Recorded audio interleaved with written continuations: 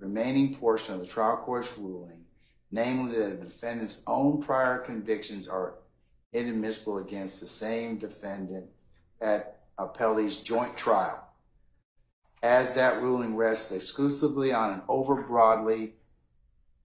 broad reading of Jefferson, a reading that is contradicted both by Jefferson itself as well as by subsequent decisions of our Supreme Court. See it at 442, note 6, 807 Southeast 2nd, 387. Indeed, the Supreme Court has repeatedly emphasized the limited scope of Jefferson's holding. Jefferson operates to exclude evidence that third-party gang members have committed any of the offenses enumerated in the statute 1615.3 for use as proof against a particular defendant. Anthony versus the state, 303 Georgia, 399, 10.409, 8, note 16, 811 Southeast 2nd, 399, 2018. And our Supreme Court has been quite clear that Jefferson is not implicated where a defendant objects to the admission of evidence of his own criminal activity and not the criminal activity of third-party gang members. So there you go. So that therein is the difference. That's where this is a different case because it's a RICO. The acts of one, whether they result in convictions or not, are properly imputed to the members of the conspiracy as found by the jury. So Jefferson being a limited holding, it's not a RICO case. It's about a gang count.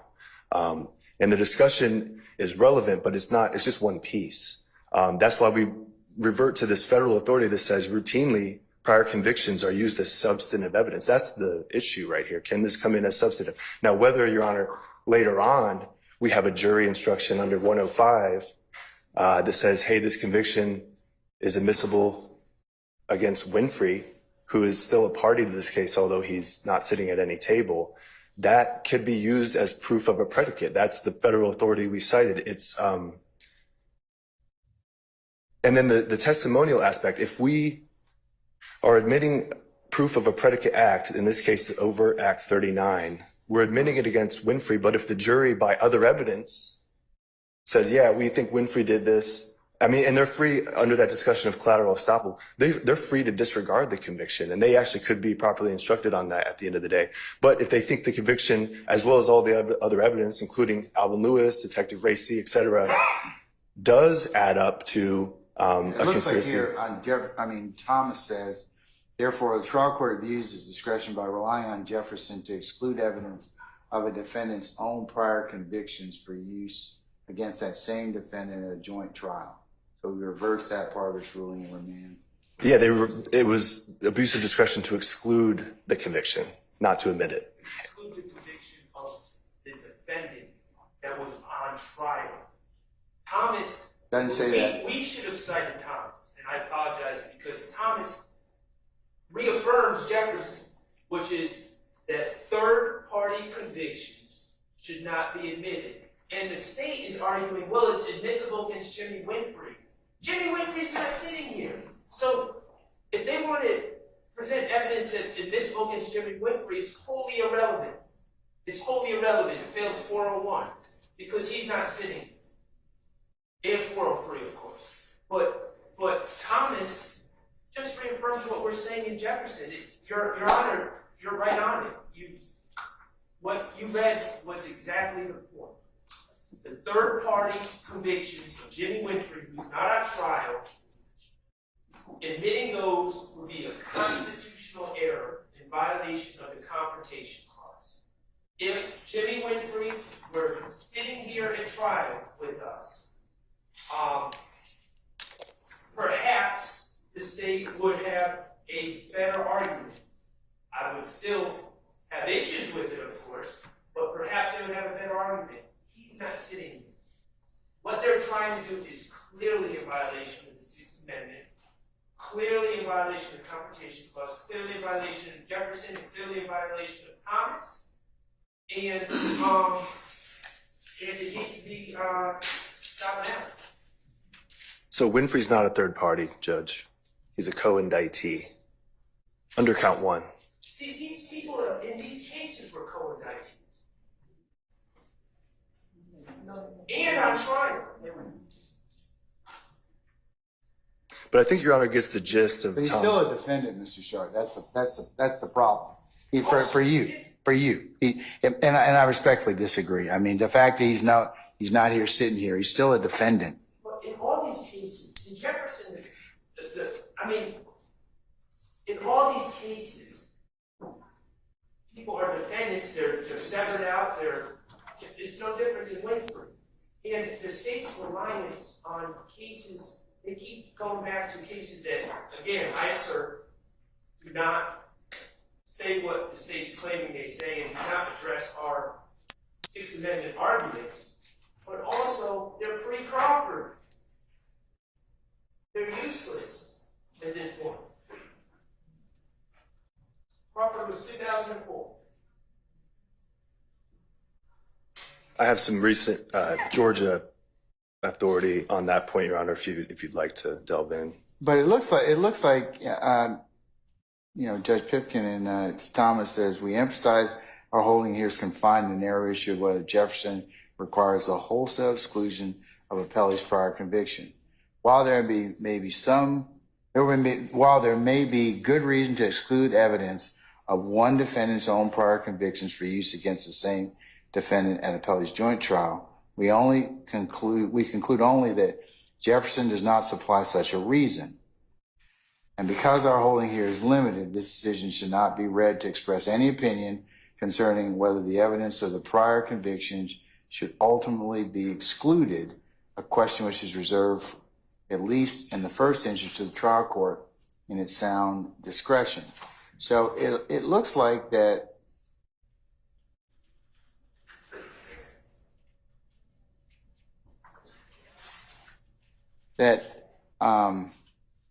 Thomas is indicating and Judge Pipkin is indicating that they're not willing to go that far that a defendant's own prior convictions are inadmissible against that same defendant in appellee's joint trial. They would indicate to the court that they are admissible, defendant's own prior convictions. So thus Mr. Winfrey's conviction in Cobb would be admissible against him here in Fulton.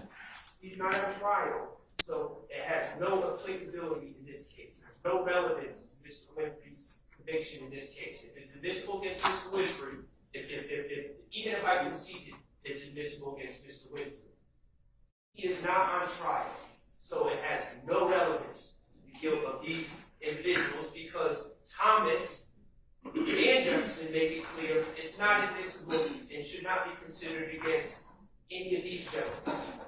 And that's so it would just fail 401 relevance and 403 balancing. Can I refer Your Honor to one additional case, please? Can you turn your mic on so I can hear you? Yeah, I guess I would. Judge, can I refer you to a post-Crawford case regarding specifically a co-defendant's plea allocution? Okay. That's United States versus Bruno, 383 Fed 3rd 65.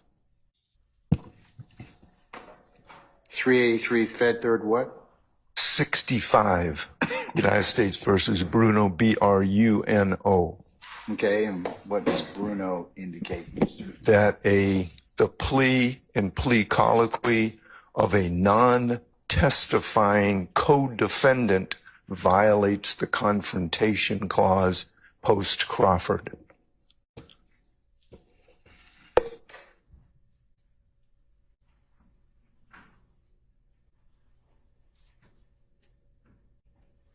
Okay. Give me about 5 minutes, okay? All right. We're going to recess.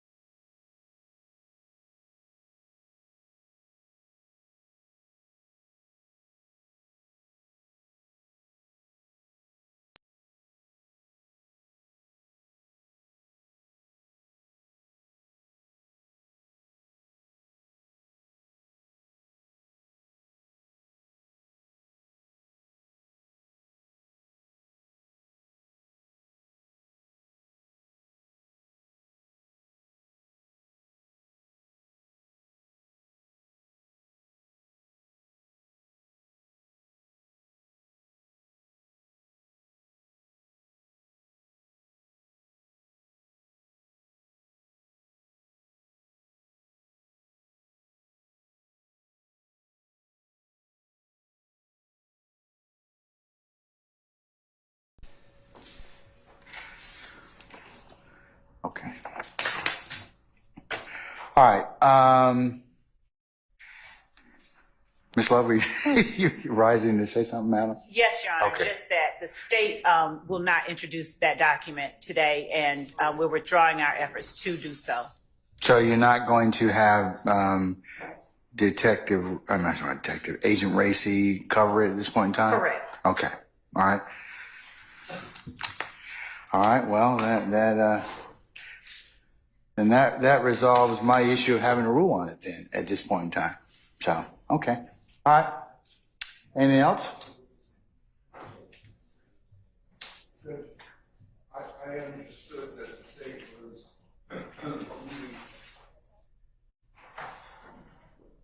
I also understood that the state was moving, I think today, I'm not sure, depending upon the length of the cross and redirect, the CAD reports about some of the other incidents that were not prosecuted or may have been prosecuted. Is that today? It could be, if I may address the court, it could be today, Your Honor, but it won't be with this witness. And I believe that there will likely be a significant amount of time before we actually get into that. So I don't think that that is something that we should delay. Okay, I mean, that's fine. I just want to, there's an issue with regard to those that I'm going to have. So before the introduction of those, and I know the witness that's coming, Miss Latner, right? Ms. Latner's? Yes. So before she comes on, I'd like to address that, please. Thank you. Okay. All right. We can hold that until a little bit later, until before Ms. Latner's rejoins us. And, okay. All right. Anything else? If not, let's go ahead and summon our witness, please, Agent Raissi. And then go ahead and, Sergeant Ham, if you could, so I promoted you again. If you could go ahead and get our jurors ready, sir.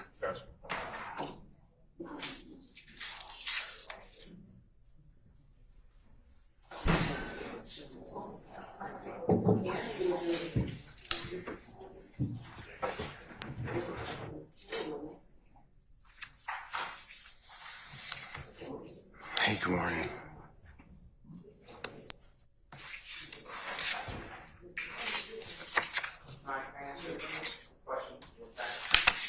As long as it doesn't involve our witness here, he's already, okay. What's your question, sir?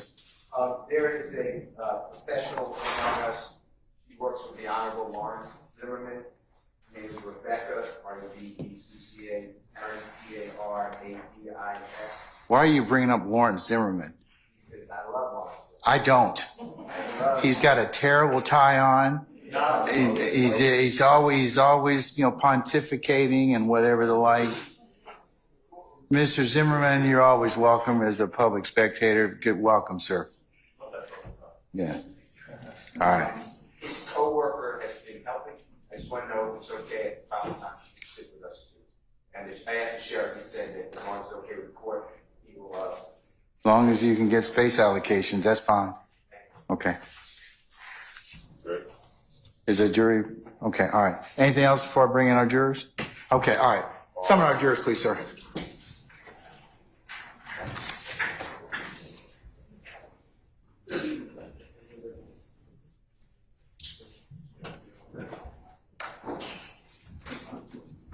Hey, Chris, I'm gonna give you this back. Yeah, just one, so I don't lose it. It may have been marked as an exhibit anyways.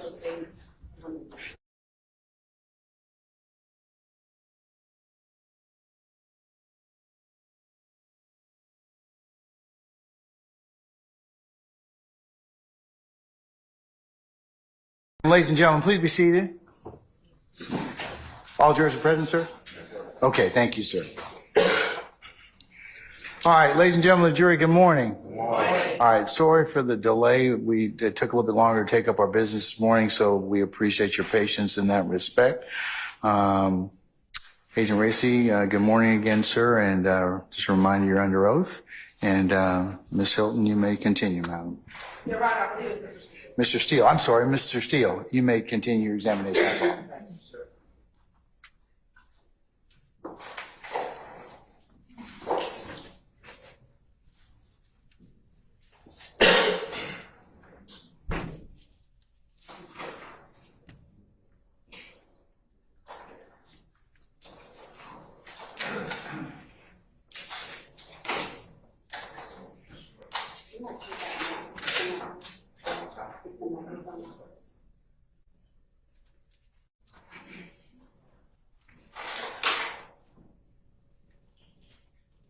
Good morning, Your Honor. Thank you so much.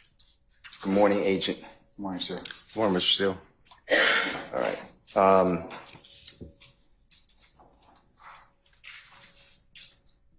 I believe yesterday we stopped, we were talking about if I could just refresh your memory. And if I leave something out, just tell me, but I believe we were at Brian Williams' phone. That's what I remember.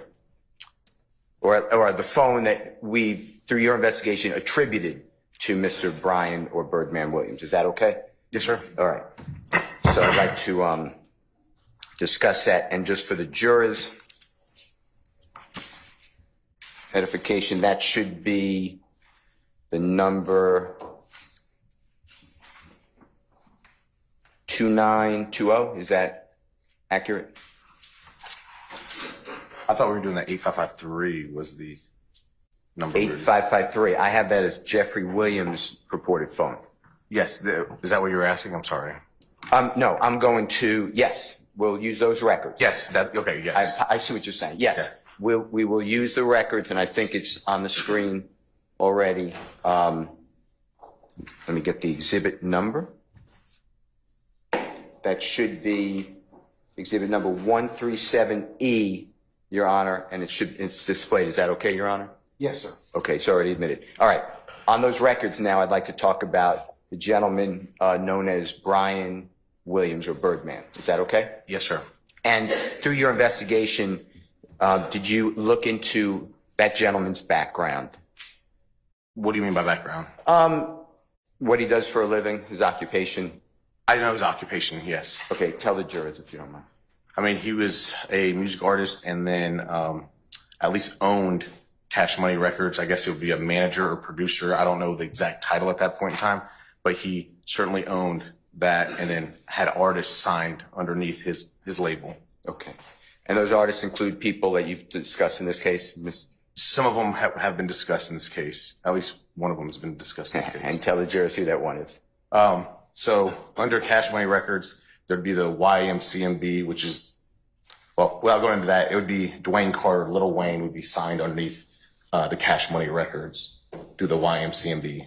Okay. And Brian Williams, performer known as Birdman, 2920, correct? Is that? I believe that is correct, 2920. Just Yes, make sir. sure. I'm sure it is. Okay, let's talk about those. Using, as you said, Jeffrey Williams records that are in evidence under State's Exhibit number 137E, if you don't mind, let's do a search for how many times that they correspond or connect, I think is the right word, right? Is that true? I would say just connect, yeah. Okay. If I can ask Haley to do that search and then you help us.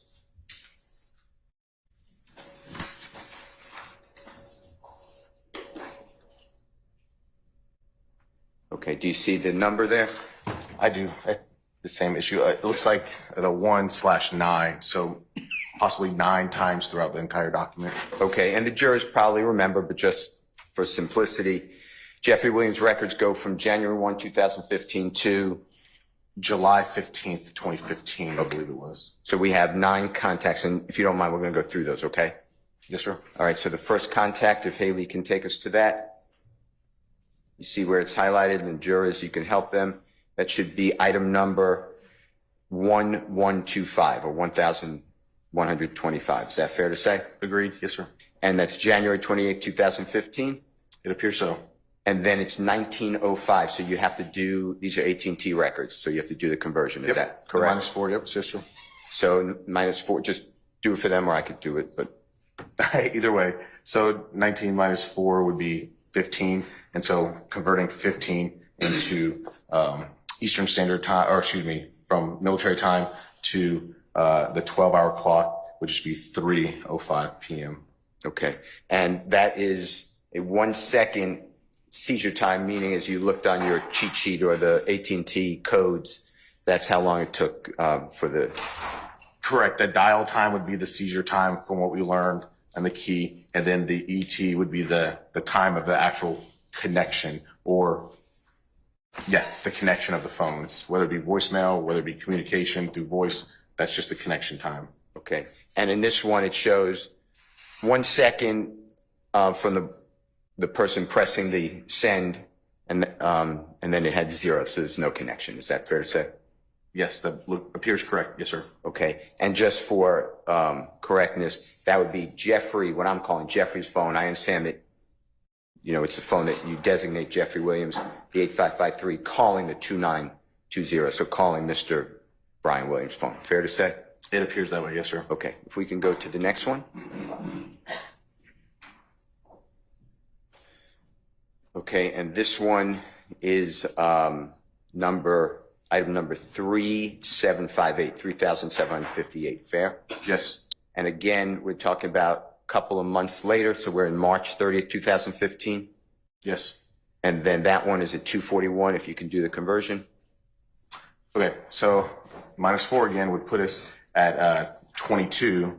So that would be 10 p.m.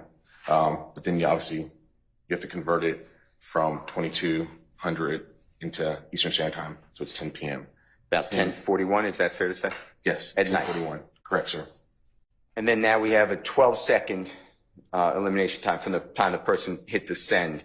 It was trying to connect for at least 12 seconds. Is that how the record reads? Correct. And then the connection 4 seconds. Yes, sir. And there's a 4-second connection. That again, the way I read it is Jeffrey's phone, the 8553 number, calling Mr. Brian Birdman Williams' phone, 2920. Is that correct? That appears correct. Okay. Then you have, I believe, right under it. Do you see the next line? It's line number 3759. Yes, sir. Same date, and it's 7 minutes later. Fair to say? Fair to say. And this is a 18-second trying to connect, but no connection. It says 0 conversation. Fair. Okay. And then this is the opposite. This is Mr. Brian Williams' phone calling Jeffrey Williams' phone. Fair to say? Yes. And for the juror's edification, through your investigation, do you have any evidence that Mr. Brian Williams is related? When I say related, I mean blood relation to Mr. Jeffrey Williams. Yeah, to my knowledge, no familial relation. Okay. The next contact is right underneath it, 3760, 3760. You see that? I do. And we're talking about the exact same date and same time. You see that? I do.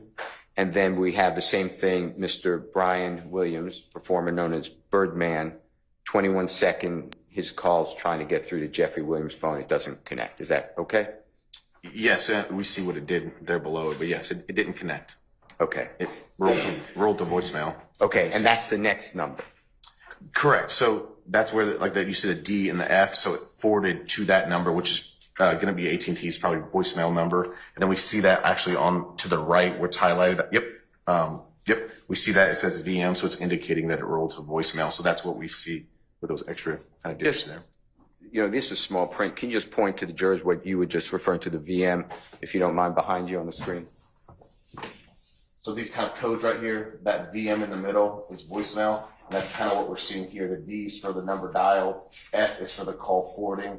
And then we see that that is the actual connected number. And that's likely, we could look in the key and we could look in the information, but that's likely going to be just AT&T's rollover to voicemail number. And again, we see that it indicates voicemail. We see that it was the number dialed and number forwarded. And then all that sequence, that is another contact according to the records. That's why we had 9, right? Yeah, I believe that's correct. Yes, sir. So they're kind of clustered, but that explains the records. So, okay, you're talking about the 2920 while we see this cluster here? Yeah, like the 3, what you're looking at, the items starting at 3758, going through 3. I see what you're saying. Those are clustered. Yes, sir. I see what you're saying. So even though it says 9 contacts, the contacts could be right up against each other. That's correct. All right. Next one, if you don't mind. The next one goes to actually today, 9 years ago. Is that correct? May 16th? Yes, sir. 2015. And that's item number 1945. Is that true? Correct, sir. It looks like we went from the call logs to, I think we went to the text logs here, the SMST. Mm-hmm. It looks like we got a different description code there. So this isn't going to be That's why we're not seeing the dial time, seizure time. We're not seeing that. So it looks like we rolled over to another part of the records. Agent, would you do me a favor, just point all that out to the jurors if you don't mind, and explain to them, you know, the difference earlier that they've been seeing and what they're seeing now? So it kind of looks different if you're paying attention, but what we see here under the description, SMS, the kind of old school for text message, and then a T on the end. So the description code changed. We no longer see like the dialing time and the connection time. We only see connection time. So that's just going to be the time that the text went through, presumably. But obviously the document just kind of appears different because we rolled over from the part of the document that was doing the call log to now we're into the text log of these records. Is that sufficient, sir? Yes, sir. Yes, sir. I appreciate it. And then the next one, the ninth one, contact is right underneath it. It's 1946. Is that fair to say? Yes, sir. Same time. And it's also Mr. Brian Williams texting Jeffrey Williams' phone. Is that how it reads? Yes, sir. So just in summary, we're really talking about contact on January 28th, 2015, and March 30th, 2015, where we can show no real conversation, according to these records. According to these records, that's correct. Right. These records. I'm not saying they don't have contact. I'm saying according to these records. So these records, yes, sir. On these numbers, yes, sir. And then we jump to May 16th for two texts from Mr. Brian Williams to Jeffrey Williams. That's what we got. Appears so, sir. All right. And that should be 9 of 9 according to the screen. Is that fair? Yes, sir. All right. I'd like to go and you explain it to the jury, but you went pretty fast. I mean, not fast, but earlier when you were doing your direct examination with the honorable prosecutor, you also gave us insight into a phone that ends in 5979. Do you recall that one? Yes. And if you're looking at something, it's no problem, but just tell the jurors what you're looking at so they could follow along if needed. I'm just trying to find it so I could speak accurately on it. 5979, you said, sir? If you don't mind. It's your cross-examination.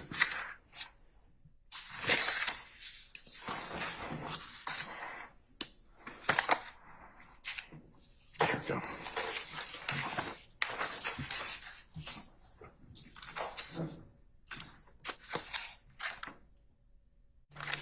Yes, that's going to be State's Exhibit 138 Echo, and then the Echo Alpha and continuing. But yes. Now, tell the jurors the reason, based upon your investigation, that you sought those records and who they potentially, I understand all the caveats, but who they potentially align with. Yes, so this is the one that I did just a subpoena for, so did not get location data from these records. And then it's the name associated with it is the YSL Duke name as the registered, the party, the contact name on it. And that's fine. We could talk about that one. But You said 5790, correct, sir? if I did, because we already talked about that other one, right? Okay. I was talking about 5979, and if I said it, 5979. Okay, I'm sorry. yes, and then tell us that code as well. That when I say code, I should have said State's Exhibit number.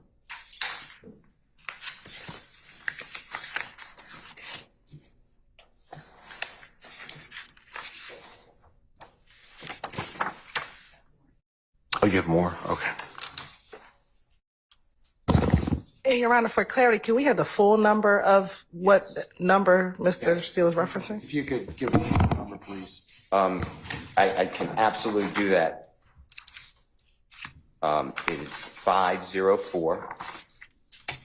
504-723-5979.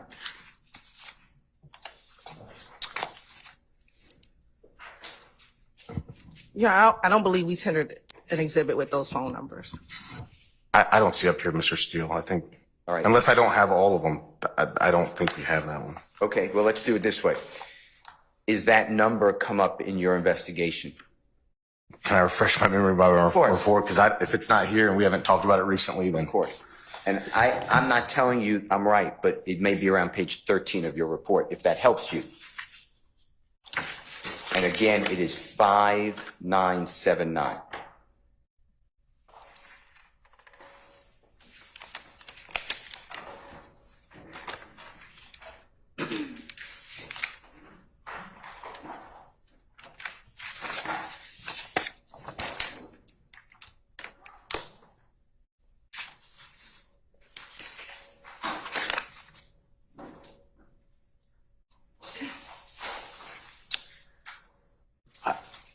Unless I'm looking in the wrong place, Mr. Steele, I don't see 57 or 59. 5979. Yes, sir. It's not on page 13. I don't see that, sir. Give me 1 second. Your Honor, may I just have 1 second? Yes, you can, sir. Thank you. What? Okay, I was right near it. Page 68. 68, okay. You should have known by my I started questioning myself over here. oh, don't question yourself. Page 68. That was nowhere close to 13. And what were you saying the last four were, sir? 5979? 5979, that's correct. Okay, so according to the report, that's going to be a contact number for the account associated with Brian Williams, that 2920. So that name is entered into the subscriber information as a contact number for the Brian Williams 2920 phone. If that gives you. So just for completeness, I want to run those numbers on Jeffrey Williams' records, which have already been admitted into evidence, okay? Okay, all right. Haley, if you can help us and show the jury. And again, Your Honor, we're showing State's Exhibit 137E with the court's permission. It's already in evidence. Yes, sir.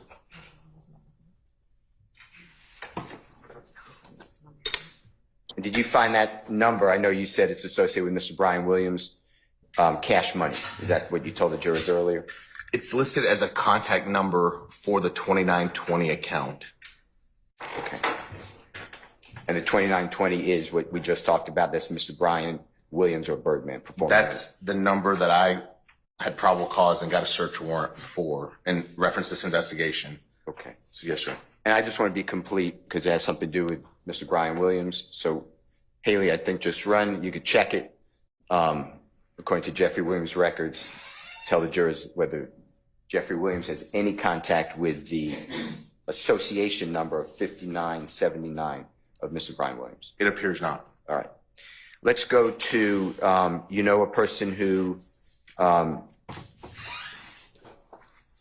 you had through your investigation, a cell number for a gentleman named Shannon Stillwell. I don't know if we have it in evidence, but I know the name came up in the investigation. Yes, sir. Can you look at now page 13 if you don't mind? Page 13. Tell me if that refreshes your memory. All right. And what that number is or numbers are.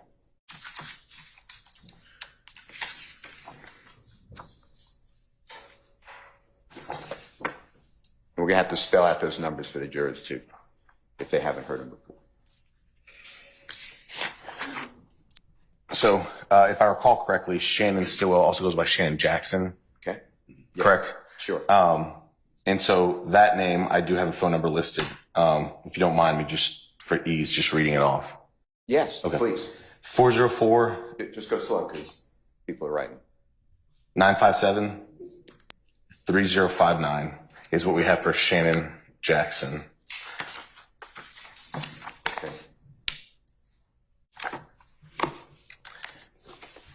And that's just under the name portion of the report. Okay. Does he have two numbers in your report? And if not, It looked duplicative. It looked like it was the same number on there twice. can you just look closer? And if they are different, just read them both. We'll do them both. So there's a digit change. 404 951 3059, I think would be the other one. So it's same area code, same last four digits. The middle digits have changed. Okay. And look, I'm not looking at the document right now, so help me. Yep. First number you just read, or the number you just read, can you repeat that number one more time? 404 957-3059. Okay. And then the second number is 404-951-3059. Okay. All right, we're going to search those numbers. Is that okay? It's your cross-examination, sir. All right. Well, and I appreciate If that. I said no, You said would no? that matter? It could matter, actually, knowing me. It could matter. All right. If Haley can run it, the last four digits are the same, or however, you just make it complete. And she's putting in 3059. Correct? Is that the number that you just gave us, the last four? For both of those numbers? That's the last four. It might need to put in more, yeah. Okay. Can you put in more of the numbers? It looked like it pulled the area code of not the correct phone number.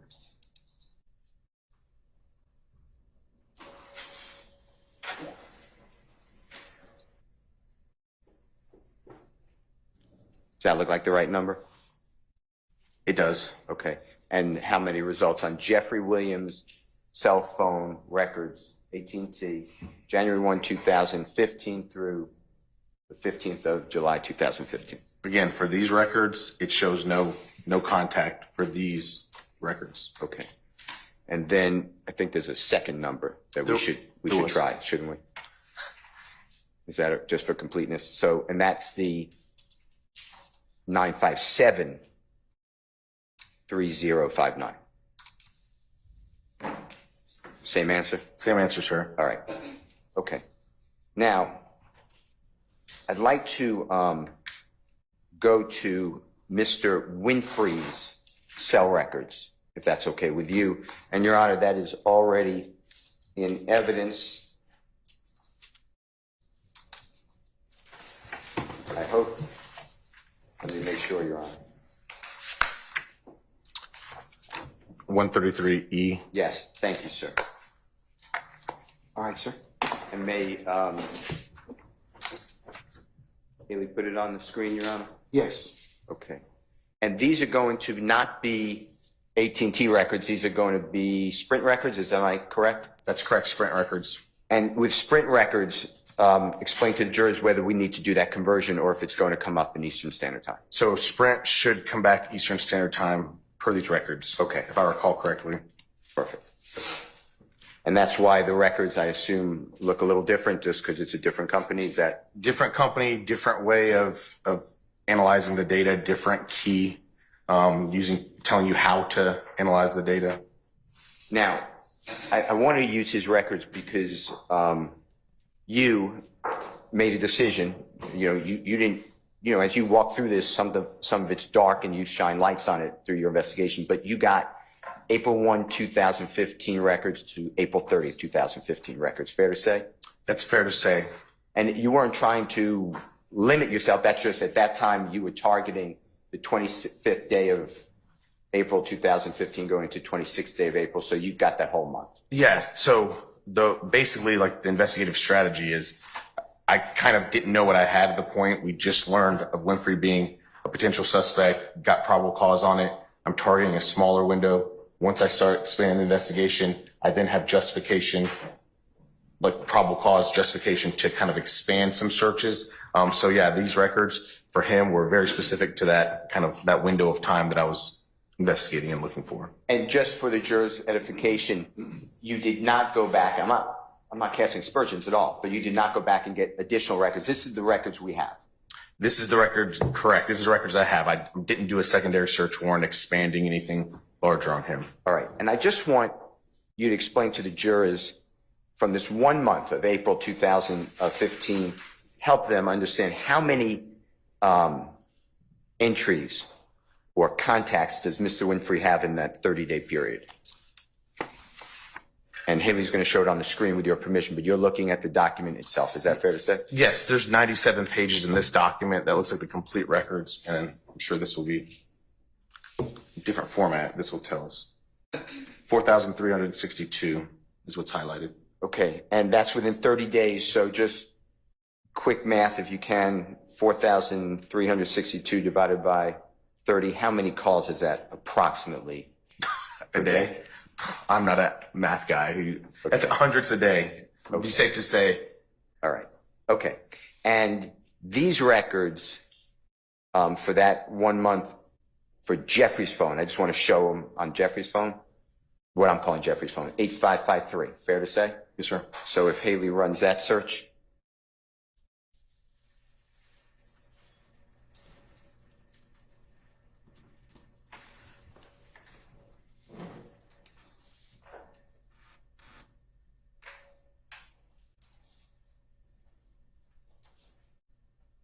We get one contact. You see that? I see the one contact. She could scroll. Do me a favor, Haley, please show every page. It won't be all that long. I don't see the control F, like the box that we had on the other set. And maybe it's just because Excel searching differently.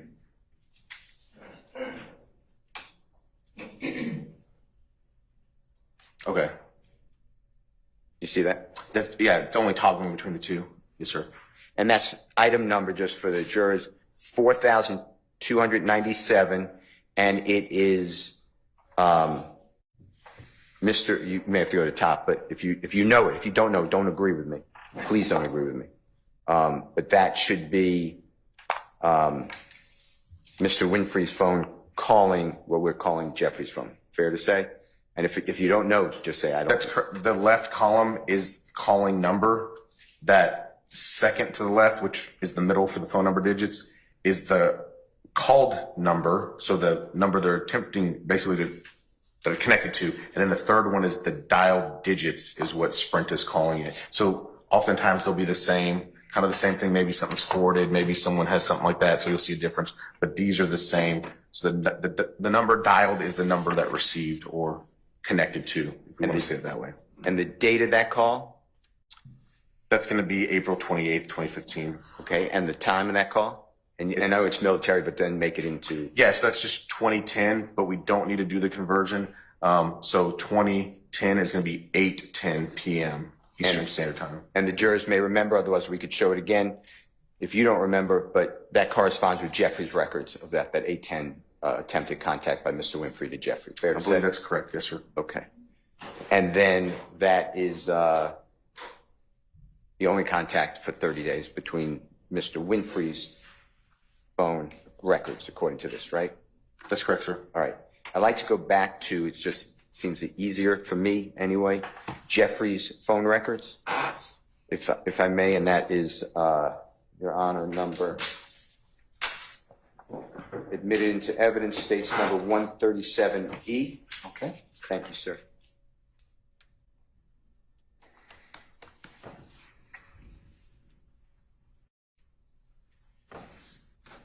So on the screen should be, if you can orient yourself, you see that to be Jeffrey's, what we're calling Jeffrey's phone records? Yes. All right. And with this,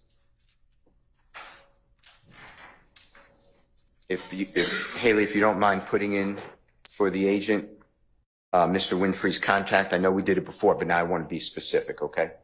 If you could put in his phone number, which ends, for the jurors' edification again, the 3383 number. Fair to say?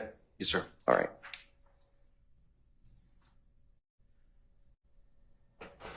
And you see the 78 contacts? Yes. All right. I'd like to go through them. It should not take all that much time, but if you can help the jury understand it, okay? First contact, is it fair to say it's item number 522? Yes. And that's on January 9th of 2015? Yes. And we got conversions here, right? For Eastern Standard Time? That's correct. All right. So I'm going to ignore the conversions for now on this exercise because Thank you. You're welcome. Thank you. But the jurors will know that if they want to look at these records, they will have to subtract the 4 hours. Fair to say? Yes, sir. So just for the first one, you would say that's 311 contact? Correct. Subtract 4 hours, it would be 11:11 at night? Correct. All right. Okay. And that is Mr. Winfrey calling Mr. Jeffrey Williams. Fair to say? Yes. All right. And that was no connection. You see the 000? I do. All right. And then the next one is the same date at the same time, but another call, Mr. Winfrey not connecting with Jeffrey Williams. Is that fair to say? Yes. All right. Let's go. Let's go to the next one. That's number 3. Same date, same time. You see the top is 5:24. I do.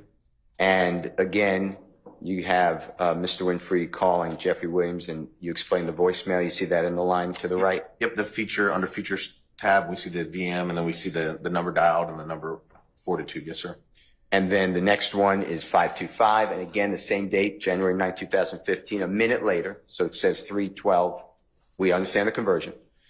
And that again has no connection with Jeffrey Williams. Fair to say? That's fair. Then the next one, next several ones, is again Mr. Winfrey, same date, a minute later, calling Jeffrey Williams' phone, no connections. Fair to say? Yes. All right. And if we go to the next round.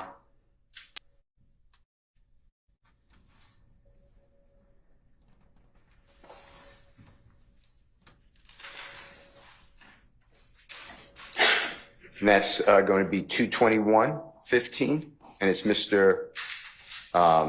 Winfrey calling Jeffrey's phone. You see that? I do. And that has a 34-second connection, doesn't it? Yes. All right. And that could be a call. Could be a voicemail, but it could be a call. We believe it's a call. We don't see VM notated under the features, so We believe it's a call then. Fair to say? fair to say. Okay. And then the next one is same time, and it seems to be exact. It's the same date, same time, same amount of time elapsed. So for whatever reason, that's how the records read. Fair to say? Correct. Correct. Can you explain that? Because if you can, please do. Yeah, I don't want to make assumptions, and I'd have to start digging in. There's 2 entries there, 2 different seizure times, 2 different call times. So it's possible that the second phone call was at the same minute time. It's just 2 different phone calls, maybe elapsed over into the next minute. There could be an explanation in there, but we'd have to dig and read the key and get super in depth into it. But the bottom line would be, to be fair, it may be a 34-second call. Correct. Okay. The next one. It's Mr. Winfrey again calling Mr. Williams, and that's the same date of February 21, 2015. You see that? I do. And that's no duration. Fair to say? Correct. And the next one is a little lower. The next day is February 22, 2015. And again, Mr. Winfrey's calling Jeffrey Williams, no connection. That's correct. And then the next one is about the same time, Mr. Winfrey's phone calling Jeffrey Williams' phone, no connection. Fair to say? Yes, that's fair. And then the next one is about the same time. It looks identical, actually. And it's a 7-second connection, but that's what you explained to the jurors could be a voicemail. It appears the records indicate that there's a voicemail. Okay. And then Mr. Winfrey, I don't know, what is that, 21 minutes later, same date though, February 22, 2015. You see that, calls again, Mr. Williams, Jeffrey Williams' phone, but no connection. Fair to say? Correct. And then the next one, and I'm on 2093. On February 22, 2015, again, no connection. Jeffrey Williams' phone was called by Mr. Jimmy Winfrey, correct? Correct. And then the next one is going to be the same time, same date, February 22, 2015. And again, that's the voicemail that you explained to us. Correct. All right. And then the next one is going to be the same date, but later. And you have Mr. Winfrey again calling Jeffrey Williams' phone, no connection. Correct. Then the next one is the exact same date, and there's a 1-second connection. And Mr. Winfrey again calling Jeffrey Williams, right? Correct. And then the next one is the same date, maybe an hour and a minute later, Mr. Winfrey again calling Jeffrey Williams, no connection, right? Correct.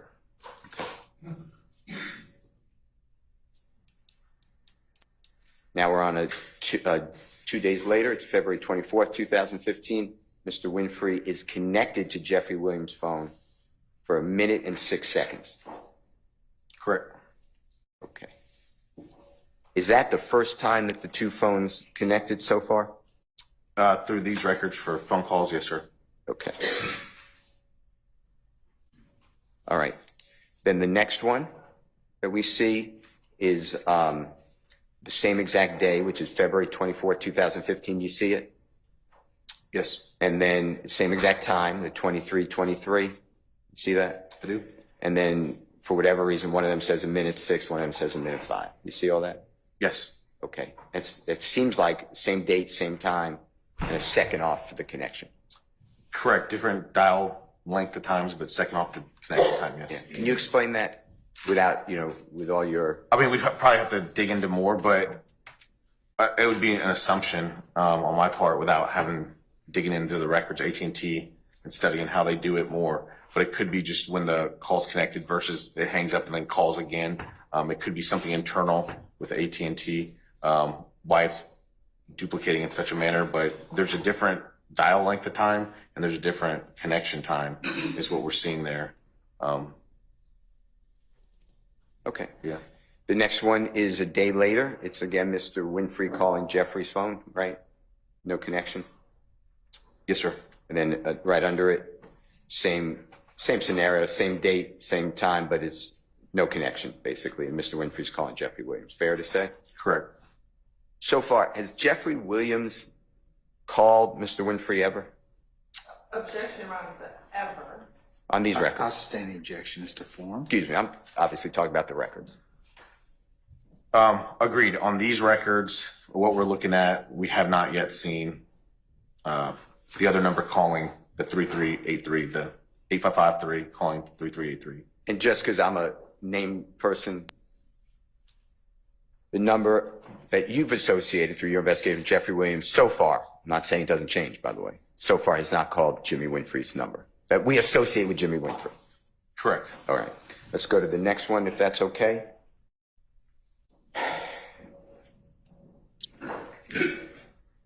Are we at the next one? Okay, I'm sorry, I lost my way. Okay, now it jumps to, let's see. See the April 29th, 2015? Correct. Now, I want to take a second on this, if you don't mind. The other Jimmy Winfrey cell phone showed it was April 28th, 2015 contact. Do you remember that? Yes. Can you just explain to jurors how these records align, even though one says April 28th, 2015, one says April 29th, 2015? It's just that UTC thing again. Just explain it to me if you don't mind. This is showing the 29th because it's basically 12:10 p.m. UTC is what, or AM, excuse me, 12:10 a.m. for that GMT UTC time. And the other records will likely show 4:28:15 because it's already converted. Sprint's already done the conversion to Eastern Standard Time. So although it looks like different dates, it's actually they're actually talking about the same time. Okay, and thank you so much.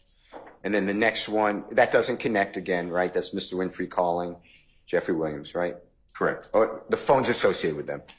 And then the one underneath it, it's the exact same time and duration, but they have it as two different contacts. You see that? Correct. All right. Next one. Then goes to the top. That's We jumped from like 28 to 78. I think. Can we do that again? Thank you. Can you go back to 28?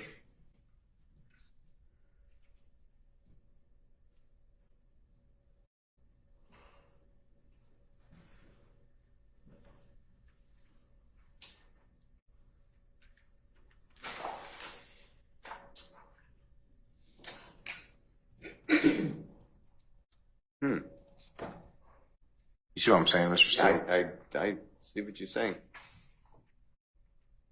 You have the physical records in front of you?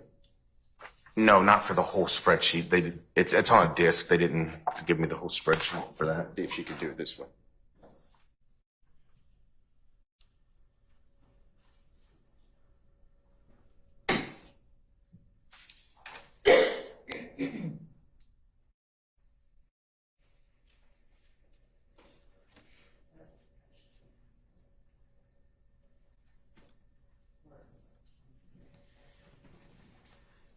I'm sorry?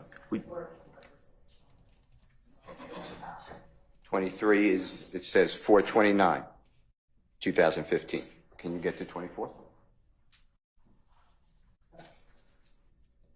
Okay, thank you. All right, and thank you so much. All right, the next one is May 6, 2015. You see that? I do. And just for completeness, item number 6163, right? Correct. All right, and that again, Mr. Jimmy Winfrey calling Jeffrey Williams' phone? Yes. And no connection, fair to say? Correct. The next one is the same date, May 6, 2015. A minute later, it's the same thing, Mr. Jimmy Winfrey calling Mr. Jeffrey Williams. What we're designating for the purpose of this communication, Mr. Jeffrey Williams' phone, correct? Correct. And no connection, right? Is that true? Yes, I'm sorry. Right. Now we have on May 6, 2015, this should be the first time, if I'm wrong, correct me, but this is Jeffrey Williams' phone calling and connecting to Jimmy Winfrey's phone for approximately 5 minutes, or 4 minutes, 52 seconds. Does that sound right? That appears correct, yes. All right. And is that the first time that you remember, the jurors will remember too, that Jeffrey Williams' phone called Jimmy Winfrey's phone? I mean, from what we've done today, yes. Okay. And that would be May 6, 2015, right? Correct. All right, great.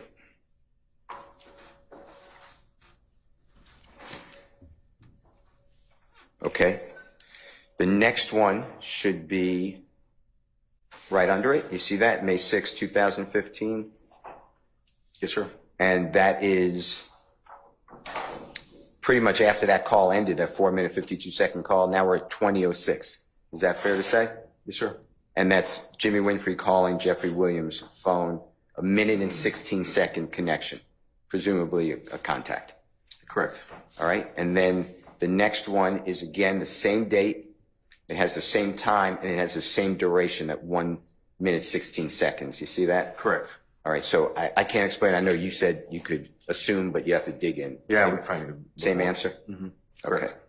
The next one is again May 6, 2015, 7 minutes later. And that is again Jimmy Winfrey's phone calling Jeffrey Williams' phone, connection of 56 seconds. Correct. The next one is the same date, the same time with the same duration, 56 seconds. We're going to have the same answer. Correct. You'd have to dig in. Okay. May 6, 2015, again, Mr. Jimmy Winfrey is calling Jeffrey Williams, and that's a minute and 3 second connection phone conversation that we're assuming phone conversation. Okay. The next one is May 6, 2015. Again, and you have the same exact duplicate that we've been talking about. Correct. Okay, so whatever it is. Then the next one is May 6, 2015, 2 minutes later, and Jimmy Winfrey is calling Jeffrey Williams' phone, no connection. Correct. And then the next one we have is item number 6173. Again, May 6, 2015, and it's Jimmy Winfrey's phone calling Jeffrey Williams' phone, no connection. Fair to say? Correct. And then it's same thing, same time, and it goes to voicemail as you explained to the jurors. Correct. And it's Mr. Winfrey calling Jeffrey Williams' phone and forwarded the whole thing you explained before. Correct. All right, let's go to the next one. May 6 again. Again, Jimmy Winfrey phone calling Jeffrey Williams' phone, no connection. Is that fair to say? Correct. Again, May 6, 2015, Jimmy Winfrey's phone calling Jeffrey Williams' phone, no connection. Correct. The next one is number 6177, May 6, 2015. Again, Mr. Winfrey calling Jeffrey Williams' phone, no connection. Fair? Fair. And the same is going to be for the next number, and then the next one is going to be that voicemail as you explained to us, so that Jimmy Winfrey's calling Jeffrey Williams' phone, and presumably, I'm not saying he is, but leaving a voicemail. Correct. Or more voice message. I understand. Yes, sir. Okay. And then the next one, if you don't mind. It's May 8th now. It's a new date, 2015. It's line number 6346. And again, Jimmy Winfrey's calling Jeffrey Williams' phone, no connection. Fair? Yes, sir. And then it's the same quadrant we're in because they're similar, but Mr. Winfrey's calling on the next number, 6347. Mr. Jeffrey Williams' phone, no connection. And then Mr. Winfrey leaves a voicemail according to these records. Correct. All right. And the next one. Now we're at May 15th, 2015. And this is Jimmy Winfrey calling Jeffrey Williams' phone, no answer, or no connection. Fair to say? Correct. And the same thing for underneath it. That's correct. And then it's just kind of a pattern. The next one, Jimmy Winfrey leaves a voicemail of 6 seconds. Fair to say? Correct. All right. Now we're up to today's date, but 9 years ago. And again, Jimmy Winfrey's calling Jeffrey Williams' phone, and there is a conversation for 3 minutes or 2 minutes, 59 seconds. You see that? I do. And then underneath it, it's the same phenomena that you said you'd have to dig into, but it's the same date and time and the same elapsed time, 2 minutes, 59 seconds. Mr. Winfrey calling Jeffrey Williams' phone. You see that? Correct. All right. And then underneath it, 3 minutes later, you have Jimmy Winfrey's phone calling Jeffrey Williams' phone for 3 seconds, no connection. True? That's correct. And then that's going to be the same for the next item, a 6 second dial, but no connection. Jimmy Winfrey's phone calling Jeffrey Williams' phone, right? Correct. And then on item number 6938, we have a 5 second connection, but you explained that that's a voicemail that is left, presumably left by Jimmy Winfrey or the holder of that phone, the 3383 on Jeffrey Williams' phone, 8553. Fair? Correct. All right, if we go to the next one. Now we're up to May 21 of 2015. Again, you have Jimmy Winfrey calling Jeffrey Williams' phone, and that's a 16 second connection. Fair? Yes, sir. All right, and the next one. We have May 21 again. You have Jimmy Winfrey's phone calling Jeffrey Williams' phone for a 15 second connection. Right? Correct. And then the next line, Jimmy Winfrey's calling Jeffrey Williams' phone, May 21, 2015, no connection. That's correct. And that goes on for the next 2 calls, and then again, we have the voicemail from Jimmy Winfrey to Jeffrey Williams. Correct. All right. The next one.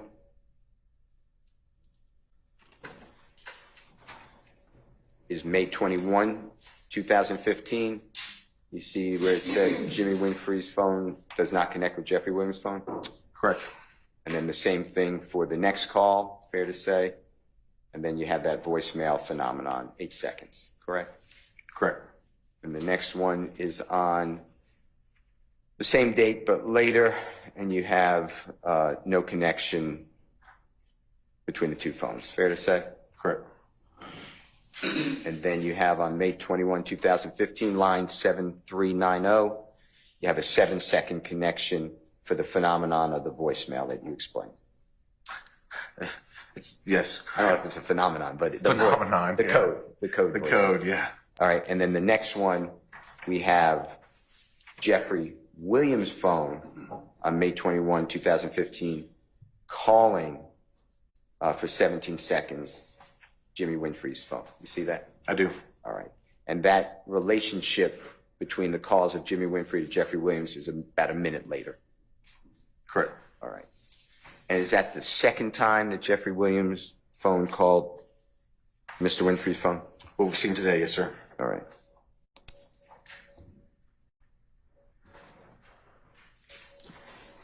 Okay, the next one would be May 21, 2015.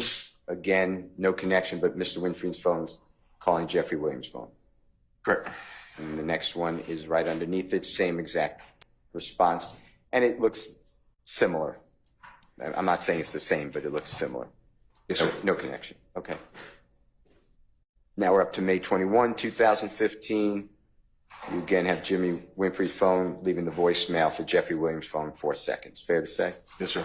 Then the next one would be May 22, 2015. That's Jimmy Winfrey's phone calling Jeffrey Williams' phone. There is a 1 second connection.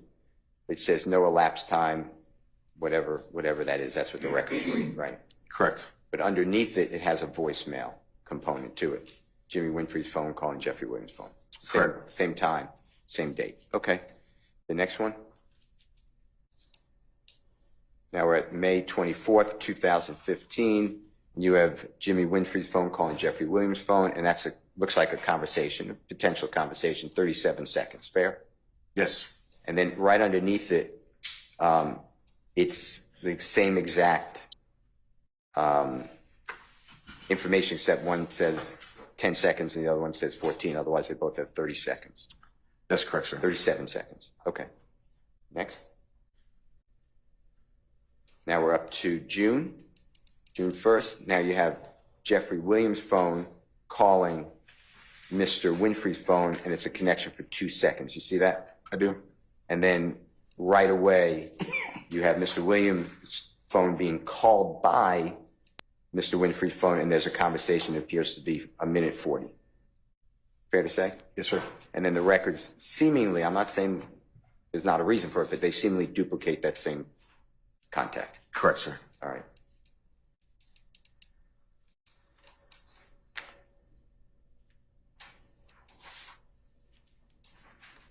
And now we're in, Text messages. yes, sir. So this would be a text message from Jimmy Winfrey's phone to Jeffrey Williams' phone This right on here, sir. April 5, Yes, sir. 2015. And it looks like consecutive item number 1073 and 1074. Fair? Yes. All right.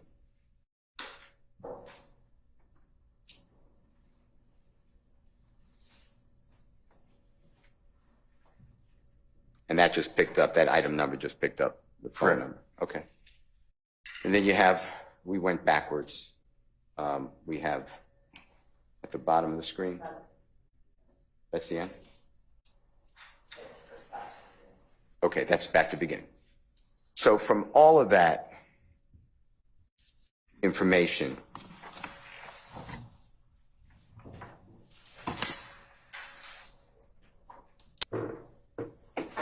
there are two, I call them text messages, but I think you said SMS messages, Correct. and that's on April 5, 2015, correct? Correct.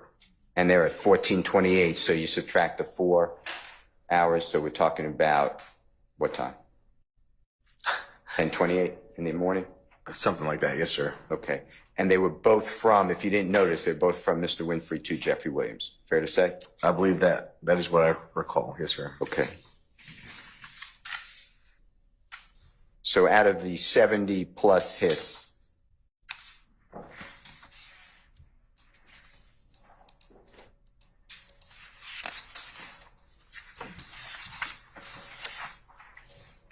we have Jeffrey Williams calling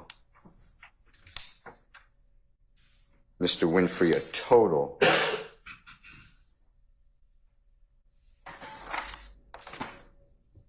of 4 times, 3 times. I believe that's accurate. Yes, sir. On May 6, 2015 for 4 minutes, 54 seconds. Remember that? Yes, sir. On May 21, 2015 for 17 seconds. And on June 1, 2015 for 2 seconds. Yes, sir. And no text messages from Jeffrey Williams to Mr. Winfrey, according to these records. On this phone for this service, that's correct, sir. I just want to put in perspective. Outstanding objection. But you do have Mr. Jimmy Winfrey calling, whatever, I know he has 4,000 calls in a month, but calling Jeffrey Williams the number of times that we saw, over 70, right? Correct, sir. Most of them went unanswered and not replied to, according to these records. On this record for the service, that's correct, sir. All right. And you're saying that because you want to be accurate, because you don't know if there's multiple phones, other types of connections. That's what you're just saying on these records, that's what that shows. Correct. I'm qualifying it because that's these records. There's apps, there's FaceTime, there's other methods of communication that aren't captured on these records with this data. So that's why I'm qualifying it. And you want to be fair to the jurors to know, but this is the evidence we have. Correct. This is AT&T records for standard phone calls and standard text messages, but there's other applications, other services that can be utilized to communicate that aren't captured on these records. Right, but we can't. And other phones. And we can't, like you said, we can't speculate, so this is what we have. These are the records that were collected from AT&T. Yes, sir. Okay. Now, I'd like to talk with you about the sister of Jeffrey Williams. Okay. Do you know, and I heard you say you can't differentiate the people. That doesn't matter for purpose of this. But do you know the sister with the 1990 number? Do you know who you would refer that person as? No, I just know the two Greer sisters, and I know the name, Amina Diop. that the records were in. But no, I did not do a deep dive into the sisters or anything like that. Okay. The 1990 number. That is, you got phone records for that number, didn't you? We did. Okay.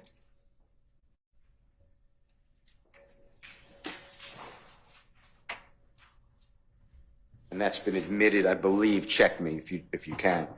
State's Exhibit number 134E. Just tell me if I'm wrong, though, please.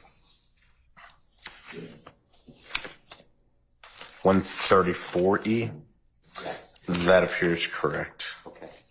Donna, can we show 134E State's Exhibit? It's already been admitted into evidence. Yes, you can. Thank you, sir.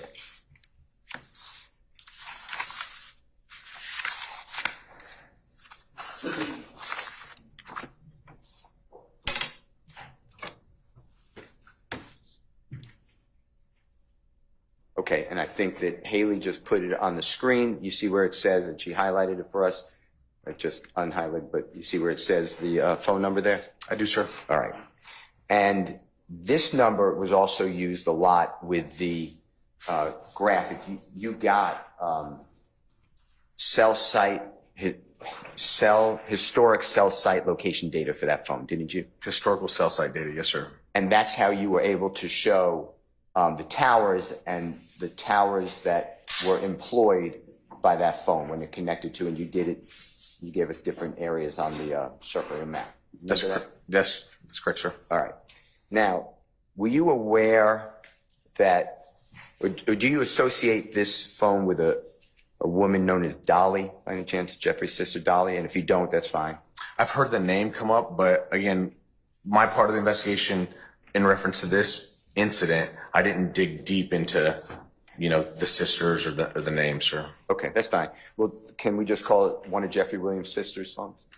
That's fine by me, Or sir. the sister's phone, just for ease? Is that okay? This is the YSL Enterprise phone. Yes, sir. And through your investigation, you believed that it was used by Jeffrey Williams' sister. Fair to say? That's fair to say. All right. Now, this phone is clearly in Atlanta because you were able to get the cell site historical data. That's correct, sir. All right. And this phone also was called in a jail call. If you remember that you explained to the ladies and gentlemen of the jury, there was a discussion and what is the number, and that number actually, the 1990 number, is actually on and captured on a jail call that the ladies and gentlemen of the jury heard. Fair to say? That's correct. And during that jail recorded call, Jeffrey Williams actually gets on that call. Do you remember that? I do. And he was at an event, they talk about in that call, an event for the Free Rosco campaign. Do you remember that? I do remember Free Rosco being mentioned, yes, sir. And there were various people on the call, but they were saying that the event is whatever, tuned up or whatever, but popular. It was going on right then and there. Correct? It was Yes, at sir. a park. Yes, sir. All right. Now, did you know the sister, had a relationship with Jimmy Winfrey in 2015? Were you aware of that? Objection, Your Honor. So we'll take my I stand the objection. Through your investigation, did you gather evidence that Jimmy Winfrey and the sister were in a relationship? No, sir. Do you remember on a jail call, if you remember, between Jimmy Winfrey and the sister talking about, you cheated on me and we were going to get married? Remember that? I don't remember that, sir. Okay. During a break or in front of jury, but I may want, you heard jail calls on this case, right? I did listen to jail calls, yes, sir. Okay. I may refresh your memory and then, or try to refresh your memory. I stand the objection, Mr. Shilcombe. I will come back to that.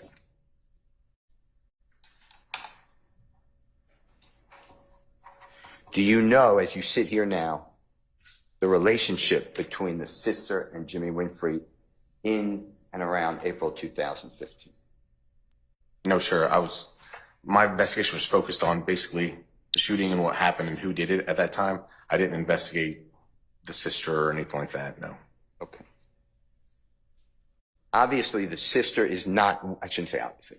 In your investigation, was the sister phone in the same location as the Jimmy Winfrey phone on the early morning hours that you helped us with on April 26, 2015? Were they in the same vehicle, let's say? Objection to speculation about being in the same vehicle. I sustain the objection. According to your investigation and the plots that you showed us, were those two phones together? Objection to speculation as to whether or not the two phones were together. I sustain the objection. Based upon your work in this case, did the two phones diverge? Meaning one is hitting off a cell phone that the other one is not.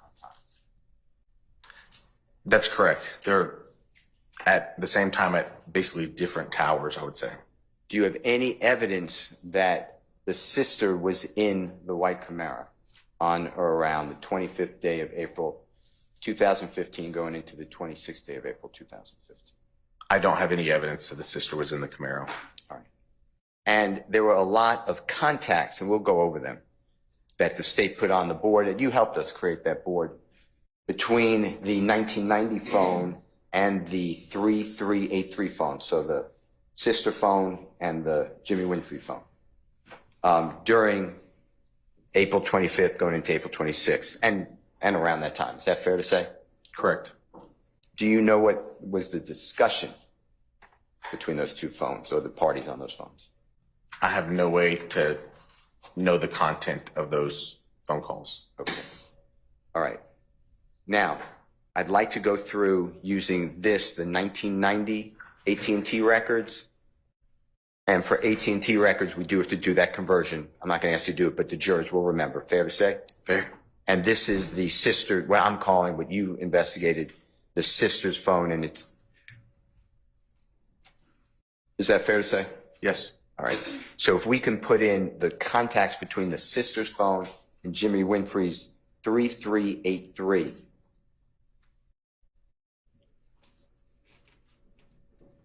And see how many contacts we have. Now, to be fair, tell the jurors, because I should have oriented them, what are the dates of these records that you got for the 1990 phone? We see January 1st, so I spanned it to there. Let me see if probably easier if See it on the screen? the person operating it might be able to do it faster because we only did the snippet of the records here.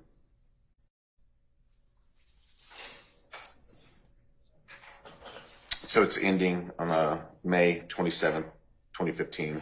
So this one's going January 1, 2015, just about 6 months, right before June 1, 2015, but specifically May 27, 2015. That's what we see here on the screen. Yes, sir. All right, so if we could go back. And between those dates, approximately 6 months, I know it's not perfect, but according to these records, and you've already explained some of the records seem duplicate, but according to these records, it's going to be 367 contacts between the two of them in the approximately 6 months. Fair to say? That's what these records show. All right.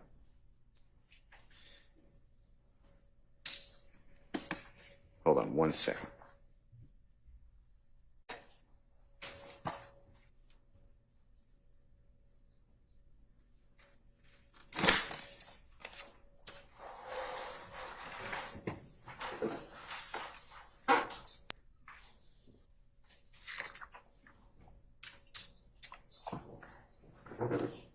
Now, we have the total hits of 367. If we go to April, if you need to see anything else, just let us know to explain it to the jury to make it complete. But we go to April 2015, okay? Yes, sir.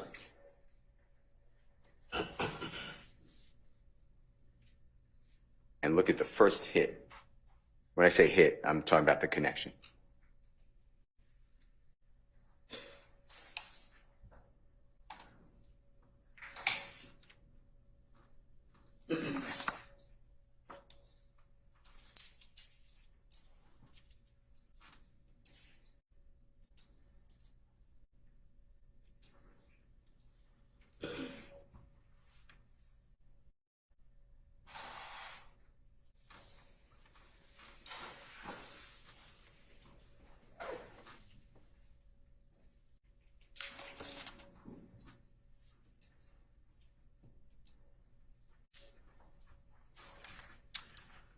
So we got there. You see it? For April? Yeah. Okay.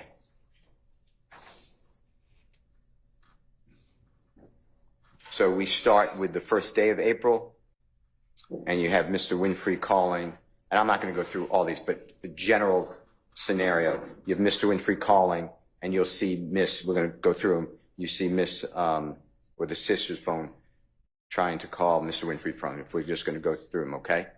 Okay. And if you see anything that's of interest, just stop me, but I'm just going to scroll. There's no contact so far.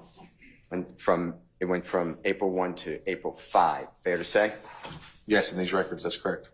And then we're going to go again. Well, we skipped, so let's go back. So you have April 5, and there's communication between both phones, and they're calling each other. Did you notice that? The phones are, the 1990s calling the 3383, and the other way, 3383 is calling the 1990. Fair to say? Correct. Okay. And sometimes they connect, sometimes they don't connect. Sometimes it's for 4 minutes, sometimes it's for 3 minutes, sometimes it's 0. Fair to say? I think that's fair to say. Okay. And then we're at 4-5 at item number 11560, 11,560. You could continue. Now we're at 4-6.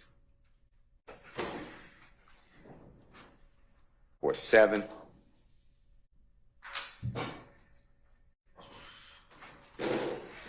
Now we're at 4-8.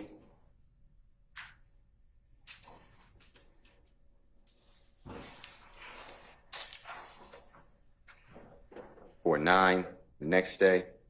So far, these phones, I'm not saying it's every single day, but they connect a fair amount. Is that fair to say? For someone in a relationship, I don't want to judge that, but they connect. Okay.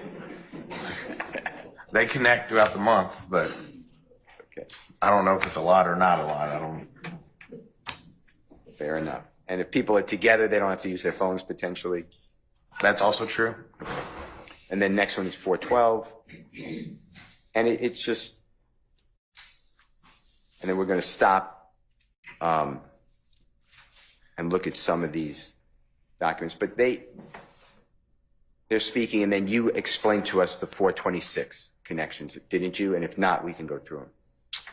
You talking about on direct? Yes. Yes, we talked about the 426 connections. All right. Then I'd like to go to Mr.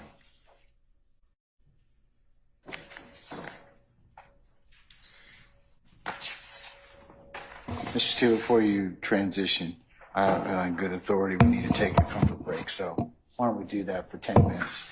So ladies and gentlemen, we're going to take a comfort break for 10 minutes, and then we'll see where we go from there, okay? All right, we're in recess. All rise.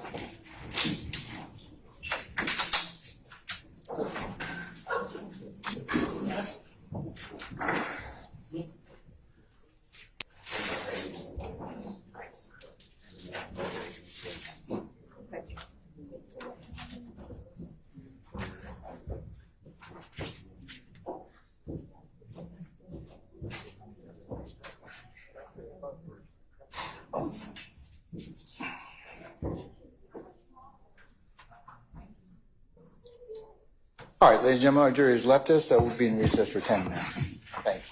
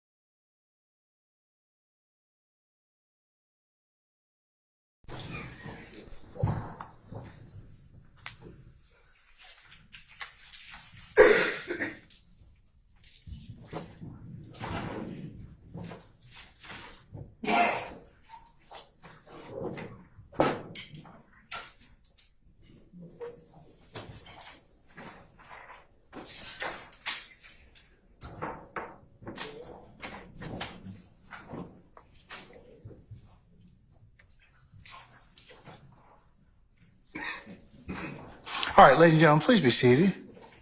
All right, thank you, Sergeant Ingram. Ladies and gentlemen, I have it on good authority that some of you are hungry and want to eat. So we're going to go ahead and yield to that request and break for lunch at this point in time. So if I could have you all come back for, it's 12:45 at this point in time, 1:45, and we'll get started shortly thereafter, okay? All right. All right, so we'll be in recess until 1:45. All rise.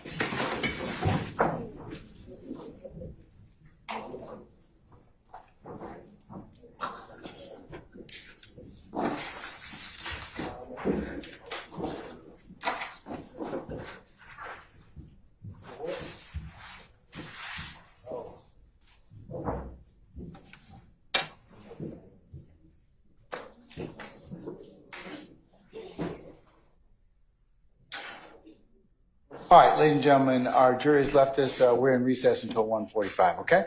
All right, thank you.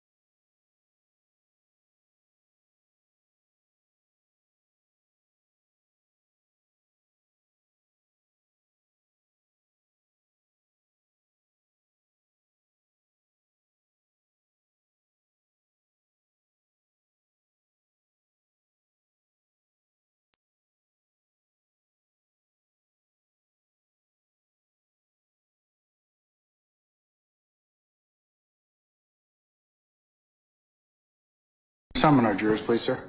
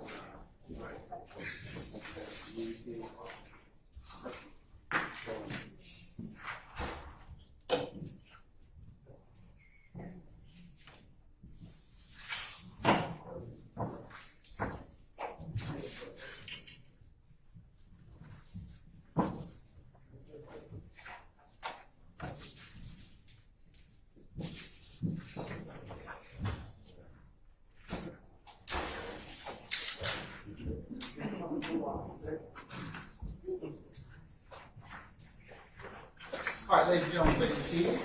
All jurors present count four. All right, thank you, Sergeant.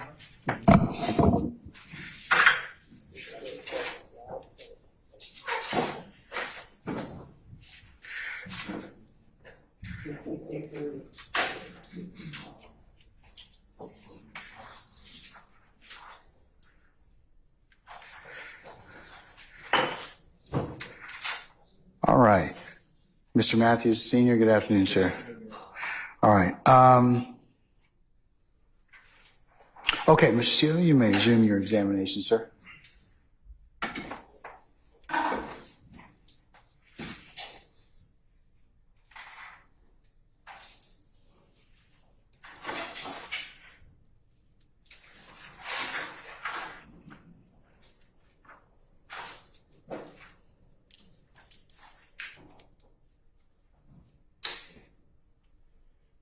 Thank you, Your Honor.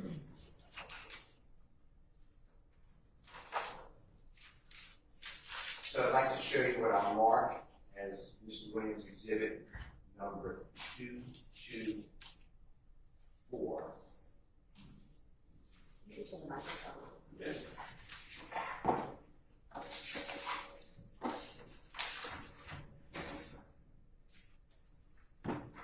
Highlight U.S. Police.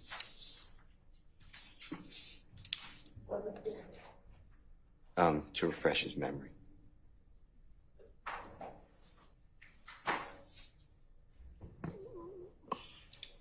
Do you remember I was asking you questions about whether you knew that the 1990 number, Jeffrey's sister's number, belonged to a woman named Dolly? Do you remember that?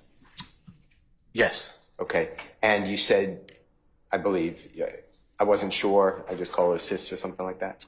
Something like that. Yeah, Dolly sounded familiar, but yeah, she wasn't the target of my investigation. So. Sure. I'm not suggesting she was. And then, do you remember me asking about whether you had information that Dolly and Mr. Winfrey, Jimmy Winfrey, were in a relationship? Remember that? Yes. Okay. And do you remember that as you sit here now? Or? If they're in a relationship or not? Yeah. I don't know. It wasn't, again, it's not the focus of my investigation.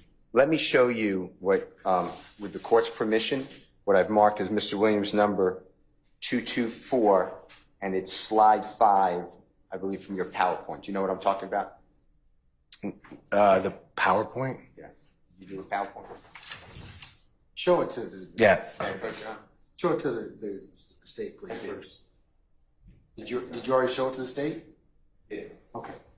Ladies, have you seen it? Yes. Okay, all right, good. Yes, sir, you may approach. May I approach you? Yes. Yes, sir.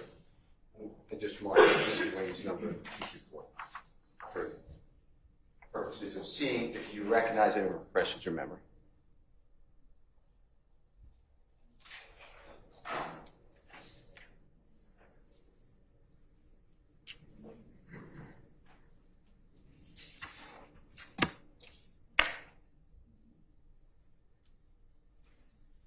Did I write this, sir? listen, if you don't recognize it, I know it's been a long time, don't worry about it. If it does not refresh your memory, just say it does not help my memory. Yeah, I don't recognize this as being my work product. Okay, then we'll just put it aside for the court reporter and just ignore that, okay? Okay. Thank you for looking at it. 224. 224, Jefferson 224 for identification. Okay. Your Honor, when he was tendered, I believe. No, it's been identified for the record. All right. I want to go to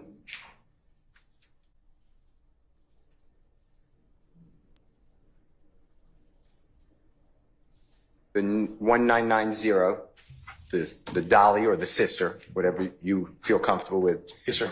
Records, and we were in April, I believe. Is that your memory? That's accurate, yes, sir. When we broke. Okay. Now, you talked about, we were up to April 18th, and the real relevant dates that you focused on is April 25 and April 26. Fair to say? That's fair to say. That was the main focus of the investigation. Yes, sir. All right. So let's just go through this again, just showing the context, but I'm going to then stop at the April 25, April 26, okay? These are the contexts between the one that's on the board showing in State's Exhibit number 134E is at it's number 1414091, and it's April 18, 2015, and it's the Dolly number or the sister number calling Jimmy Winfrey number, 3-second connection. You see that? I do. And that's, next one is 418, and this is the same thing, no connection, but it's again the Dolly sister number calling the Jimmy Winfrey number. Fair to say? Yes. All right, the next one, again, the same date, 418, but this is the Jimmy Winfrey number calling and connecting for 46 seconds as far as we know, according to the records, with the sister's number, right? That's correct. All right, and we're getting close here. Next one is 419, and again, it's the sister's number connecting or calling and connecting 1 minute 59 seconds with the number to Jimmy Winfrey. Yes. Correct? Yes. All right, now again, 419, it's the same scenario. Sister calling Jimmy Winfrey 14 seconds, right? Yes. Next one is 420, and we are at a 34-second call, and again, it's the sister calling Jimmy Winfrey. Yes. The next one is a 3-second call, the same date, 420, sister calling Jimmy Winfrey. Yes. The one after that is again, later that same day, 2-second connection. Same situation, fair to say? Yes. All right, then we go to 423, and you have the sister's number calling Jimmy Winfrey. That's a 7-minute, 5-second communication as far as we could tell from the records, fair? Fair. All right, and then the next one again is later at 423. It's a 2-minute, 14-second contact, and that has Mr. Winfrey calling the sister. Yes. All right. The next one is the 15,003, 424.15, and that's a 1-minute connection, and it is the sister calling Mr. Winfrey. Yes. Now we're at 426, and we have to do the conversion for these records, fair to say? Yes. So even though it says 426 at 306, you move back 4 hours, so we're really right before midnight. 11:06. Okay, at night, 11:06 at night. Correct. 11:06 Eastern. And we're really on Saturday, the 25th of April, fair to say? Correct. And that is the sister 2-second connection calling Jimmy Winfrey, right? Correct. Okay.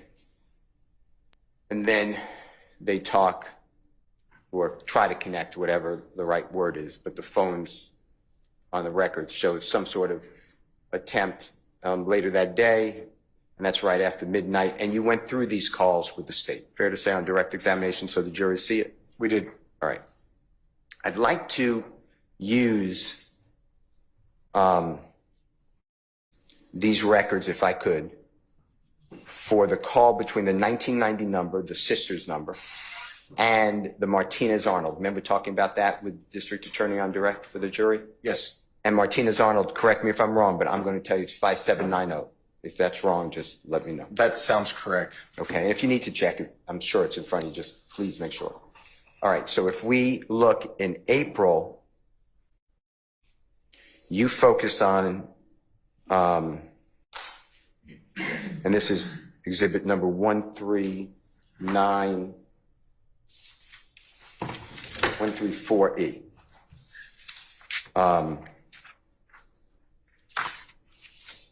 And this is April 26th. And do you see that 5790 YSL Duke? Yes. All right. And that's at 7:07, and that's important because if we subtract the 3 hours, excuse me, erase that. Subtract the 4 hours, we're at 3:07 a.m. That's correct. On the day of the shooting, and we know from your testimony and from the jurors heard the 911 call, that's a 3:14 911 call. Fair to say? That is correct. All right. Now, analyzing this, and it's lit up by Haley as item number 15,240. You see that? I do. And this is a call, presumably from the 1990 Sisters number to the YSL Duke phone. Fair? Fair. And I know I'm not going to ever repeat it. We don't know where the YSL Duke phone is or who has it. Fair to say? Fair to say. All right. And that is a 3-second total connection. Correct. All right. Then immediately underneath that is the 15,241. So it's the next entry. You see that? I do. And this is what you discussed with the prosecution as well. It's the exact same time, right? Yes. 3:07. 3:07, correct. And it's the exact same duration of the initiation of the call, the 2 seconds. Fair to say? That's correct. And then it has an extra second of the elapsed time. That's correct. So it has 4 seconds. Correct. But this one has an F. Can you look at your cheat sheet for this is AT&T record, correct? Correct. Can you just figure that out for us if you don't mind?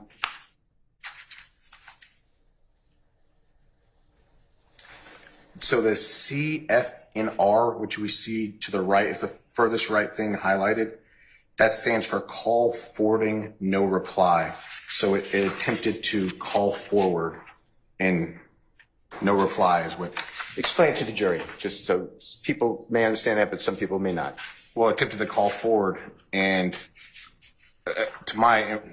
I guess it would be an assumption of AT&T without asking AT&T what that specifically means. But it's call forwarded, and there's no reply. So I guess the voicemail did not answer. The voicemail did not pick up. I'm not sure what that means.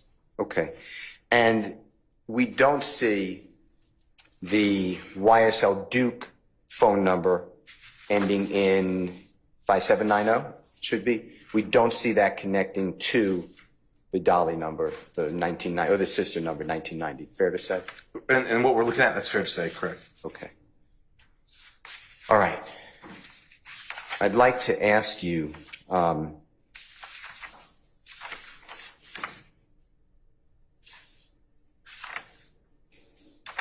these records, just going down now, and if it's important to say who the person is calling, the numbers, just say that. But I just want to continue, if you don't mind.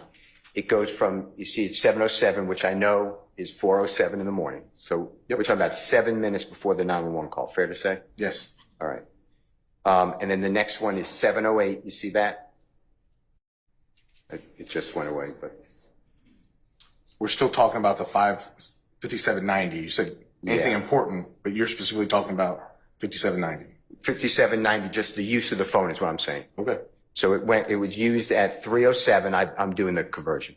I'm tracking. I'm just trying to make sure I understood your question about importance, because the next one is to Jimmy Winfrey's number is 7:08, correct? Or the 7:08 time. Yes, I see what you're saying. Yes, which would be now 6:08, which is 8 minutes before. No, 6 minutes before the 911 call. Correct. All right, and if we go down to the next one. Okay, and it's item number 15,246. See that now it's 7:14, which will be 314. 3:14, which is identical to the time that we believe the 911 call. Fair to say? Fair. And that is again calling the Jimmy Winfrey phone from the sister phone, right?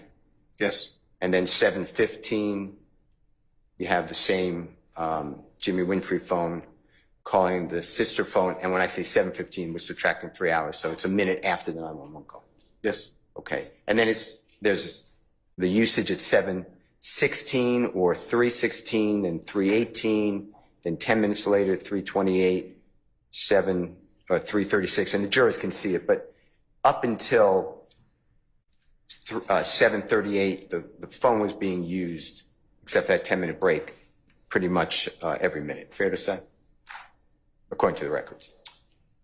Say that question one more time. That from what time to what time was being used every minute? You see the 10-minute break from 7:28 to 7:36? Yes, yes. I see what you're talking about. Yes. And then you have 7:37, 7:37, 7:38, 7:38. That's what I was just saying. Yes. And then there's another break for approximately an hour and a half. Well, it was 7:38 to the 7:53. Oh, and then I missed it. Thank you. I apologize. Explain that to the jury. no, after the 7:38, which is 3:38, there's the jump to, what is that, like, with 15, 20 minutes, whatever it is 15 after. minutes, yeah. Yeah. And then we get to 7:53, where the 5790 connects. So that's 3:53.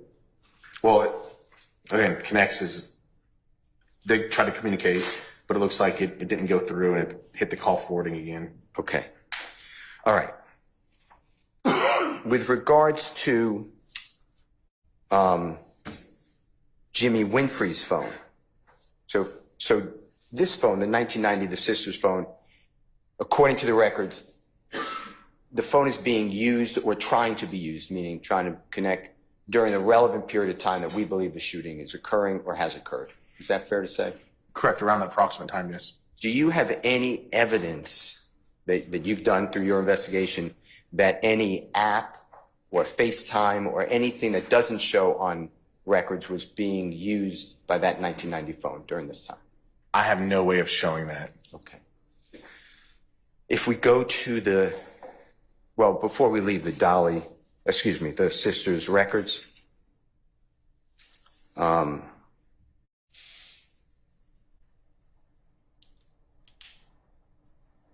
can you just do me a favor?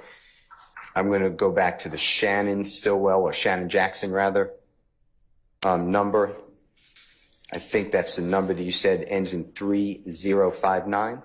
Correct. That's just the number we had in the police report. I didn't do any legal process on that phone number. So, and by that, just to jurors understand, there's a good faith belief you wouldn't put in your report. I'm not saying you'd make up, but that's a number associated with Shannon Jackson or Shannon Stillwell, but you didn't verify that beyond that. Is that what you're saying? So that phone number may or may not be his phone number at the time of the incident.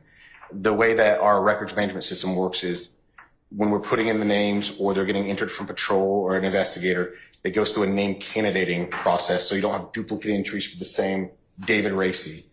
And so if the name has already been entered and it's being entered in again, it'll pull the information from that prior entry. So that phone number, just because it's in the police report, that's just a phone number that's associated with him somewhere in Cobb County records, somewhere, somehow, sometime. But the accuracy of that, I have no way of knowing. If I didn't do a legal process on it or didn't do an independent investigation trying to query it, then that could be inaccurate for Shannon Stillwell's phone number. Or it could be accurate because it came in there somehow, some way, whether an accident report, a ticket, whether it could come in there multiple different ways into the record management system. With that background, with your permission, I just want to search that number. You can search that number. Yeah, absolutely. Okay. Haley, do you mind searching that number? Thanks. And just make sure she's putting the correct number, if you don't mind. That look right? Page 13. I'll just check it just for accuracy. Page 13, according to me. Yes, sir.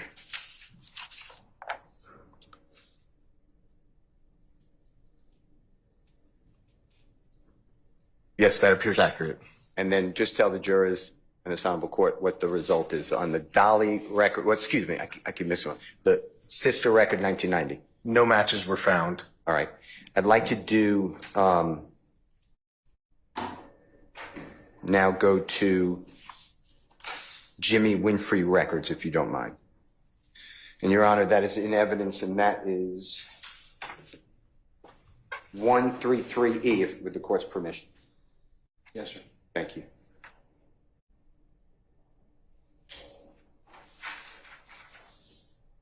And this should be the 3383 number, fair to say? 2383. And just for orientation, this is the 30 days, April 1 to April 30th. Correct, sir. 2015. Okay.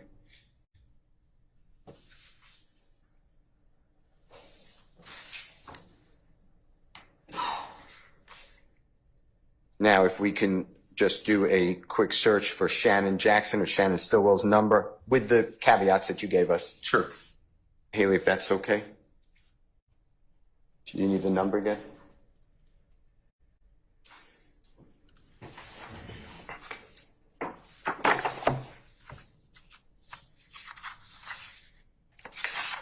And this is showing on the honorable court screen before the honorable jury. This is Mr. Winfrey, state exhibit number 133A, the 3883, okay? Yes, sir. All right. Did you do this, sir? Is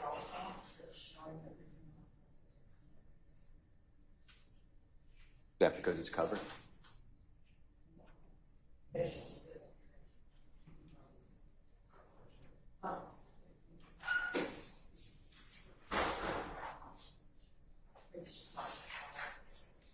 Okay. We can scroll down. Did you hear what she said?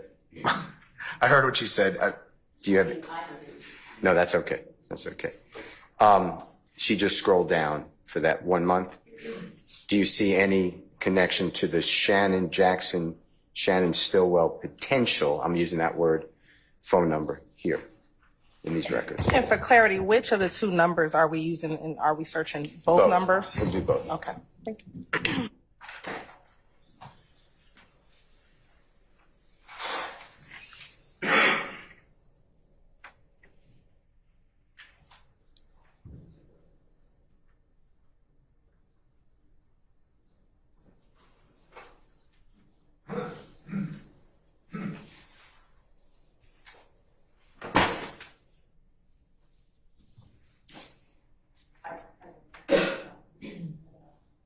One sec. I understand. But just show the jury the whole month and that if there's something lit up or something not lit up. And then run the second number as well. Agent, do you know the second number? Can you announce that? I think there was one digit off. 9573059.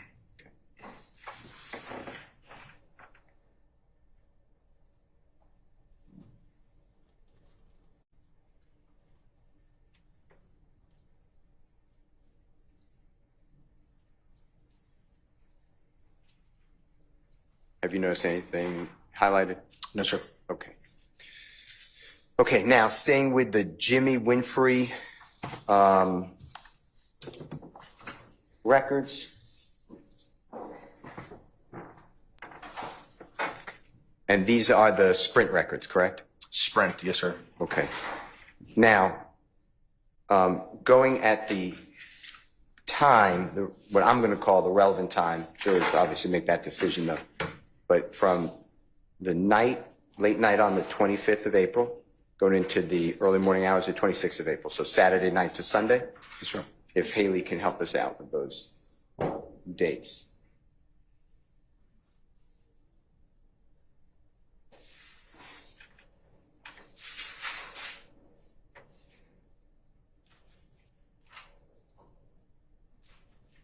Okay.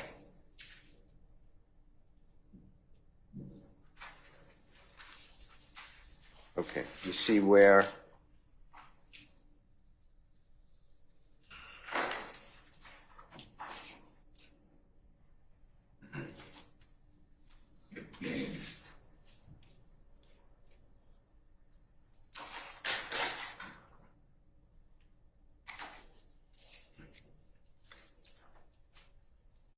Okay.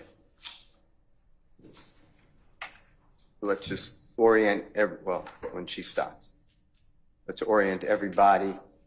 You see,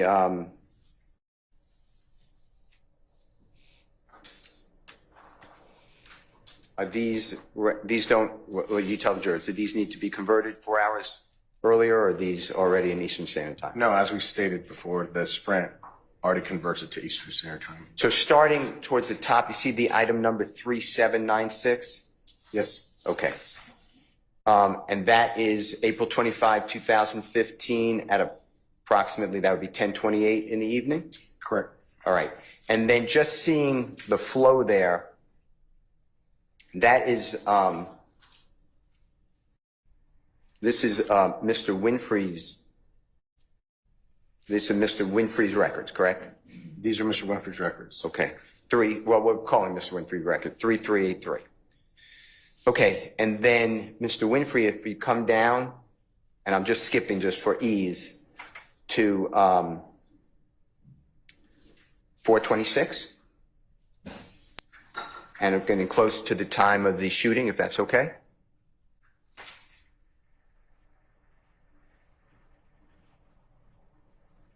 You can stop there. If you notice, there was a lot of trying to connect either one way or the other. People calling that number, the 3383 number, or the 3383 number, using the phone to try to connect to someone else. Is that fair to say? There's a lot of communication going on the phone, it's fair to say. And then I skipped ahead, but looking at, let's say, starting at 2:45 that morning, which is number 3845, you see Haley just highlighted? Yes. Then we see that there are calls to that 3383 number and calls from that 3383 number starting, and I'm just looking at the times now in column, should be in column E, is that correct? Yes. All right, so we have 2:45 a.m., then 2:48 a.m., then 2:49 a.m., then 2:55, 2:57, 2:58, 2:59, then 3 o'clock in the morning, which is 14 minutes before the 911 call. Fair to say? Yes. And then 3:02, 3:03, 3:04, 3:07. You see where I am at item number 3867? Okay. Yes. And then again at 3:07 and 3:08. Numerous times, and then skips 6 minutes, approximately 3:14, the time of the actual 911 call. You see that? Yes, sir. And then it goes again 3:14, and then it continues, and the jurors can see, 3:15 and 3:26. You see all that? I do. Okay. Now there's a call in there to the number that's 2920, what we called the Brian Williams performer known as Birdman. That's correct. And can you show that to the jurors? Do you see that anywhere on here? Yeah, she has it highlighted. Okay. And that is a call for, and you told the jurors, do you remember how long that call is, approximately? 535 seconds. Give me an estimate. So whatever that comes out to be, 60 seconds per, I think it comes out to be like, 8 minutes or something like that? Yeah, just under 10 minutes. 10 minutes would be 600, so this is 535. Yeah, so like 8.5 minutes, whatever it comes out to be. Sure, okay. Now that call that is on Ensemble Court's screen for the jury on State's Exhibit 133E, that is originally made, according to these records, 3 minutes after the 911 call. And that's correct. And it's about an 8-9 minute call, whatever the 535 seconds is, right? That's correct. Do you have any evidence that the Jimmy Winfrey phone was using any app or FaceTime during this relevant period of time to share with the jury? Again, we don't get that in these records. These are for call data and text data records. That's the information that's requested. If we request data, we don't know what type of data is being used. It could be YouTube, it could be an internet search, it could be an app. We would have no way of knowing what data. We'd have to have the physical device to say, what apps are on the phone, what information's on the phone. But according to these records, that phone was using the phone in the typical way. And when I say typical way, just hit send, that records would pick up during the relevant period of time of 3:07 to 3:14. Fair to say? Correct. Standard phone calls are like pretty much what we're looking at right here. Okay. Do you have any evidence that Mr. Winfrey's phone, 3383, was using one of the apps, international apps, FaceTime, whatever the apps are? Do you have any evidence? Again, I don't have that in these records. That's not the information that I have in these records. So the answer is no, I don't have any information regarding that. all right. Do you have any evidence that Jeffrey Williams' phone was using any type of app, FaceTime, that would not come up on his records during this relevant period of time? Again, I have no way of showing that, no. Do you have any evidence that Jeffrey Williams was awake during the relevant period of time of the shooting? I mean, I don't know if someone's awake or not. You can make assumptions off the phone records if you want, but I have no idea of knowing that. Okay.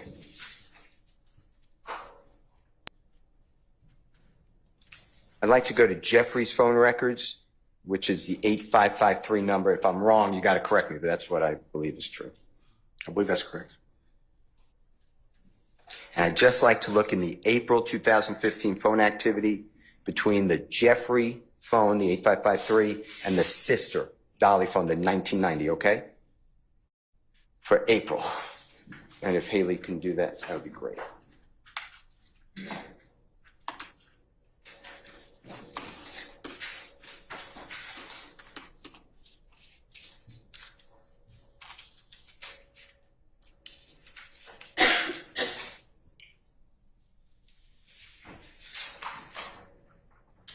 Okay, she put in the 1990, and that's the phone we're using for the sister. Fair to say? Yes, sir. And for the jurors to know, this is what we're calling Jeffrey Williams' number, the 8553, and it's in evidence states exhibit number 137E. Your Honor, it's on your screen. Yes. Okay, the first one is April 6, 2015. Do you see that? I do. And that is the the sister phone calling Jeffrey's phone. It doesn't connect according to these records. Fair to say? Yes. And then on the next line, it's the same exact time, the 2026. And when I say line, entry number 4219. Yes. And that again is the 1990 or the sister phone calling without connection to Jeffrey's phone. Fair to say? Yes. And then the next line is the same date. And it's 4220. It's the next entry. And that one goes to the voicemail like you explained to jurors. Yes. And it's the sister phone calling the Jeffrey phone. Fair to say? Yes. And then the next one is, again, the sister phone. It's at entry 4221. Same time. It's a connection of 3 seconds. You see that? I do. All right.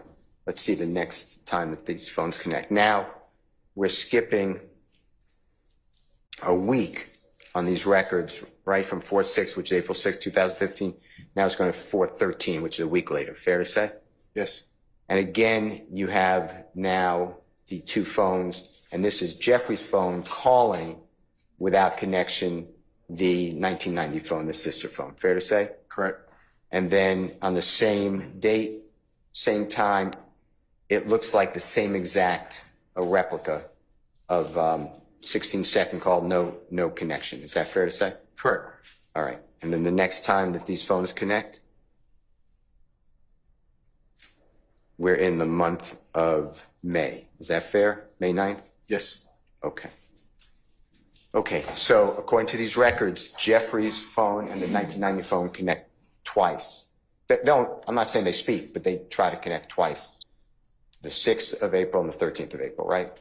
Correct. Utilizing the normal voice to talk. Absolutely. Yeah. Okay.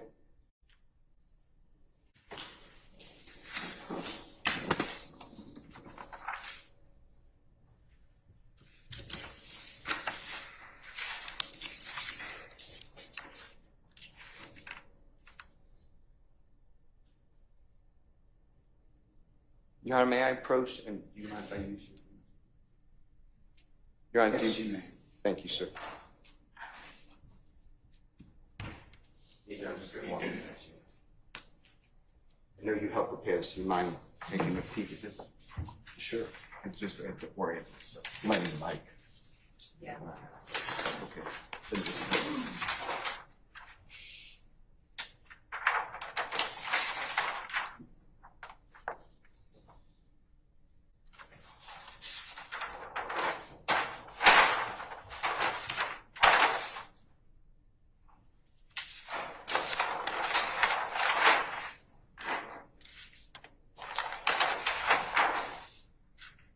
I'm skipping this because this is not your testimony, okay?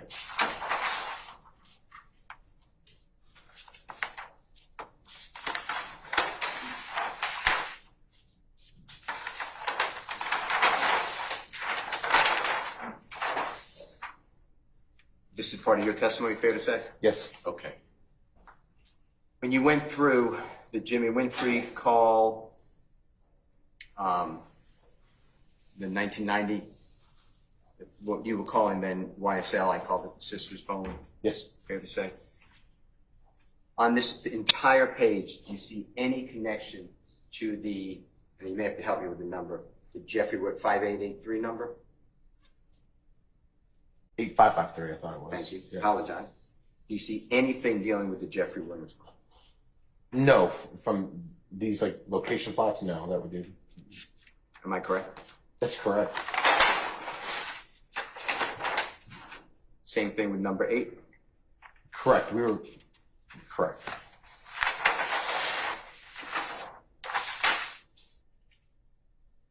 And then was this you too? That was, yes. That was. And this is the, we're going to come down to, it's not numbered, but at the bottom of this page. Yes. Does this have an exhibit number? It does not. Okay. I'm using, just for reference, Your Honor, the demonstrative chart. Which one? Written on. You can mention a number, I think it would be at 176.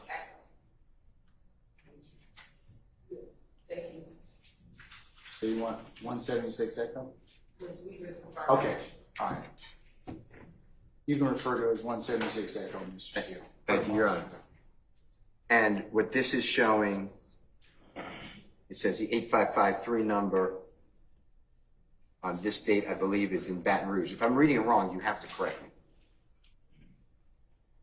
That's correct. That's all that is. Is that true? Correct. That's from my memory, yes.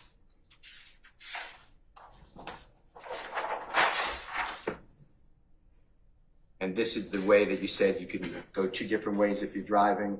Baton Rouge, this is the lower way to go. Yep. The spot checking and approximately where he was driving, that's correct. And that's how you knew. Do you know who Jeffrey Williams was driving with on April 25, 2015, going into April 26, 2015, from the trip from Louisiana to Georgia? I have no idea who's in the vehicles with him or who's driving. I have no idea.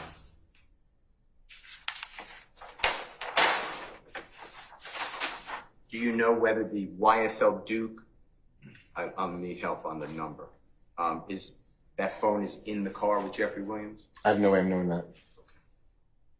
When I say Jeffrey Williams, the phone associated with Jeffrey Williams. Okay, I'm just going to the next page. Anything here to do with the 8553 number, Jeffrey Williams? No, this was just for recollection. This is where we were spot checking locations, so it wasn't an all comprehensive search of phone numbers, but this was just the spot checking that I did Nothing in my notes. Nothing to do with Jeffrey because his phone's not even in Atlanta, right? Correct. This was for the location of the 1990 phones, what we were doing there. Okay. Now I'm gonna have the same question. Nothing to do with Jeffrey? Correct. That was about the location of 1990.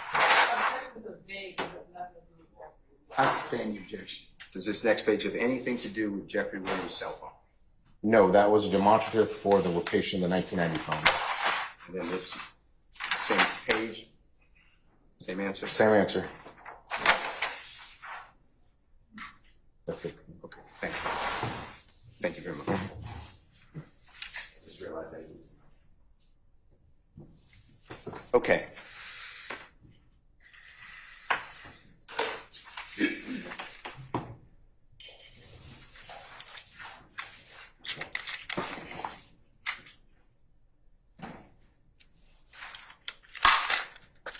do you have any evidence that you can share with the jury that Jeffrey Williams, that's what I'm focused on, asked any person to go to Club Compound on April 25th, 2015 with a firearm?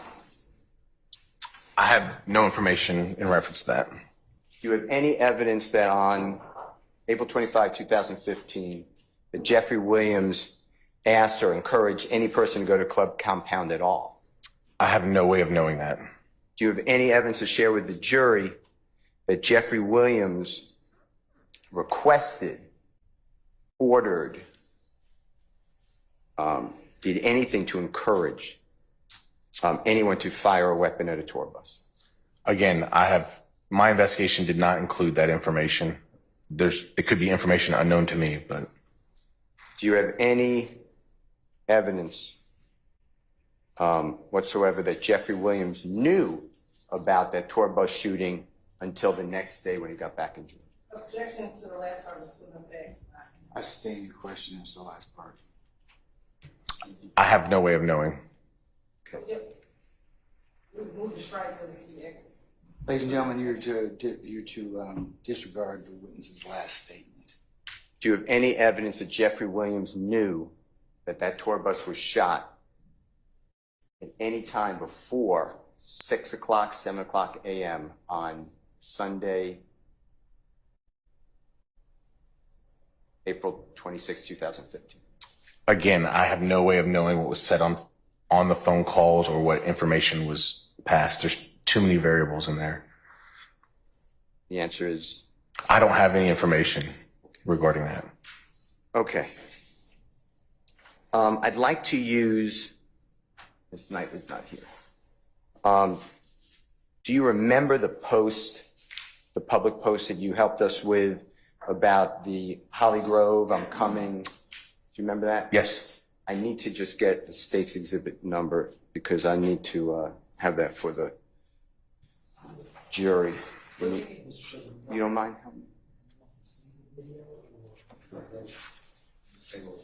Anyone's okay with me, but single file, but I need the number also. I'll try to figure out. I should be able to get the number. Thanks. Your Honor, may I have just one moment? You may, sir.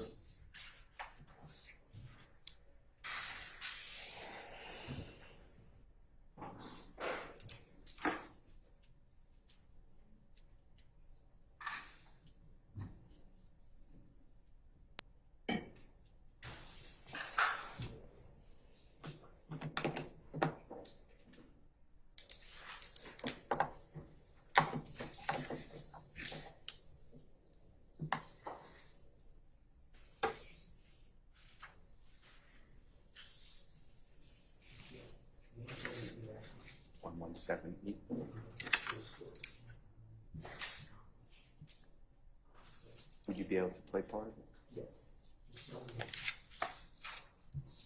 Yes. Your Honor, with the court's permission, it's already in evidence, and the state's lawyer is helping me out. I appreciate it.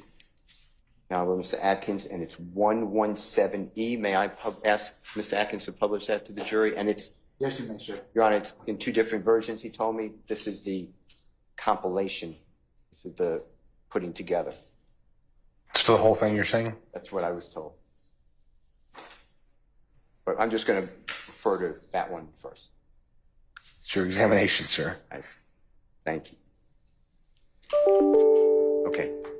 So the jurors have seen this, but just to refresh the memory, you found this, or you were given this, or somehow you came across this during your investigation, and it's 2 different ways, I believe. One way is just on its own, and then you found it with a blogger. That's why it's spliced together with other videos. Fair to say? Yes. You weren't trying to trick anybody. That's just how you found it, but you made it clear that these are separate videos. Correct. Someone else did the compilation. Correct. Okay. So I'm just focused on the first part of it, and I could do the time for the record, but if you could play that, if you don't mind. If you can, stop it at the end of the first one. That would be great.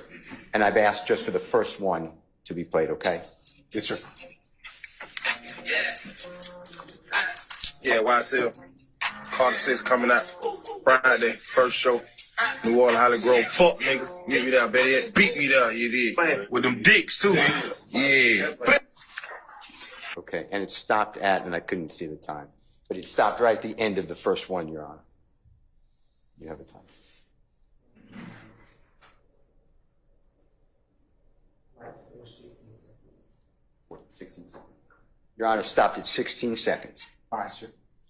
I just want to ask you a couple of questions about that, okay? Sure. That video, if you know through your investigation, that was posted approximately a week or so. I'm not saying it has to be perfect, but approximately a week or so before the performance in Holly Grove, Louisiana at the college on Saturday evening, April 25, 2015. Does that sound accurate? That sounds pretty accurate. It's certainly before. I don't remember the time frame. I don't know if it even gave the reference time frame. That sounds pretty accurate. All right, well, 2 weeks. I'm not trying to. Yeah. It was before, and yes, it was shortly before. I would agree with yes. Okay. Did you ever seek to investigate through your investigation anybody with Jeffrey's management, like Amina Diop, remember using her name? Yep.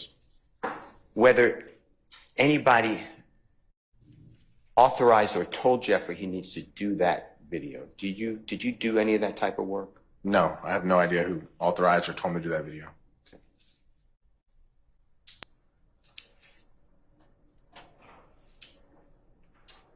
Did you ever do a part of your investigation try to speak with somebody in Jeffrey's management as to why that video was made, video audio posting was made? No.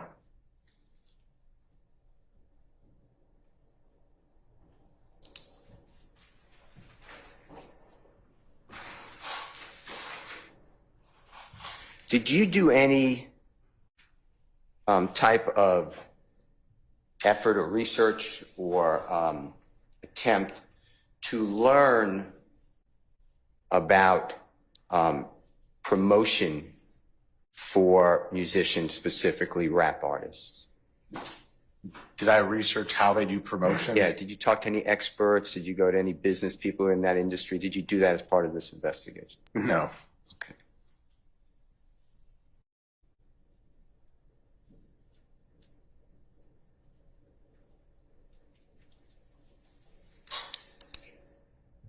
Did you ever do any type of research about artists assisting themselves with promotion of their brand and getting into what they call rap battles? Did you ever do that?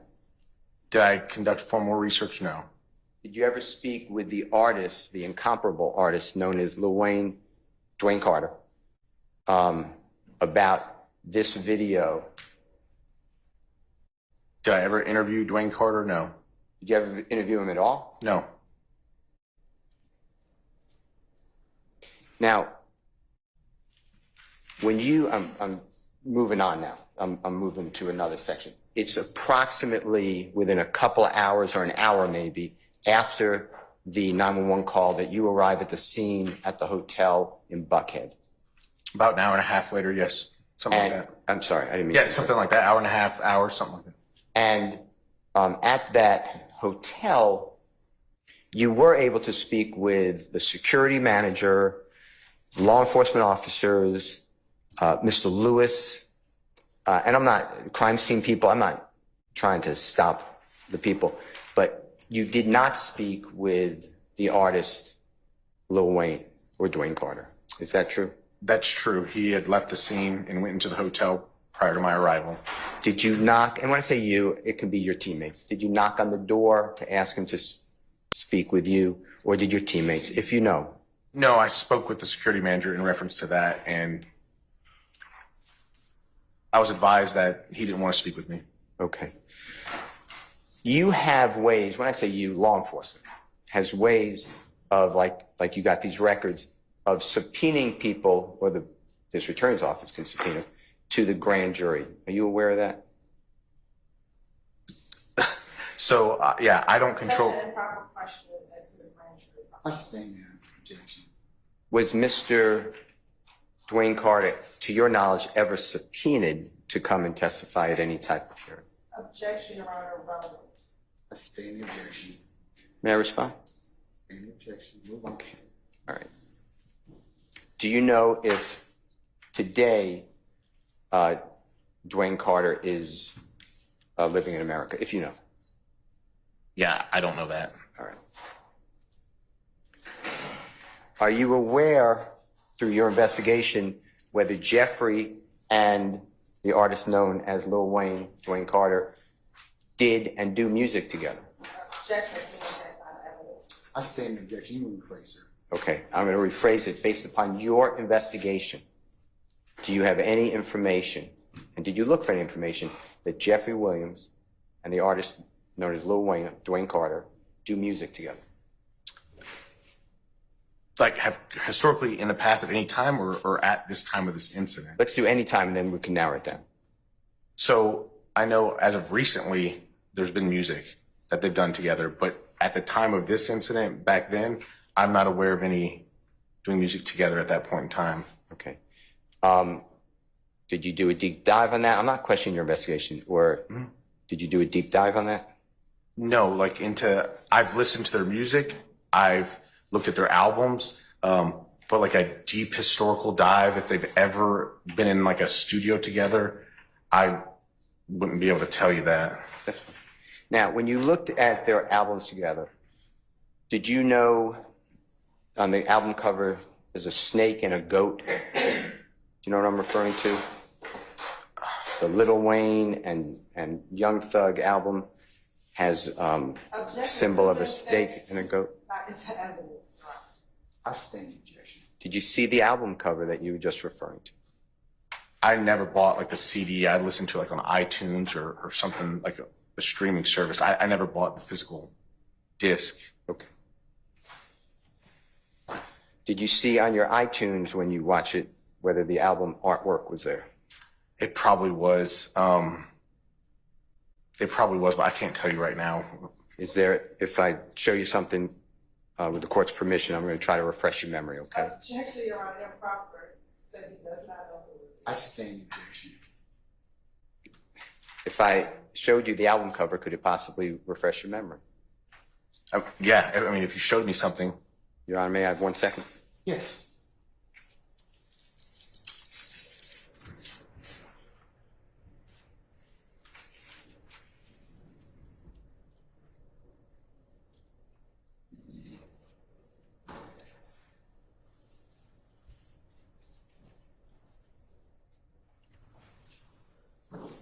Your Honor, Mr. Kokomo approached the stadium, and did you Raissi with the court's permission? Yes. Sorry.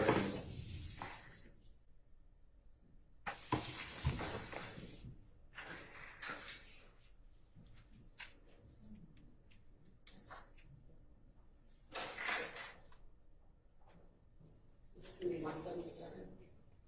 Whatever, y'all. 221C. Hold on.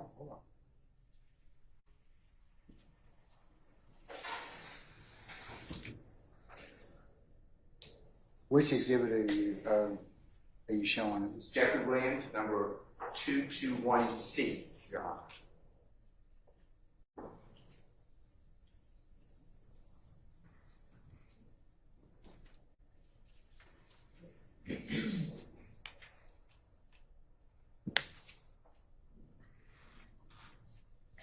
I said, have you seen that? No, I think he's looking for some refreshers. Have you seen it? Yes, I have. Okay, all right. Mr. Kokomo, you come close.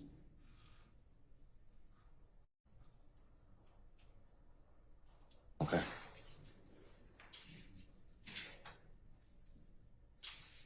Did that refresh your memory of the 221C? No, that I've never seen that before. Okay. Thank you, sir.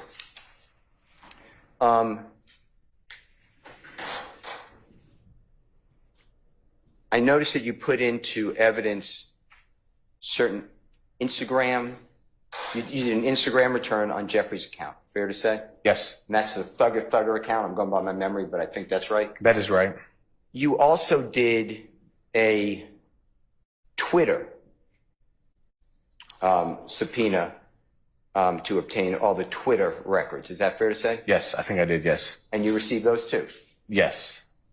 And have you reviewed those? Not recently, no. But at the time, I would have reviewed it, but not recently. Okay. Let me see if I could show you something, okay? Yes, sir. Your Honor, may I just step away? Yes, sir.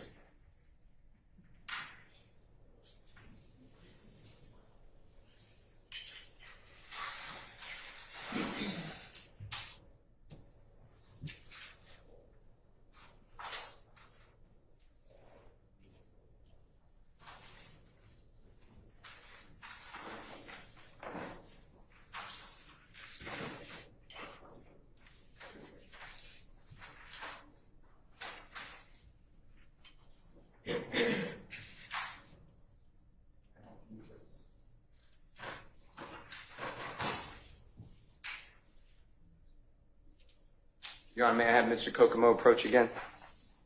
Yes.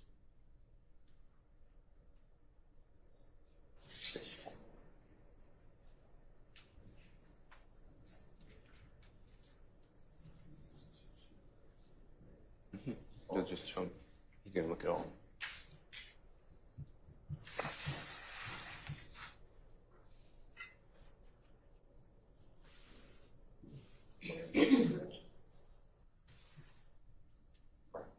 Yep.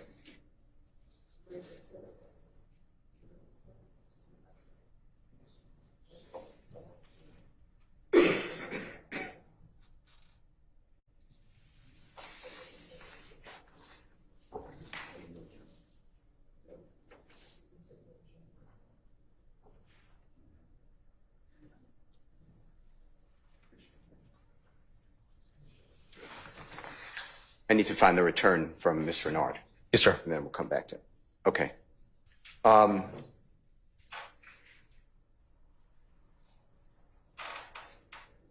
Through your investigation in 2015, the 9 months,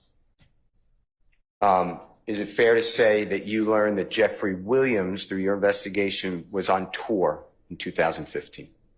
I think that's accurate, yes. Both in America and in Europe. Is that fair to say?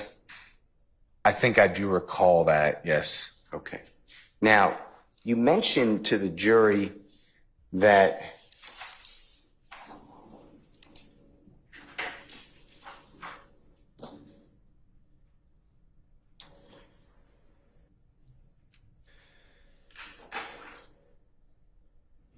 YSL functions as a criminal street gang, these are my words, criminal street gang as well as a lawful musical entertainment business, something to that effect. Is that fair?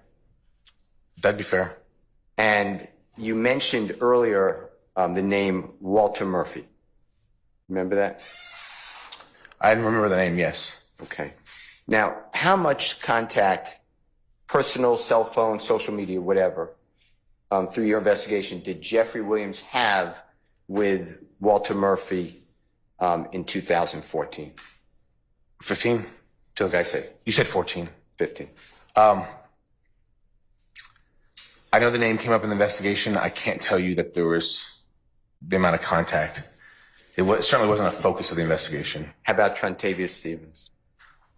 I don't think that had, the name might have came up, but it wasn't a focus of the investigation. I'll give you another name, okay? Okay. Tick. Yeah, again, I don't think that one was the focus of the investigation either. Or Slug? Slug? Again, I don't think that was part of my investigation. Okay. Okay. Let's discuss Jimmy Winfrey and Jeffrey Williams' contacts with him. We went through the cell records, fair to say? Yes. And I'm not going to belabor it, but you know, there was a lot of calls from Jimmy Winfrey goes unanswered that you went through. You helped us understand, according to the records, right? Yes, what we can see in the records, yes. All right. Now, did you ever learn through your investigation how Jeffrey Williams met Jimmy Winfrey? I don't know that. Okay. Did you ever learn through your investigation that Jimmy Winfrey is associated with Brian Williams, a performer known as Birdman, or an entertainer, I should say, known as Birdman? That Jimmy Winfrey is associated with him. Yeah. I do know that there was association, yes. And in fact, shortly after the 911 call goes out, Jimmy Winfrey's phone is connecting with Brian Williams' phone. Fair to say? Brian Williams has a call that goes to incoming to Jimmy Winfrey after the incident, yes. They speak, I forget the number, but 9 minutes. 8.5 minutes, 9 minutes, yes, something like that. And you told the jurors that when you took out the warrant and it was supposed to be under seal, but somehow, I'm not suggesting how, but somehow it got leaked, you found out through your investigation that Jimmy Winfrey was actually in Miami, Florida. That's correct. I think it was like Urban Week or some celebration in Miami, Florida at that time period is my information that I have. And you know that Brian Williams, entertainer known as Birdman, he has connection, residence, whatever you want to call it, to Miami, Florida area. That is correct. And then Jimmy Winfrey voluntarily turned himself into custody in Cobb County on or about the second day or on that Cobb County warrant, your warrant, on about the second day of June 2015. Somewhere around there, yes. All right.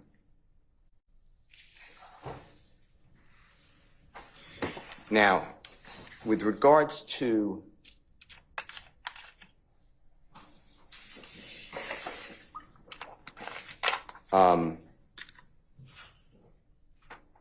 Bankroll Mafia, have you seen that in social posts that you helped orient the jury to? Yes. And you looked into what Bankroll Mafia is, fair to say? Again, not an extensive deep dive into the organization or what it is. Only surface level that it's on Instagram and on social media. Okay. Did you know Bankroll Mafia to be any type of business? When I say business, I'm talking about a lawful business. Yeah, I don't know if it's incorporated or LLC. I don't know that. Did you know that Bankroll Mafia was a musical group through your investigation? I mean, I know they would say it during like music, or it would be on clothing during music. But yeah, beyond that, I don't know. Did you know through your investigation that Bankroll Mafia had artists, you know who Clifford Harris is, T.I.? I know T.I. I've heard of that. Yep. Or him, the performer. I'll stand the objection. It goes to Bankroll Mafia that has been played. It goes to the entity Bankroll Mafia and what it is. I stand the objection. The state has shown multiple exhibits with Pound Bankroll Mafia. I asked the court to reconsider its ruling. I'll rule the objection. You can ask the question. Thank you. He's a well-known, accomplished artist, musical artist. T.I., I guess his real name's Clifford Harris. Yes, sir. Yes. Did you know he was a member of the musical group Bankroll Mafia? I don't know that. Did you know that, you ever hear of Outkast? I've heard of Outkast. Do you know that Outkast was a member? I'll sustain that objection, so it goes far beyond what you wanted to ask. Did you know that Jeffrey Williams was a member of the musical group Bankroll Mafia? I don't know that. Did you know that Bankroll Mafia put out an album based upon work in 2014, 15, and 16? I don't know that. Did you know that it was very popular, that music? You're right to say he didn't know that. Sustain the objection. Through your investigation, did you know that it was very popular music? Objection, Your Honor. Relevance is it was popular music. I sustain the objection. Did you know that Jimmy Winfrey was a member of the musical group Bankroll Mafia? Objection, ask and answer. I sustain that objection.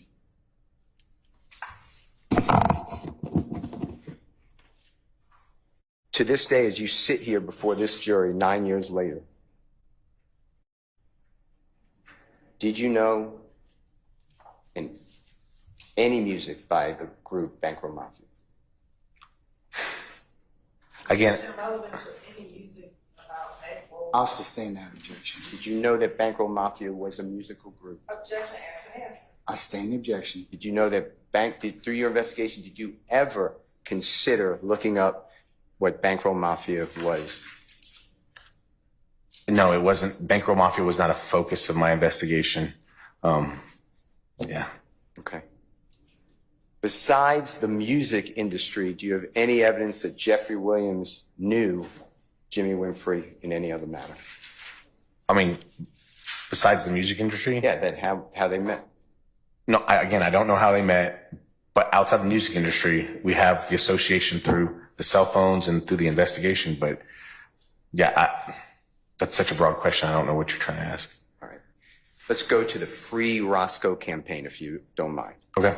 Now, this is something that Jeffrey put on his page. When I say page, he's a very popular artist in 2015. Fair to say? I mean, I don't know what you mean by popular. I'm sorry, go ahead. More popular than me, but probably less popular than others. I mean, I don't know. Lots of followers on social media? Certainly more followers than me. Do you remember how many followers Jeffrey Williams had in 2015? Objection on irrelevance. I sustain the objection. Jeffrey Williams put on his page, you showed some of them, the Free Rosco campaign, right? That's correct. And they were selling T-shirts? I believe that's correct. And hats? I believe that's correct. How much money through your investigation was collected on behalf of this Free Rosco campaign? Objection on relevance. They brought, I sustain the objection, Mr. Steele. Let's move on. how much money from the Free Rosco campaign went to Jimmy Winfrey? Objection relevant. I think it's relevant to the way the state brought it up, Your Honor. It played an entire recorded jail call about. I'll overrule the objection. You can answer that, sir, if you can. I have no idea. I didn't investigate how much money was raised by a campaign. I have no idea. Do you know whether a penny, I'm just saying any money, went to Jimmy Winfrey or his family from the Free Rosco campaign? From the Free Rosco campaign, I have no idea about that specific campaign. Okay.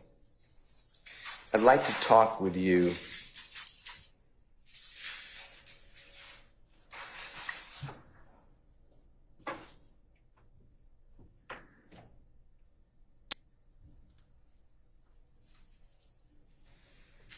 about Jimmy Winfrey being incarcerated in the Cobb County Jail. Okay.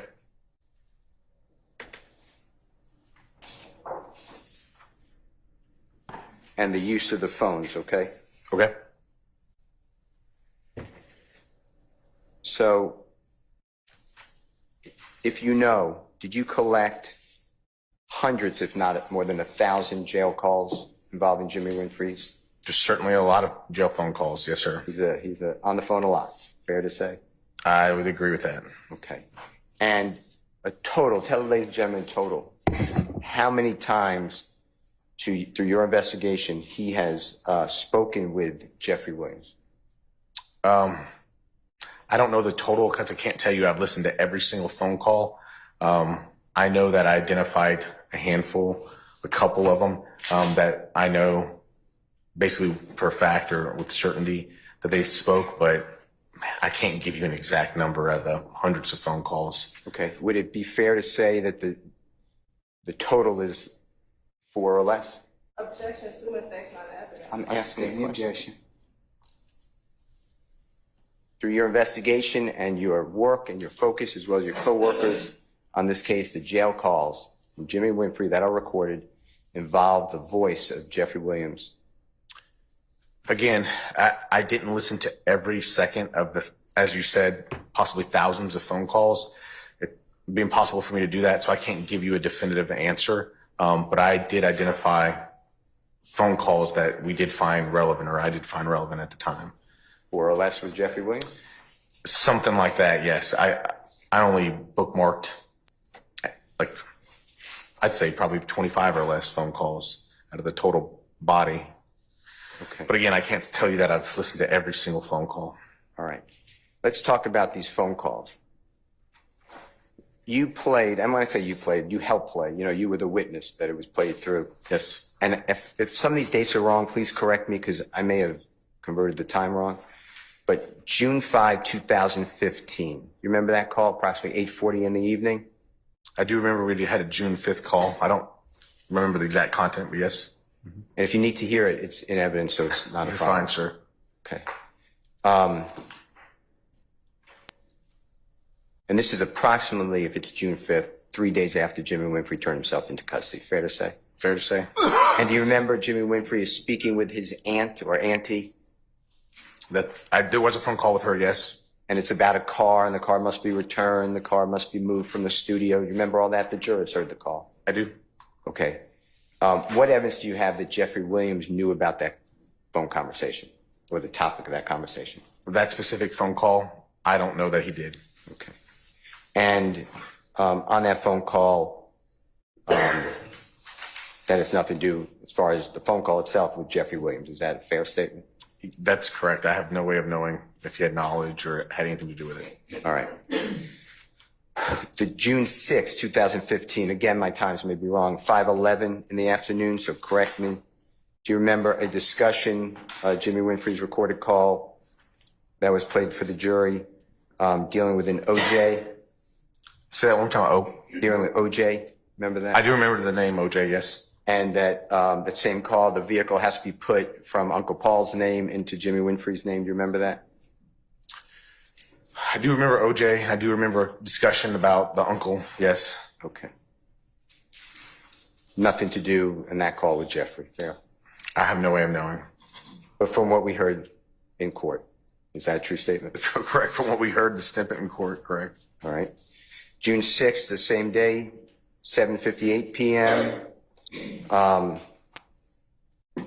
There's a discussion about people in the jail, and they have tattoos and YSL tattoos on their body. And do you remember that conversation? I do remember that conversation, yes. Okay. And there's all slimes in the jail, all YSL in the jail. Remember Jimmy Winfrey was saying that? Yes, I do. Jury. Okay. Do you have any evidence that Jeffrey Williams knew any of those inmates in the jail? I don't know how I would know that. I don't know the total jail population. I don't know the names. That'd be impossible for me to say. The June 6, 2015, 10:13 p.m. call that the jurors heard, that's about the car, and the car is now in the garage, and I believe he's speaking with his auntie and someone named Rashard, I think you said? Yeah, it was Shad or Rashad, something like that, yeah. Okay. And that's, after hearing that, that's how you got the search warrant to go to the house? Correct. And you seized the vehicle? That's correct. Okay, and when I say the vehicle, the white Camaro? Yes. Then was played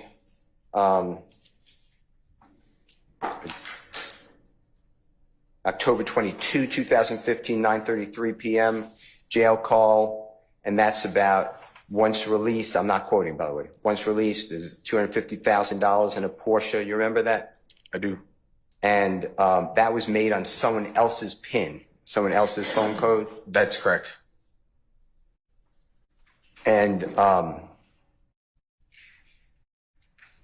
think you said that you don't have any evidence that Mr. Winfrey received any of a valuable $250,000 or Porsche. Is that true? Correct. I have no way of knowing. Okay. And that phone call doesn't mention Jeffrey, does it? Not specifically, no. Okay. We only have the reference, my boy ain't changed. Okay. Then we have a June 13, 2015 phone call. That is with Jeffrey Williams, 5:39. That's when we talked about at the event, the Free Rosco event at the park. You remember that? Yes. Okay.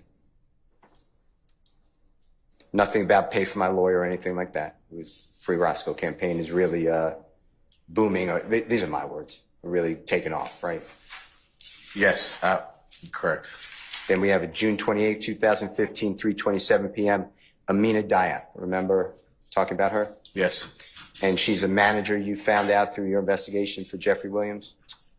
Yes, she is associated with YSL Enterprises, yes. The musical group, as you said, or the entertainment group? Her name is on records indicating she's associated with YSL Enterprise. Okay. Her name is on the his Facebook social media, and on the cell phone returns as well. And did you know her to be a manager for Jeffrey Williams at that time? I believe so. I mean, she's putting stuff in her name for YSL Enterprises, so I mean, she was listed as a registered agent for the company. Now, if we could pull up that jail call, and if you could give me the number, if you don't mind, and help me play it, is that something you could do? 228. Yeah, I have 3:27 in the afternoon.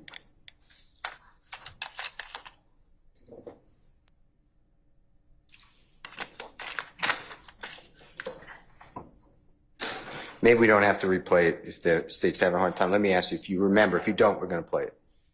Do you remember Jimmy Winfrey asking Amina Diop if he could borrow $25,000 from you all because his uncle left him $25,000? Uncle Paul, do you remember that? I remember he said something about needing to pay $100,000. He had $25,000. He needed someone to pay the other $25,000, and then he would get on a payment plan for the rest. I think it was something like that.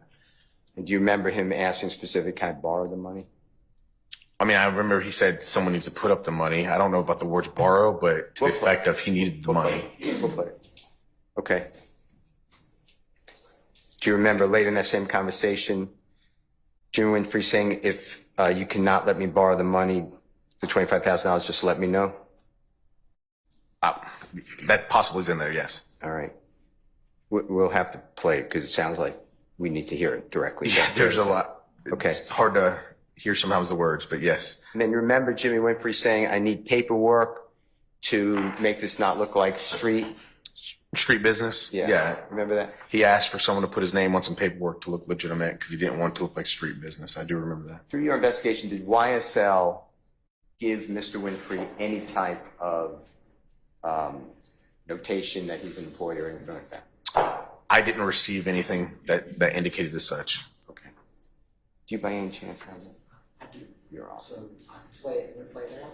Can you give me the number? 1 second. Sure. And then can you give me the times that are relevant?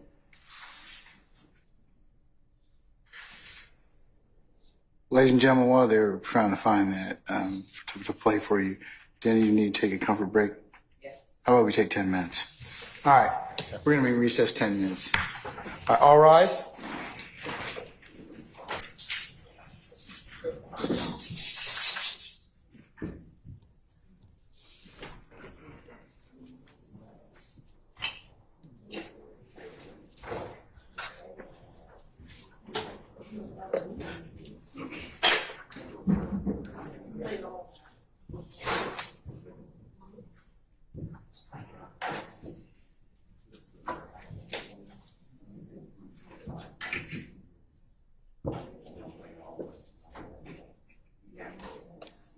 All right, ladies and gentlemen, our jury has left us. You're in recess for 10 minutes.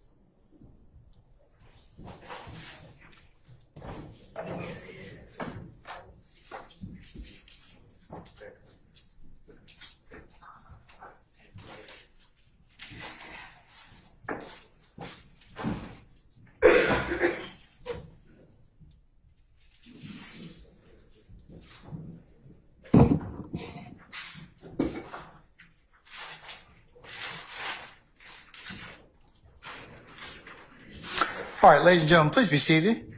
All jurors present, count for that. All right, thank you, Sergeant Ingram. All right, Mr. Steele, you may continue, sir.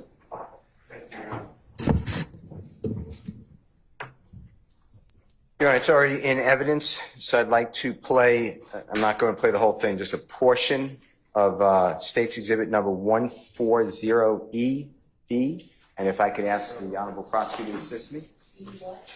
Echo Bravo. Yes.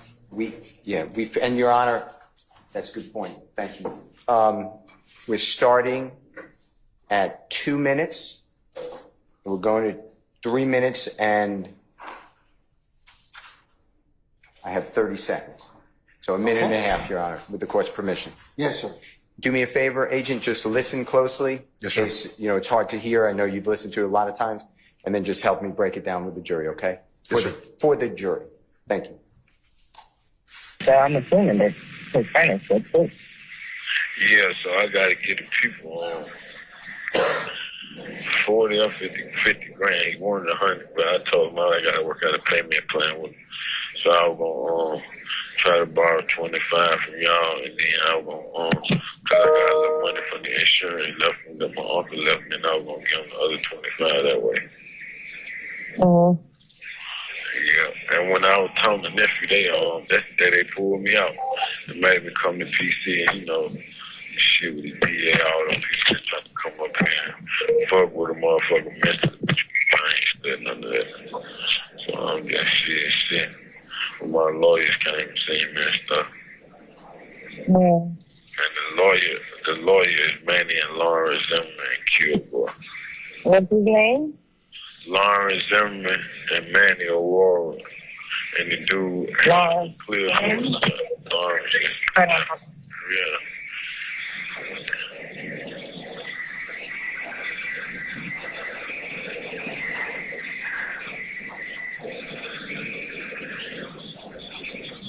Huh?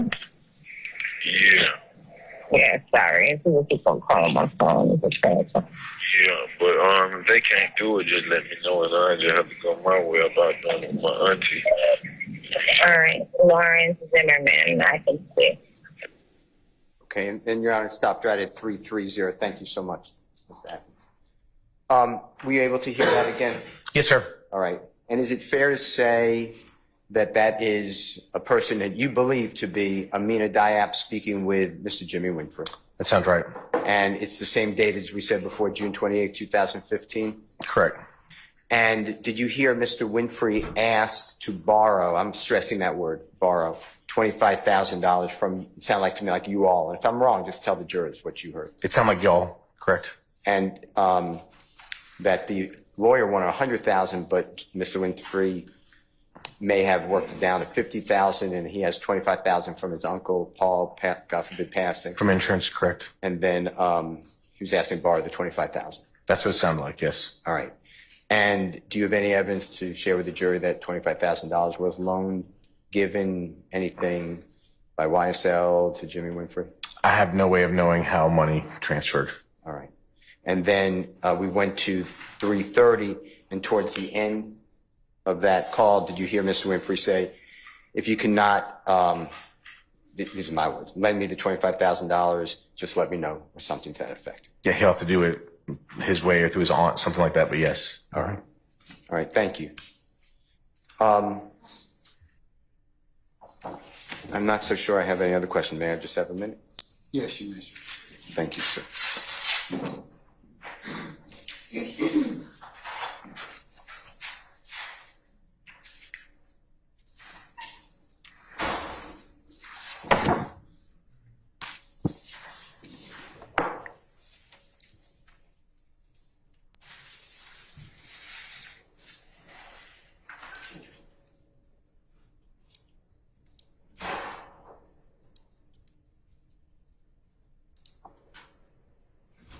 Do you remember speaking with Mr. Jeffrey Williams? Objection, Your Honor. Basis. Free approach, Your Honor. You can. Step down, sir. Yes.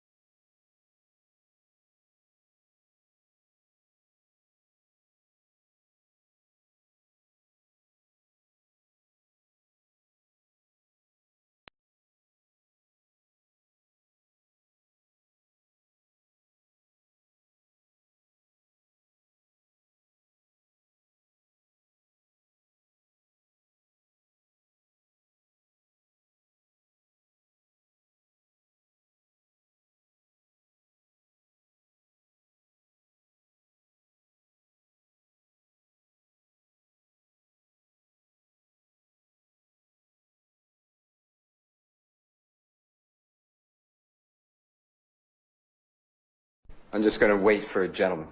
Okay, oh. Be helpful.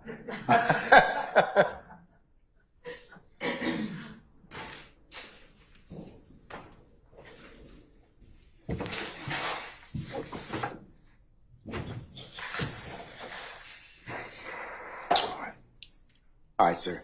Now I think you can start. Thank you, sir.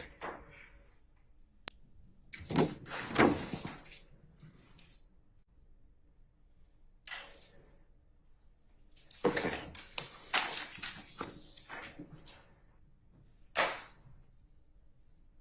Thank you so much, Agent. Your Honor, thank you. All right, sir. Any further examiners?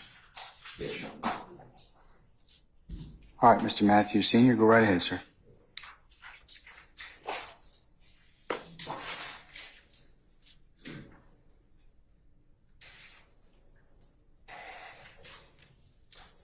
Agent Raissi. Yes, sir. Good afternoon, sir. Carrington Matthews here, represent Mr. Marquavius Huey. I have a few questions for you concerning cell phones. You've spoken a lot about your knowledge of cell phone information and evidence and investigations, correct? Sure, yes. All right. You've talked a lot about call detail records in terms of it gives us a lot of information in terms of when calls were made, correct? Yes, sir. How long the call took place, correct? Yes, sir. Let's kind of shift into text messages. You have knowledge concerning text messaging, correct? Yes, sir. In reference to call detail records, yes, sir. Can you tell the jury how long, from your experience, text messages are available to be retrieved when under a subpoena? Are we speaking about content, or are we speaking about just the fact that text messages were sent? Let's take them in categories. Let's talk about, first of all, let's talk about the text message itself in terms of the communication, not the content, but the communication. How long does that hang around? Depends on the subscriber. Okay. Do you have a range in terms of from subscriber to subscriber? So we utilize a cheat sheet that I have on my desktop computer, but it's a work product that FBI CAST has put out, but it tells you each subscriber and their duration of time in which they keep those records. It varies from some subscribers for 1 year, or it could be extended more, a handful of years. They've drawn back over the last few years because the amount of text messages have been sent are larger nowadays versus 20 years ago, right? So it changes, but I'd at least say a year per company. They at least keep it about a year. So the fact that a text message is sent from one device to another device, that actual communication or that print would hang around for about a year or so, correct? And to be specific, we're talking about traditional text message utilizing service providers. Now, we're not talking about WhatsApp or encrypted applications, but just standard text message to text message. Typically, it's at least a year. Just the fact that a text message was sent, yes. Okay. Let's shift over to the substance or the content of a text message. Yes. Tell the jury how long would the content or the substance of a text message, how long would that hang around? So it's pretty much not anymore. They used to, again, probably years ago, when I first started my law enforcement career, you were able to get a search warrant and see content.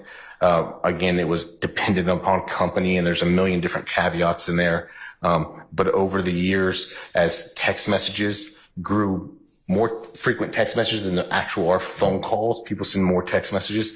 And so service providers stopped retaining that data. It's just too much data.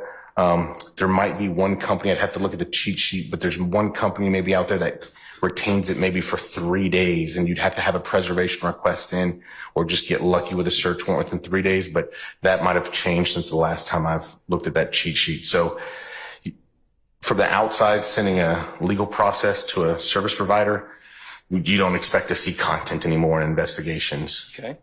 If you actually, let's say you're investigating a case and you actually have a phone of interest, the contents of that particular phone, provided those contents are not deleted, they would remain in the phone. Is that correct?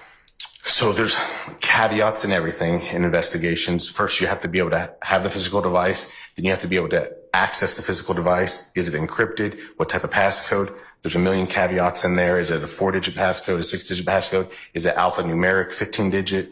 There's a million caveats. But if you can get into the device, there's settings within your phone that you can have text message delete after 30 days. Are we talking about iPhones? Are we talking about Androids? There's so many caveats in there. But can you, in the perfect situation, get a phone, have the password, or be able to bypass the password, dump the text messages? Absolutely, you can do that. There's so many caveats, and we're speaking broadly, so I don't want to give an answer that locks it in, but that's only like one specific situation. But there's a lot of caveats. But yes, theoretically, you can get a cell phone, Right. So get a tool and extract text messages. Yes. Right. So if you have the password and you have the access, you should be able to have that content in that particular cell phone, right?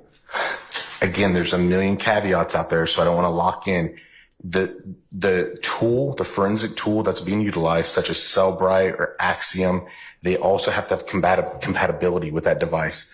I've had it where I've gotten a search warrant, had access, but those tools aren't compatible with the cell phone. So there's inability to actually extract the data. Again, it's technology. There's a million caveats out there.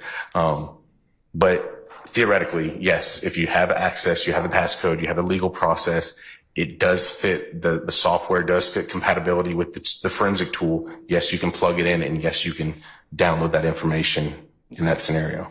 Now, in terms of tracking the cell phone as it relates to the phone's location, that obviously would play into where the tower is located in terms of where the range of where that phone is going to be located, correct? Again, there's another caveat in there. So you have cell phone, what we call cell site, historical cell site data that tells you where the cell site is.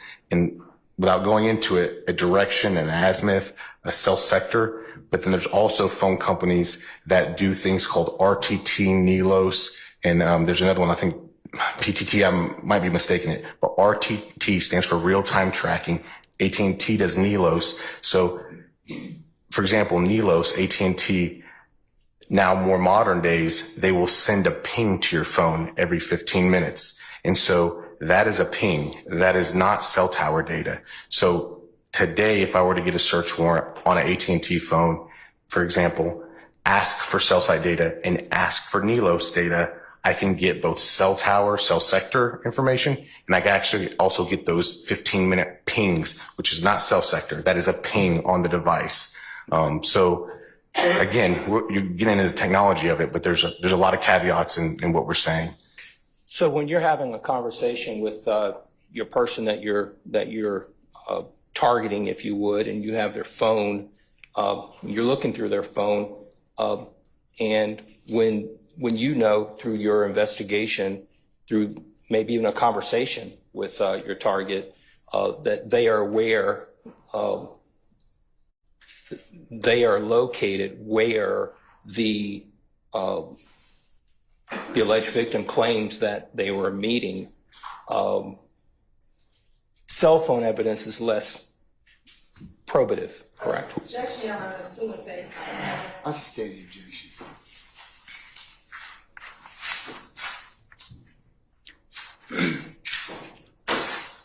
When it comes to cell phone technology and locating phones and tracking them, you're less concerned about tracking the phone when there's no disagreement about the location of the two people, correct?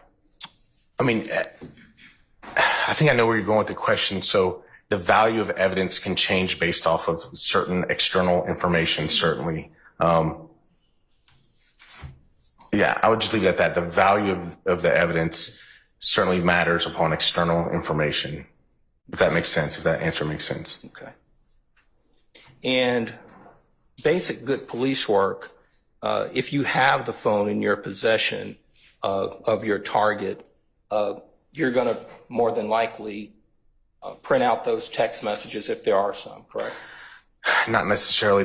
Again, every investigation is different. I don't want to comment on every investigation everywhere all the time. It depends on, in my experience, I've been a patrol officer, I've been a narcotics agent, I've been a crime against persons detective, and now a special agent with the federal government.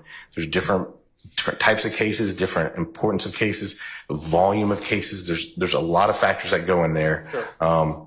So you can't box in and say you do this every time as a matter of investigative practice. I can't tell you that I do dump cell phones on every single case that I do. Even as a federal agent, I don't do that on every case. Right. But if one of your parties is telling you that, just for example, Objection be speculation. I stand the objection.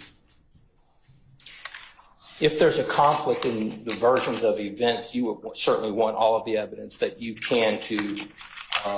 If there's a conflict in events, Agent Raissi, you would want every medium of evidence that you can get your hands on in terms of cell phone technology to help clear it up in terms of whatever that conflict is, correct? Objection vague and speculation. I stand the objection. Thank you, Agent Raissi. Yes, sir.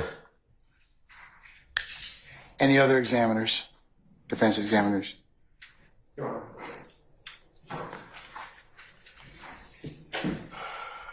right, Mr. Weinstein.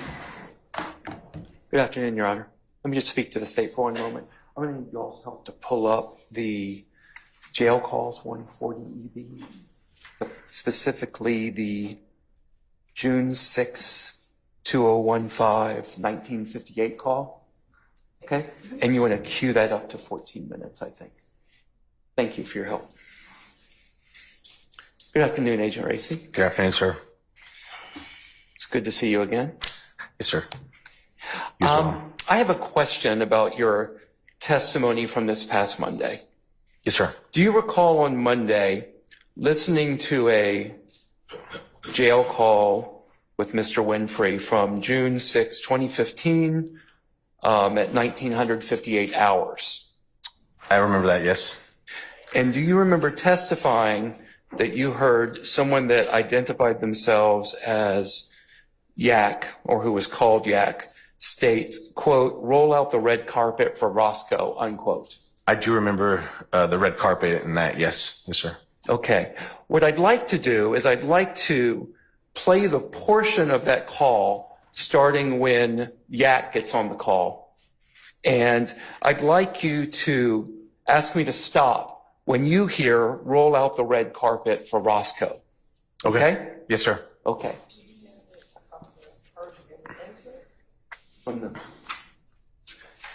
Okay, one moment, please.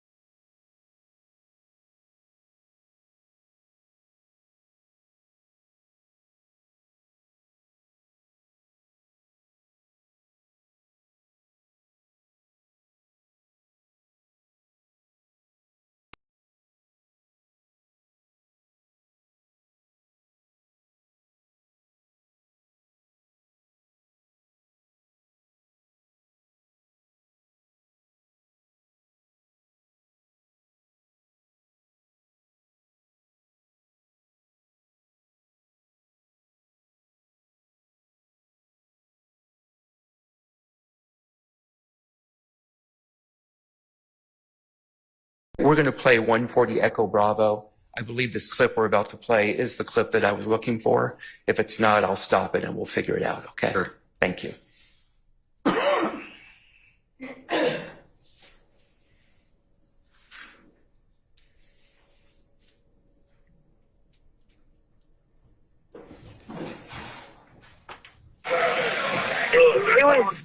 Yeah. Yeah, Rosco, you did what the fuck I'm saying. I ain't doing shit, man. Just holding it down. Just got us there with all these niggas. Yeah, I go to court on the 16th or the 17th. But my lawyer, what the lawyer say, we? They were going to try to get it dismissed this week. They don't file for a motion. I was just calling and checking on your ass. What you got going, man? Huh?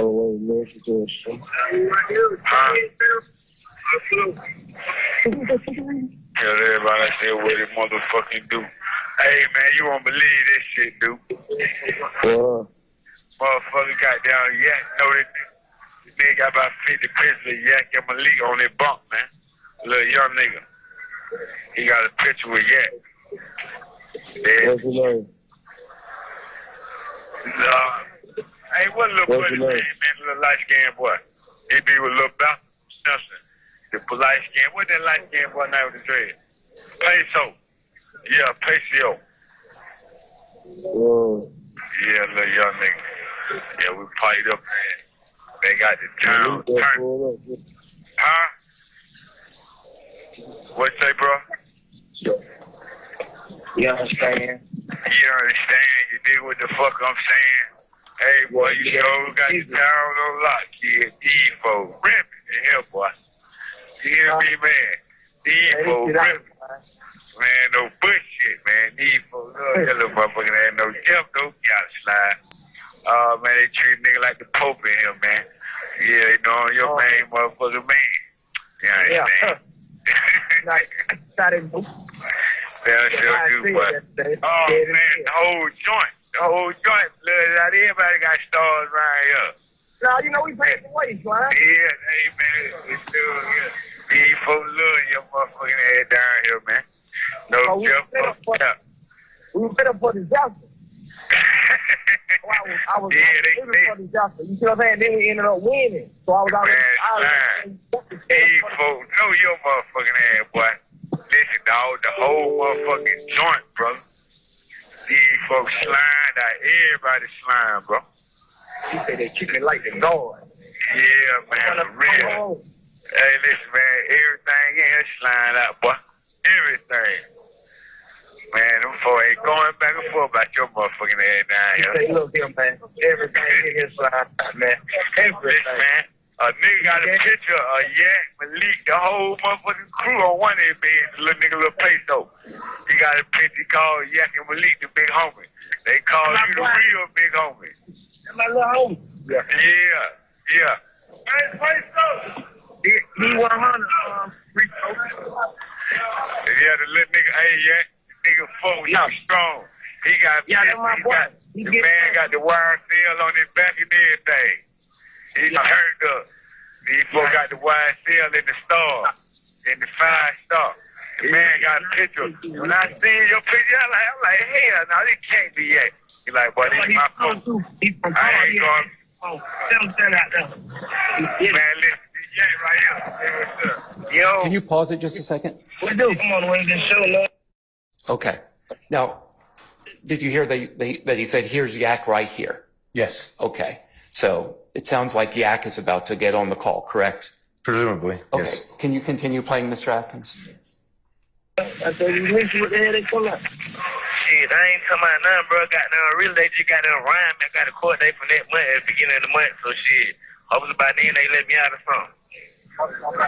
Hey, right, yeah. Hey, make sure Rosco good when I come for you. I've been trying to get in touch with you anyway, so. Yeah. You know, I got him, man. This is my boy, man. You know, I got him. Well, we're gonna blow y'all nigga ass up, man. We'll sit down there when we get back to Rosco. That what's up. What is? Hey, yeah. Yeah, you got your clay yet. These folks singing y'all music, bro. It's on God, man. These folks singing the music, man. The folks beating the whole wall down from 11 to 5 in the morning, man. I ain't singing none of that slime shit, what? The whole dorm.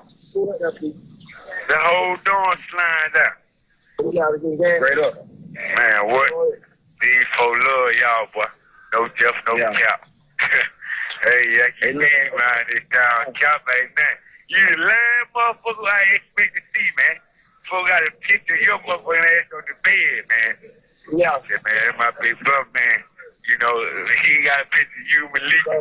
I think you was in the Found Blue, yeah, when you had that weed outfit on. The stone outfit, you had on the stone outfit. Yeah, man, nigga holding it down. Nigga be out there, motherfucker, man, no time. Man, sit back for a major comeback, you did. Okay. Did you ever hear, listening to it again, even though you testified on Monday that you had heard Yak say, roll out the red carpet for Rosco, did you hear Yak say, roll out the red carpet for Rosco right then? On this check call, no. You did not? Okay. Thank you. I have no further questions.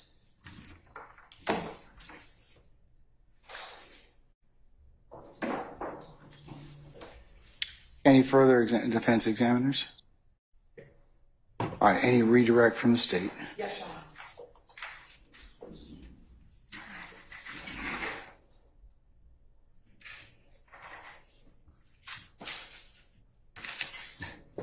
Agent Raissi.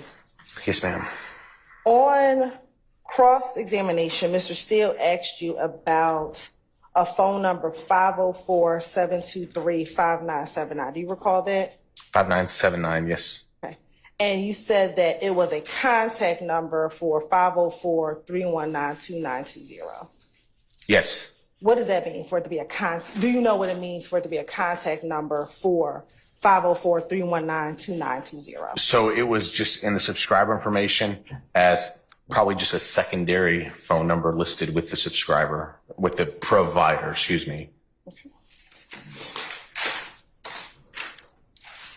Now, do you remember when Mr. Steele asked you to look at specifically, I believe, the 1990 phone record, and I believe we said it's the sister of Mr. Williams' phone record, and see how many times that number called 3383? Do you remember that? I do recall that. And specifically in the month of April, there were several dates in which those two phone numbers made contact with each other. Do you remember that? I do. When looking at that record, if you remember, were there more calls between that number, those two numbers, on April 25th and April 26th than what occurred prior to those dates? Yes, there was more frequency around those dates than prior to that, yes. Okay. And on April 25th and April 26th, was that the night in which you were investigating? That's correct.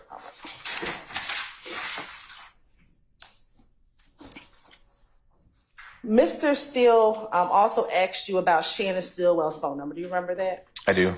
And do you remember speaking about how you may have obtained those phone numbers? Yes, that they're just listed in Cobb County RMS. I'm not, yeah. Is there any reason why you didn't do legal process on the Shannon Stillwell phone numbers?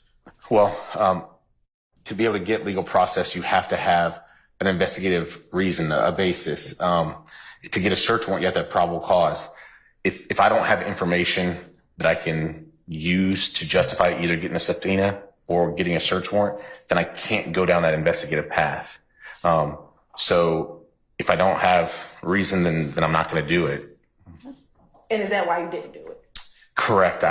I tried to utilize the best investigative methods that I could with the information that I had. And did you ever try to confirm a phone number for Shannon Stillwell?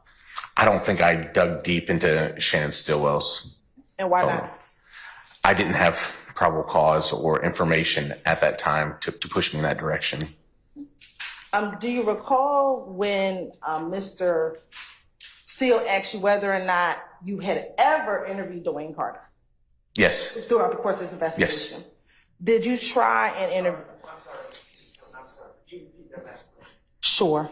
Do you remember when Mr. Steele asked you, like throughout your investigation, if you had ever interviewed Dwayne Carter? I do remember that. Okay.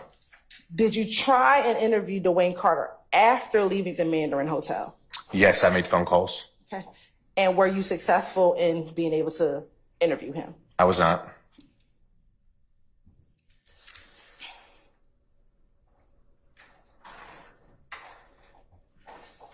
And do you recall a series of questions from Mr. Steele regarding whether or not certain videos are promotional and things of that nature? Do you recall that? I do recall that. Did your investigation regarding the shooting on the morning of April 26th, was that a real life shooting and not a promotional video? It was a real life shooting, yes. Now, we spend a lot of time on phones, so I'm going to ask you some questions about phones.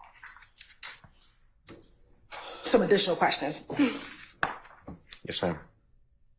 Do you recall Mr. Steele asking you a series of questions regarding going through the records of certain people's phones and seeing if certain numbers were in the records? Do you remember that? Yes, ma'am.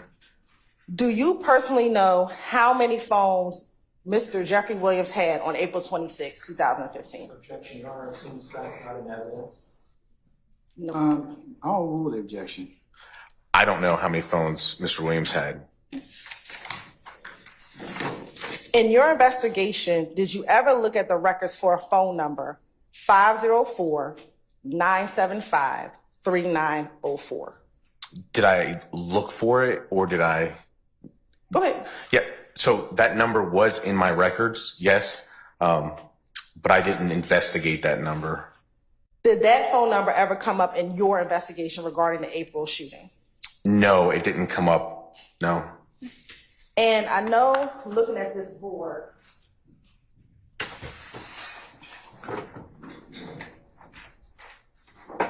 When you mean which this I'm walking board, up to which one are you talking about? yes, sir, I'm actually walking up to the board.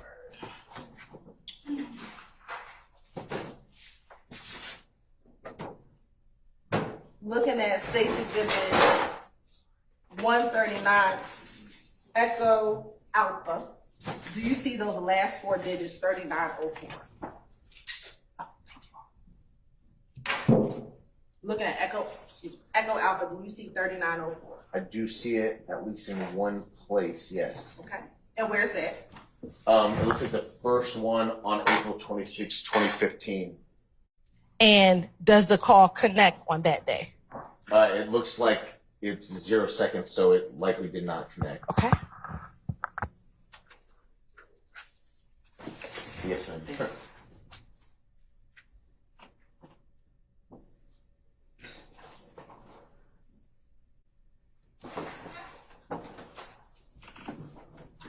Now, I want you to do me a favor. Can you look at State's Exhibit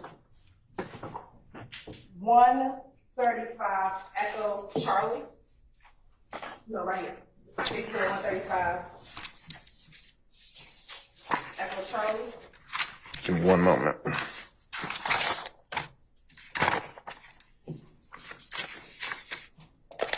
Oh, 134, Echo.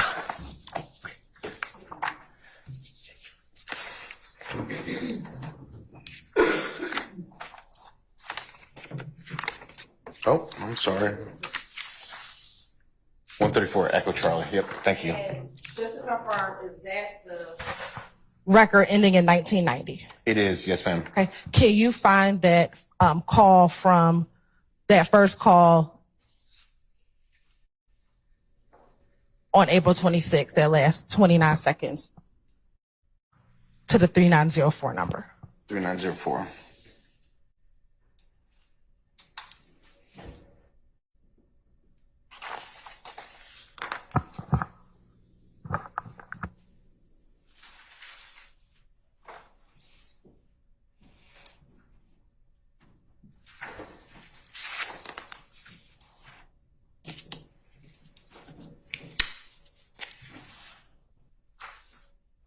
And if it's e-down direction page 1005 is 134 Echo Charlie. Thank you. I appreciate it. You see that number?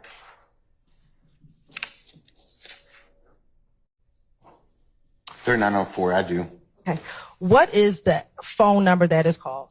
It's a 504-975-3904. Now, on this board, which is the 139 Echo Foxtrot, do you see the 3904 number on here? Yeah, there's an error. Okay. The typographical error. Where is the typographical error? It has a 4 there instead of a 5. Okay. So this should be 975-3904 based on that record. That's correct. Okay. And when I say that record, 134 Echo Charlie. That's correct. All right.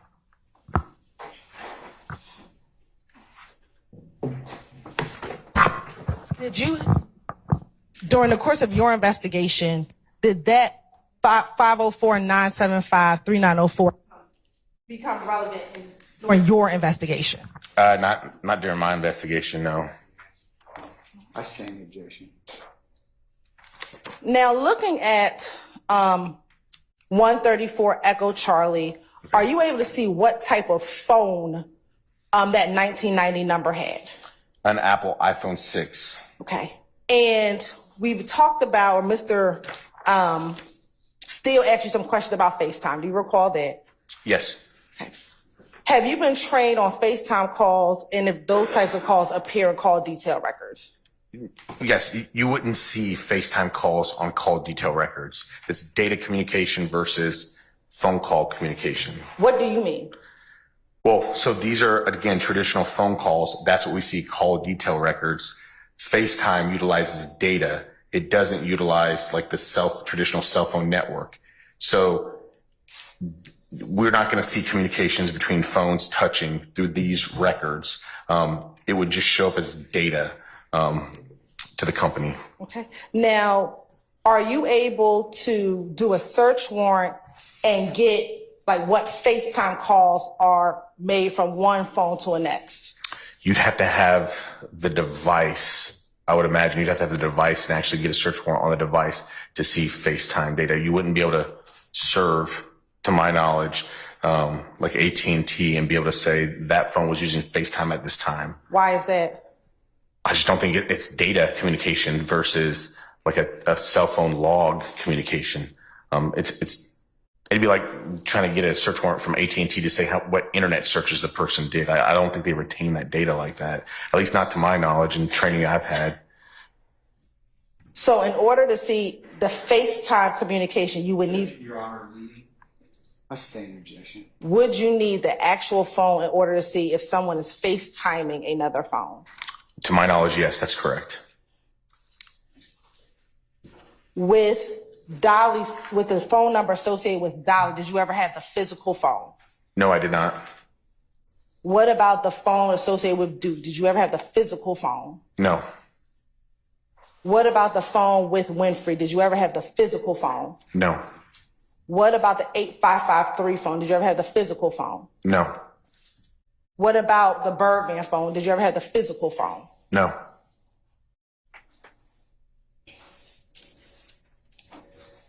At this time, do you know, if from your investigation, if the Jeffrey Williams 8553 number called any of those people via FaceTime? I have no knowledge of that, no. What about the Duke phone? Do you know if Duke called any of those people via FaceTime? Again, I have no knowledge of that. The Dolly phone, same question. Same answer. The Cash Money Birdman phone, same question. Same answer, ma'am. What about things like WhatsApp, Signal, all these other ability to call people that's not the traditional way? Are you able to get records for that? Again, so each one is different. Some of those are end-to-end encrypted. Some of those you'd have to have the actual physical phone device. Some of those service providers are overseas. So even serving legal process on them wouldn't work because they don't honor American legal process. So there's a lot of caveats in there, kind of like previous answers. But yes, generally speaking, you'd have to have the actual phone in order to extract that data. Can you tell, looking at the call detail records, whether Mr. Williams spoke with Jimmy Winfrey through a third party such as Duke or Dolly? I can't tell that.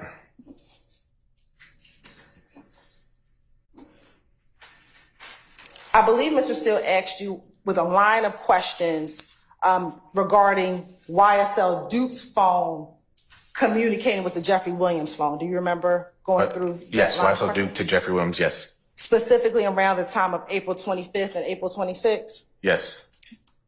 Do you remember that video seeing them on stage together? Yes.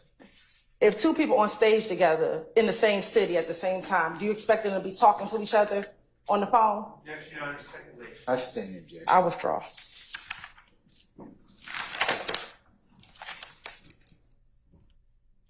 Now, do you remember a line of questioning from Mr. Steele regarding any evidence of Jeffrey Williams encouraging anybody to do something? Do you remember that line of questioning? I do, ma'am. As far as this investigation, what did your investigation reveal as to who had a beef with Lil Wayne? Object to that. Basis. Hearsay? Overruled, sir. Fake, Your Honor. Overruled. Overruled. The investigation revealed that the beef was between Jeffrey Williams and Dwayne Carter. Do you remember State's Exhibit 117E, the compilation video? Yes. From, Yes. in that video, is Jeffrey Williams the one that says, can't name the mixtape Carter 6 because these fuck ass niggas trying to sue? Just like some hoes, I'm a big old blood, so I'm going barter 6 on the fucking way. I do recall that, yes. Did your investigation reveal who had a series of albums called The Carter prior to Mr. Williams? I am aware of who had the albums Carter before. Who was that? That's Dwayne Carter had the Carter series. And did your investigation reveal if Lil Wayne at this time of your investigation was in litigation regarding his album, The Carter, or the name of his album? I am aware of litigation in regarding the Carter 6 album, yes. In the midst of this beef between Lil Wayne and Jeffrey Williams, were the associates of Jeffrey Williams, based on your investigation, at Club Compound the night of April 25th into April 26th? Associates of Jeffrey Williams. I stand objection. Were there individuals in the course of your investigation who had made contact with Jeffrey Williams via the telephone at the Club Compound on the night of April 25th and April 26th? Objection to no one made contact with his telephone. That's an improper question. That's fine, I'll rephrase. I'll stand objection, you rephrase. Were there phone numbers of individuals, i.e. Jimmy Winfrey, contacting a phone number of a YSL Associates phone that was in Baton Rouge at any time? Did you see contact or Dolly's phone contacting the 8553 phone or any of those individuals at the compound on April 25th through April 26th? No, I object, sir. I stand as the form of the question is compound. You can break it. Sure. Throughout your investigation, interviews, phone records, your entire investigation, not just the phone, did it reveal that people who were associated with Jeffrey Williams was at the compound on April 25th and April 26th? Your entire investigation. Sorry. Same objection as before about associates. I'm going to overrule the objection, Mr. Steele. Confrontation clause. Overruled, sir. Yes.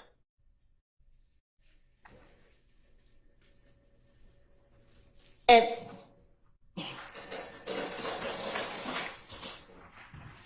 were there individuals, phone numbers of individuals associated with Jeffrey Williams, their phones pinging off towers, following the same direction of the bus as it was traveling back to the hotel on the morning of April 26th?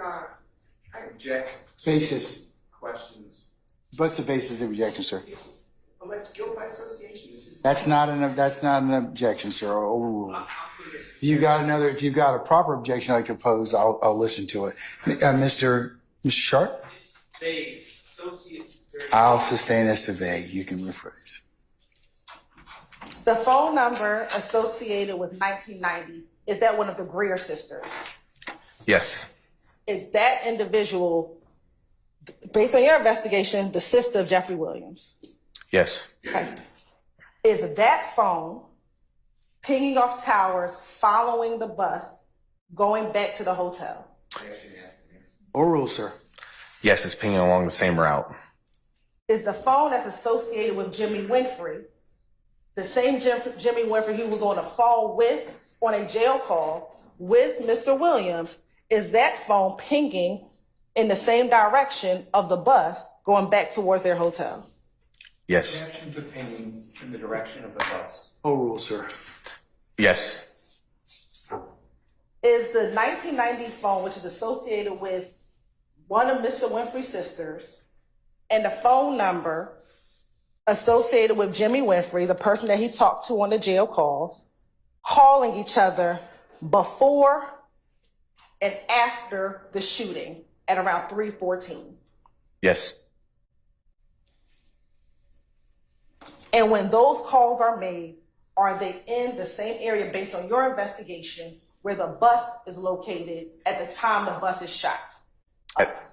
Yes, during that window of time, yes, that we're speaking about, yes.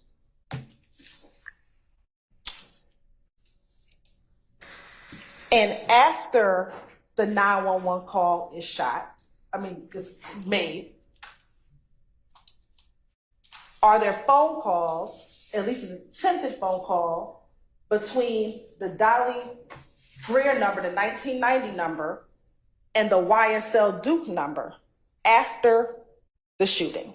Objection to the form of the question. I stand in objection. After 3:14 a.m., is there a call between the 1990 number and the number associated with YSL Duke? Yes. That's not object based upon the evidence presented. That's not an objection, Mr. Steele. Overruled. The statement of the evidence. That's better. I still overrule it.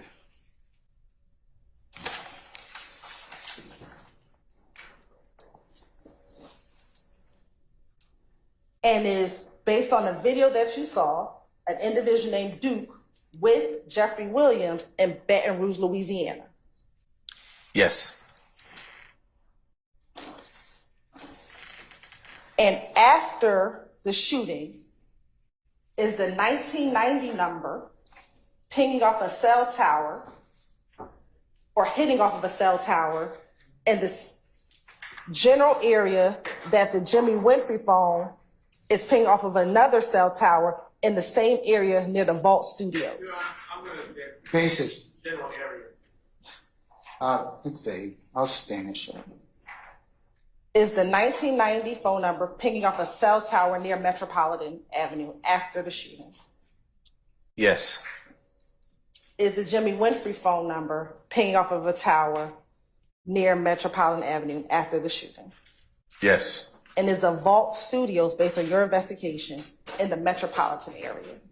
Off Metropolitan Parkway, yes. Its address, yes. And did you have evidence that individuals from YSL were at the Vault Studios before and after this shooting, based on your investigation? Objection. Hearsay confrontation clause. You're on the quick case. I'm overrule the objection. Mr. Steele, do you have an objection, sir? Same basis? No. Okay, all right. Sir. Okay. Yes.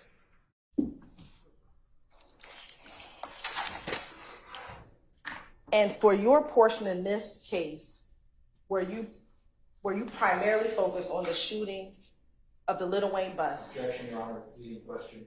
And it's been asked and answered, so. Outside of that investigation, did you have any other involvement in this case? Objection. Yes. I stand in objection. Did you have it? Did your investigation end at the conclusion of this case? Yes. I have no further questions. All right, before I offer recross, if any, been brought to my attention that some individuals need to take a break, so take a comfort break. So let's just be in recess for about 10 minutes, okay?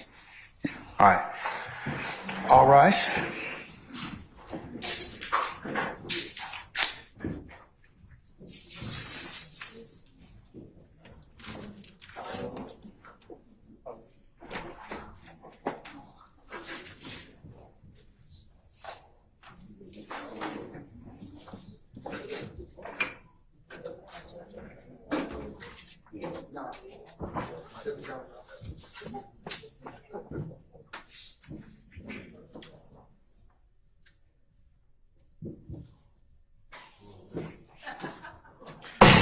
Oh my goodness. I was stretching. And I kicked it. All right, ladies and gentlemen, please be seated. Okay, you're in recess for 10 minutes. See you. Now I should stretch, I guess. Okay, all right.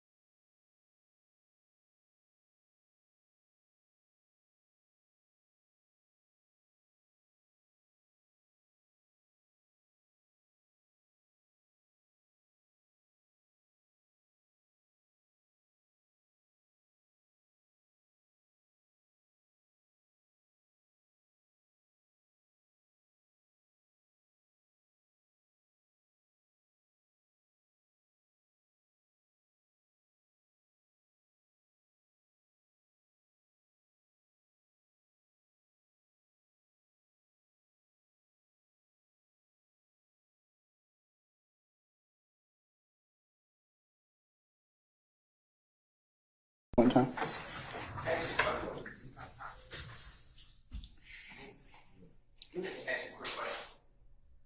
Yes.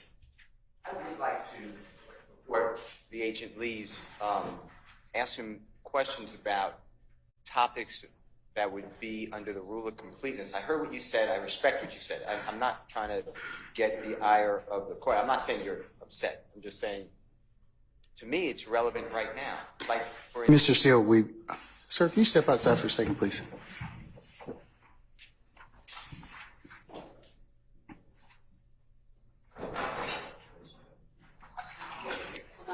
Stand fast. Okay. The whole premise, Mr. Steele, is that it's self-serving at this point in time for you to be able to elicit that particular information. If and when you decide that you should call or wish to present a defense on behalf of Mr. Williams, then I will make rulings as to the rule of completeness and other grounds. It's just not presentable now. I'm not saying you can't, but I in no way want for you not to understand and for the court to impress upon you. You don't have the right, you don't have the responsibility to present anything right now. I know you told me, well, it's going to be 7 months before we get a chance to elicit this particular evidence, but the court recognizes your right at this point in time to not present anything and the burdens of states. So we've covered that in great detail a number of times. I'll give you continued objection on the issue, but that's my ruling at this point. And I understand. Can I just give one example and then I will do it in writing? So you're still going to ask me at this point in time even though we've covered the same issue at least 7 or 8 times at this point in time, because you've made this point at critical junctions that you believe are important. So I'm fully aware of the issue. I really am. Well, okay. I will put it in writing. It's just, to me, when the state, this is what I wanted to say. If I'm going too far, I'm not trying to waste your time or anyone's time. When the state says, you noticed that there was a beef, I think that's the word, between, and the answer is Lil Wayne and Young Thug or Jeffrey Williams, I believe that under the rule of completeness, I could put in a statement of Jeffrey Williams on July 15, 2015 with this detective excuse me. Yes, you can. And to quote a famous politician, yes, you can, but you just can't do it now. Okay? Now, but I'm going to obviously go with the court. Okay, yes, you can, but it's just that the law doesn't provide you the ability to do that now because it's self-serving. Okay? I'm not It's self-serving but like I said, if you make that decision at some point in time and at the appropriate time that you wish to do so, then I will, of course, then at that point in time,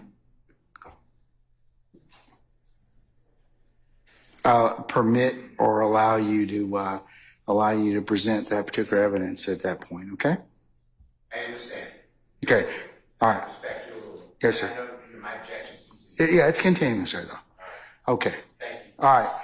Can we call Detective or Agent Raissi back? Some of our jurors. Okay.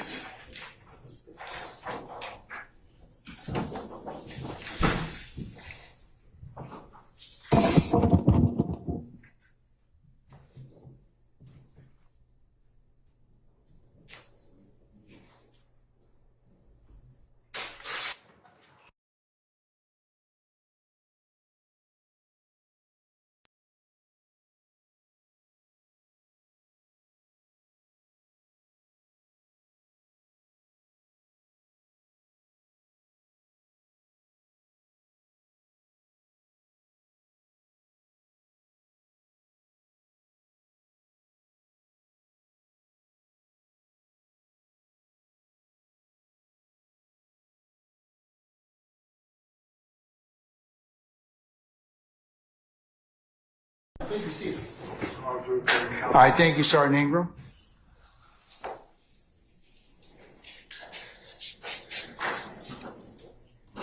All right. Who do we leave off with again? I'm sorry. Mr. Steele? I would like to. Yes. Very good.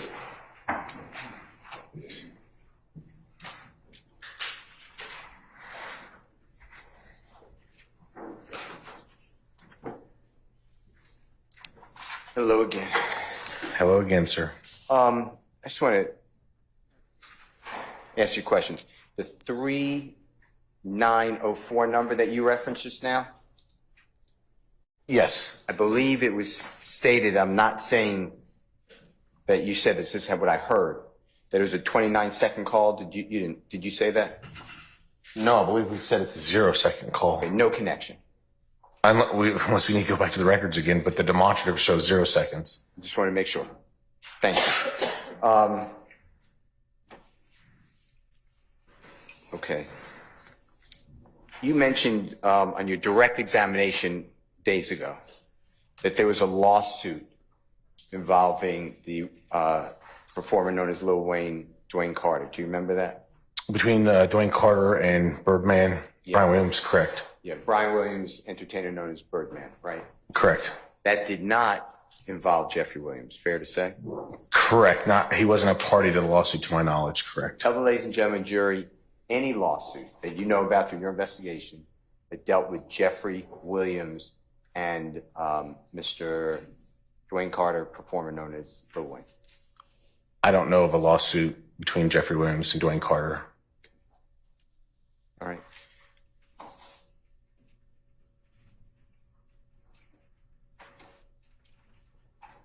I forgot earlier, I asked you about the Twitter account. Yes. I want to show you the return.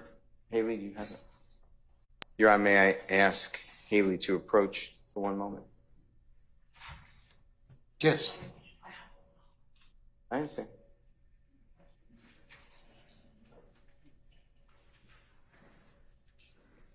I'm sorry, Your Honor. Hold on one second, please. May I step back? Yes, sir.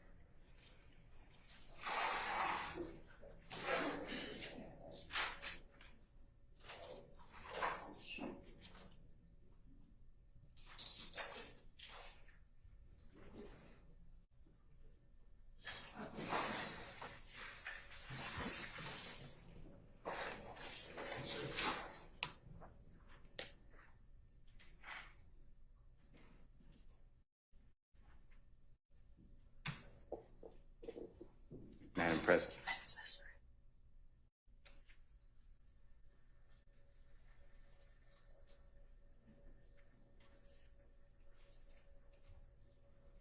Your Honor, may we approach? Yes.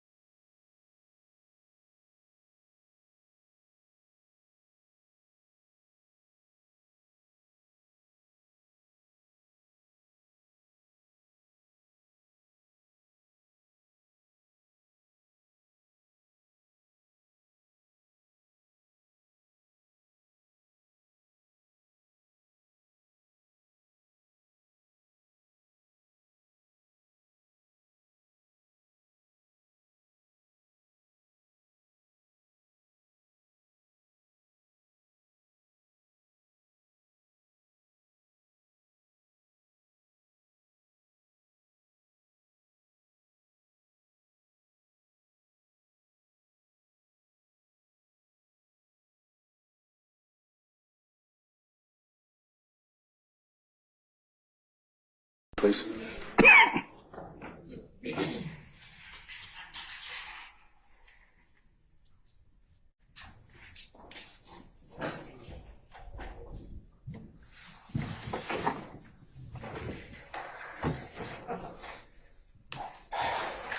Your Honor, based upon this honorable court's ruling, I will have no other questions for now, and then I would like to have the court not excuse the agent. Any other examiner for recross? Any other redirect? That conversation. All right. Agent Raissi, you are going to be subject to recall. So please don't discuss testimony to anybody except the attorneys in this case, okay? But I am going to release you for now. We'll give you enough time if and when that should become necessary. Give you enough lead time for you to come back, okay? Yes, Your Honor. All right. Okay, sir. Thank you very much. Thank you, Don't Your discuss testimony to anybody except the attorneys in this case. Yes, Your Honor. All right. Thank you, sir.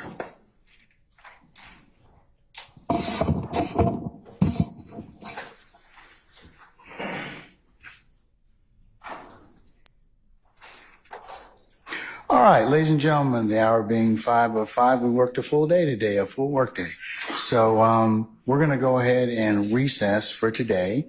And if I could have you all come back for tomorrow morning, Friday at 8:30 for anticipated 9 o'clock start time, we will have an abbreviated day. We'll probably go from that time till somewhere around the noontime hour. Then we're going to recess for the day, and then consistent with the court's earlier directives, you will have some administrative days through the 28th of Memorial Day holiday, and we'll reconvene that Tuesday.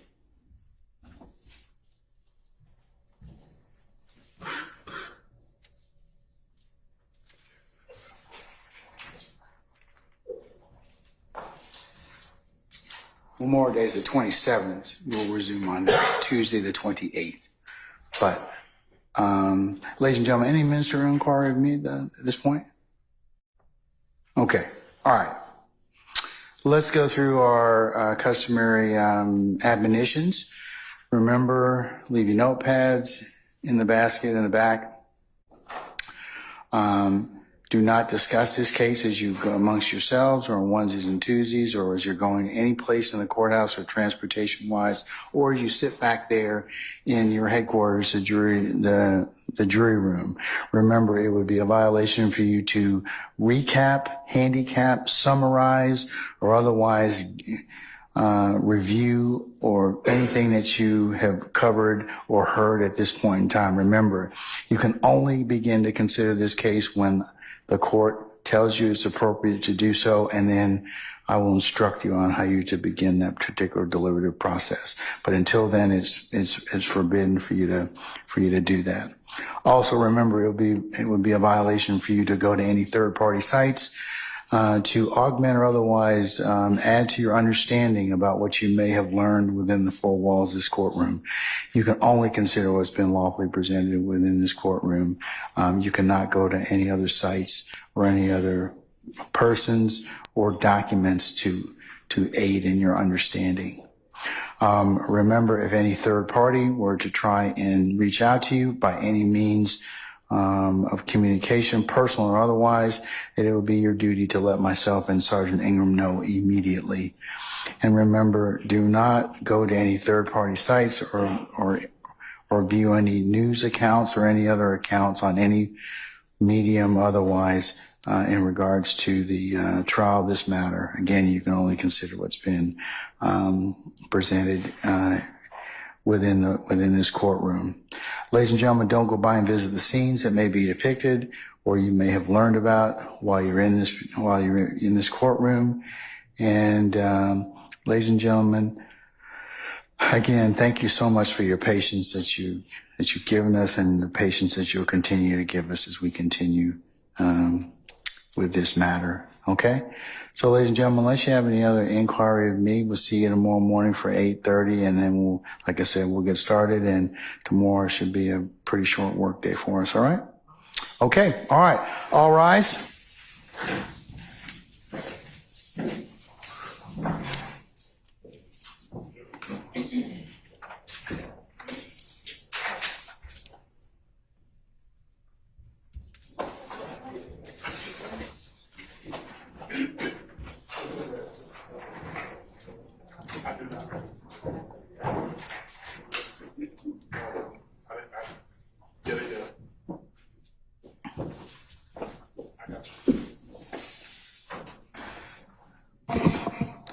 All right, ladies and gentlemen, please be seated. Our jury has left us.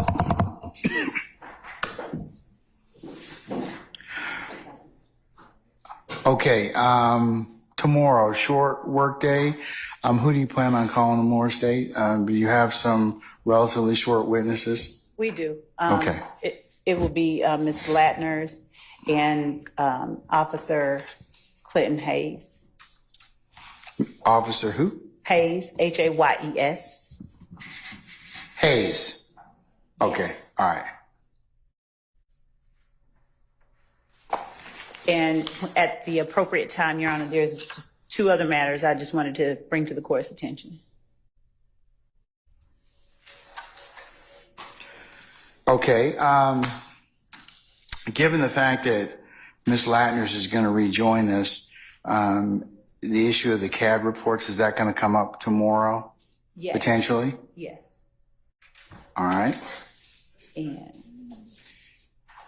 And what other issue do you have for my consideration? So that was half of the first one, that we were entering into another series of acts, starting with January the 6th, going through January the 10th. So that's one portion of it. The second, I think, most pressing portion, however, Your Honor, is the fact that we would be asking that the court release Agent Raissi from the state subpoena. He is making himself available to be subpoenaed by Mr. Steele if he so chooses. But if he were to not appear, the state would not be seeking a material witness warrant, because we were not planning on calling him again. Just to make it legal and proper, we would ask that the court require, if Mr. Steele plans to call Agent Raissi in his, or if he so chooses at some point in the future, that he just put a subpoena in his hand. Okay, I've made that decision. I'm going to go ahead and just leave him under subpoena at this point in time. Okay. But I've already stated for purposes of the record that that's if Mr. Steele and his client decide they wish to present a case, then the court will make him otherwise available, given the issue of his federal subpoena and availability. Oh, and I don't think that he requires a TUI letter. He didn't require one. Okay. As long as he's being questioned about his Cobb County, about this case, yes, he does not need a TUI letter. He does not have to, Mr. Steele or no one else has to go through those steps. All right, so I'll leave him under the subpoena at this point in time. Now, if Mr. Steele decides he does not wish to present a case, which he can make that decision at some point in time, if that's the case, then I will release him at that point in time. Okay? All right. What else did you wish to ask me? It was only to tell the court that we were getting into another series of acts. This was the January the 6th. And then January the 8th, these are those series of acts that we intend to introduce evidence of, and those are the ones that the CAD reports pertain to. It was just an announcement that we were entering into a different series of acts.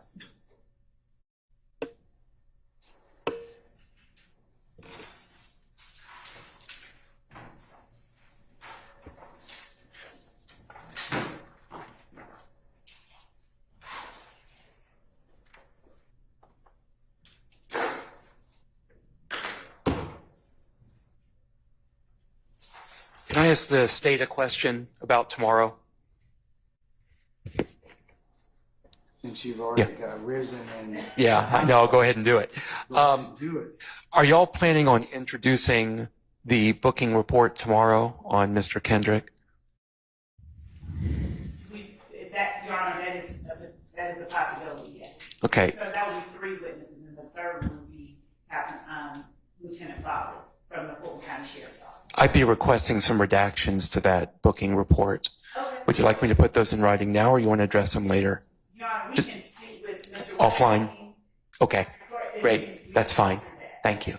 You're welcome. If Mr. Weinstein, if you just...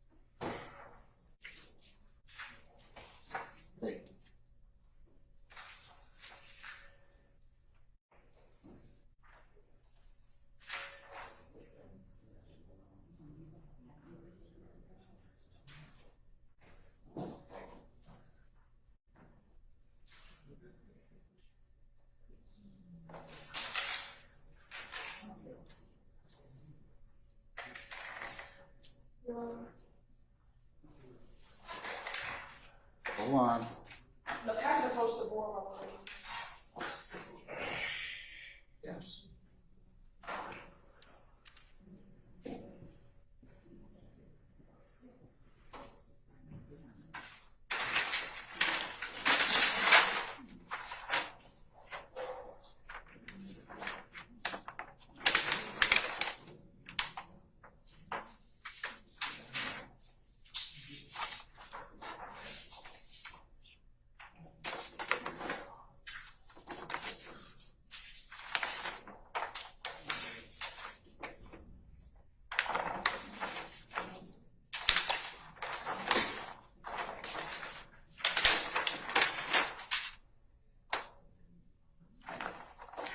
All right.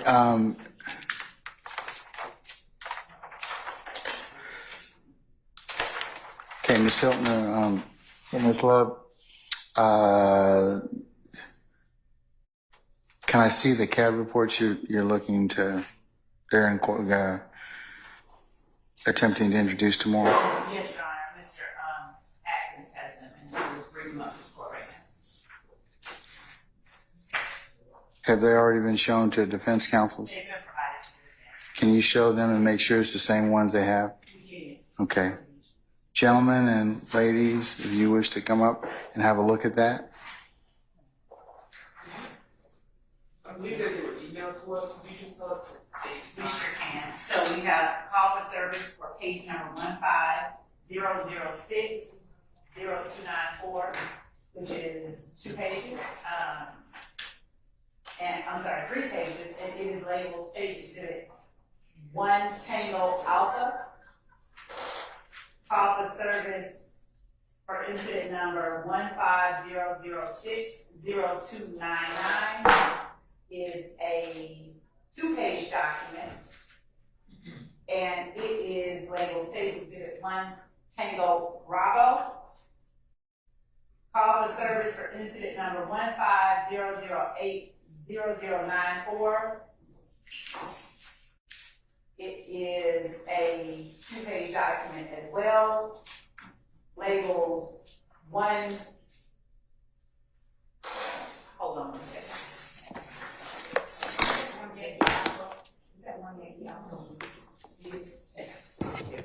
Labeled 1 Yankee Alpha.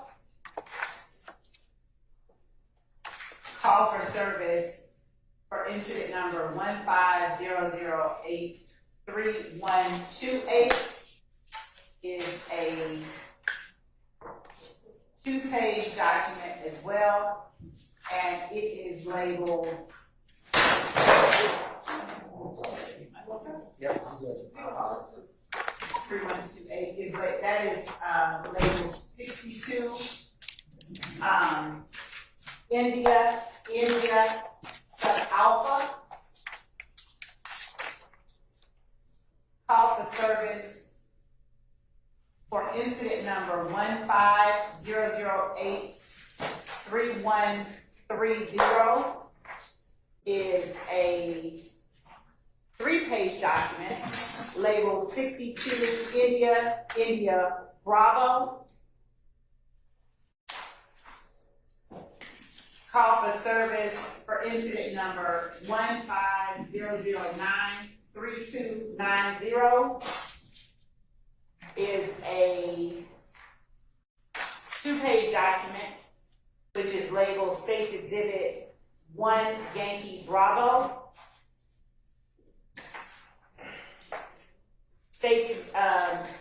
Call for service for incident number 15010-2106 is a 6-page document, which we have labeled State's Exhibit 2 Yankee. And I believe that exhausts the exhibit numbers. Okay. And can we, I ask? Wait a minute. I'm about to tell you. Thank you. The email came on May 6th. Okay, thank you. As well as, Your Honor, we just passed out the exhibit list as well. Could you just tell me the time? And I'm not doubting that it happened. I'm just trying to look. It'll be easiest if it came from Mr. Atkins. So if you search Mr. Atkins for May 6th, we've received it. But I believe it's around 4:22 p.m.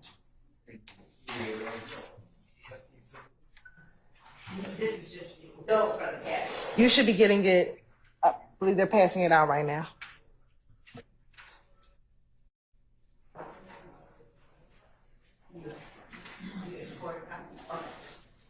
May I just pass to the court the task force? Yes. Thank you.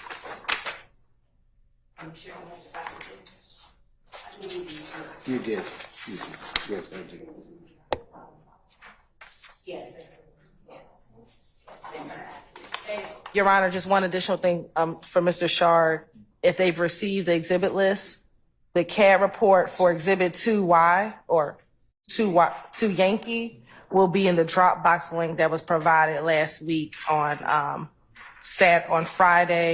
last Friday at about 5:00 p.m. Everything else will be in that email I just stated. Thank you, Ms. Hilton.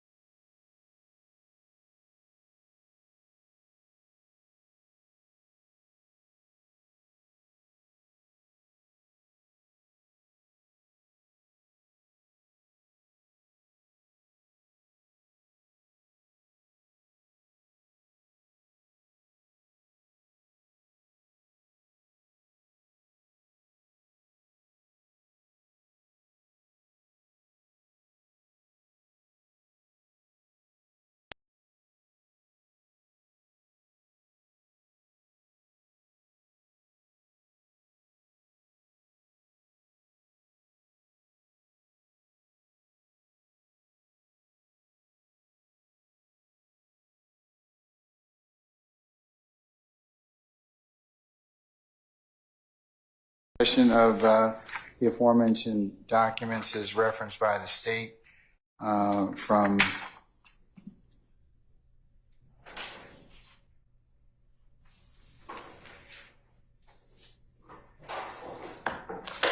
So I believe, Mr. Harvey, you indicated you want to have discussion on this, so I'll let you have the first go ahead, sir. I assume others will make the same objections or add when I fail to include everything. My recollection was that these incidents were mentioned as course of conduct during the course of the investigation to explain, perhaps, the course of the investigation. I recall that everybody joined in a objection to the admission of each one of these, and it's a January 6, 2015, to January 6, 3, third is January 8, 2015, two of them January 8th, then January 9th, and January 10th. I think we made objections under the old case, Teague versus the state, at 252 Georgia 535. 252 Georgia 535? Yes, 534, sorry. Sir? The newer case is Davis versus the state at 307 Georgia 746. 307 Georgia what, I'm sorry? 307 Georgia 746. Okay. The objection was course of conduct is still hearsay. The second objection was confrontation, and I'll get to both of those in a minute. But each one of these events, as I understand it, and y'all can correct me if I'm wrong, are unindicted acts to explain the course of the investigation. I believe I joined in the hearsay and confrontation objections. I also added my, prejudicial spillover. This is getting way beyond anything that Mr. Nichols may be responsible for at this particular point. And if it was being admitted solely for the purpose of showing the course of investigation, but not for the truth of the matter asserted, then I asked for a 105 instruction.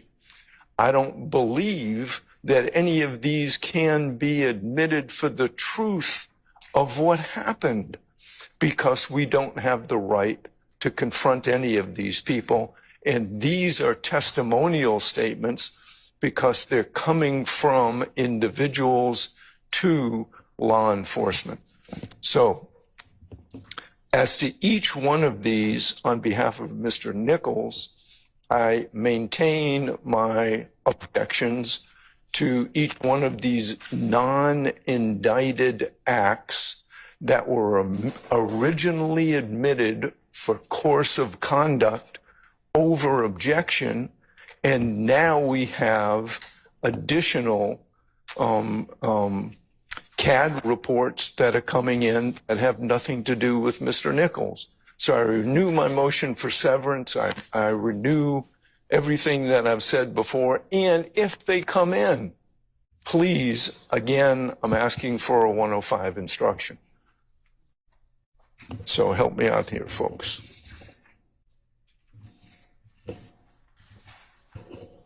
That's it. Okay, sir.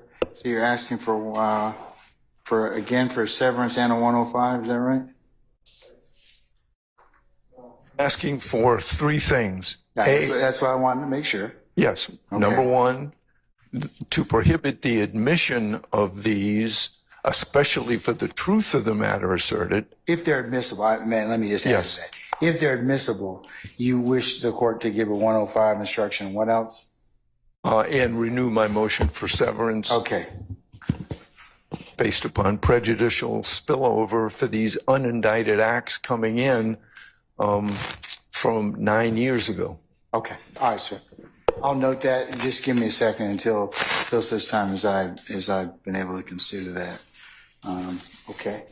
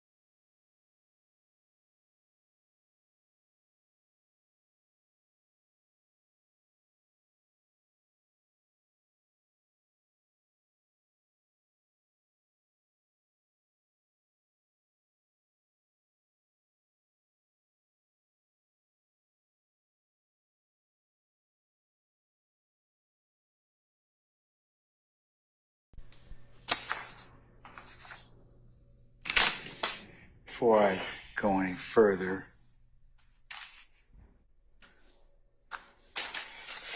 Mr. Love, what is the state's rationale for the attempted admission of 1 Tango Alpha, 1 Tango Bravo, 1 Yankee Alpha, 62 Lima Lima Alpha, 62 Lima Lima Bravo, 1 Yankee Bravo, 2 Yankee, and 2 Yankee Alpha through Foxtrot.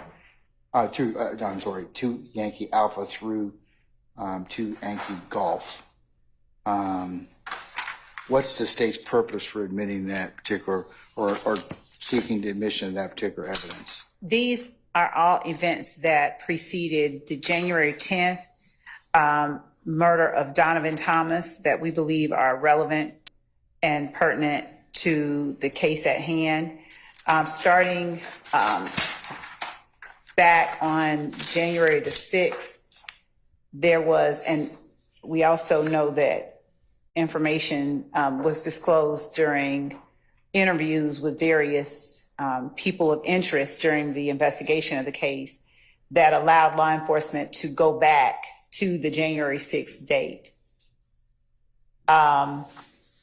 At that time, there was a fight at Club Crucial, and after that fight, shots rang out, and defendants Martinez Arnold and Diamante Kendrick were stopped speeding away from the location where the fight had broken out and shots had been fired with an orange cone caught underneath their car at the time that they were stopped.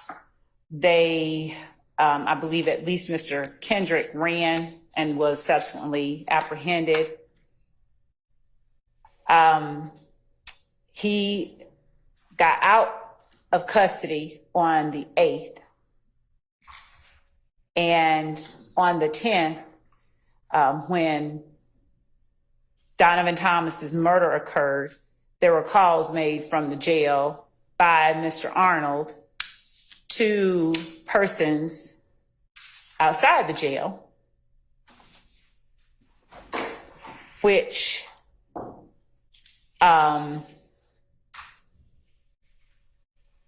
who were in the presence of Mr. Kendrick on that night. The 2 CAD reports relating to the January 6th incident both involve a fight in progress and then subsequently a fight with a weapon.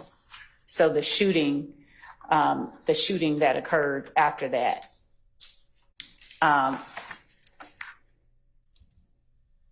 was related to the fight inside. So it's not to explain the course of.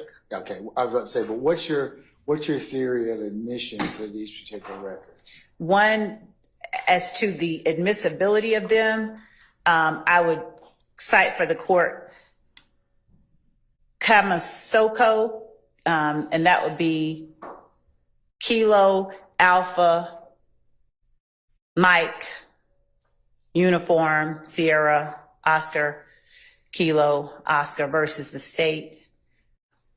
362 Georgia App, 276. And in Kamasoko, the court addresses the admissibility of CAD reports, notwithstanding the defendant's or the appellant's assertion that the trial court erred in denying his motion in limine seeking the exclusion of the police dispatch reports or CAD reports, claiming that the state had failed to establish they were admissible under any exception to the hearsay rule.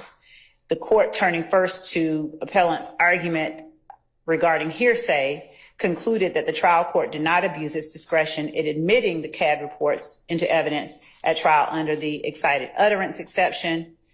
The court went on to address that the statements made during the 911 calls about officers reporting to dispatch personnel and detailed in the CAD reports were related to a startling event or condition.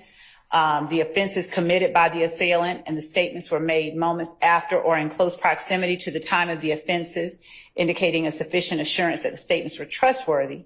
With respect to relevance, the court. So you have the 911 calls correspond to the CAD reports? No, we have the CAD reports themselves.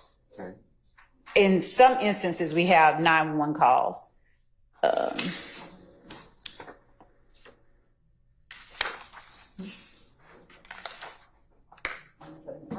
For the murder. For the CAD reports that we have labeled and identified for the court, we have the CAD reports.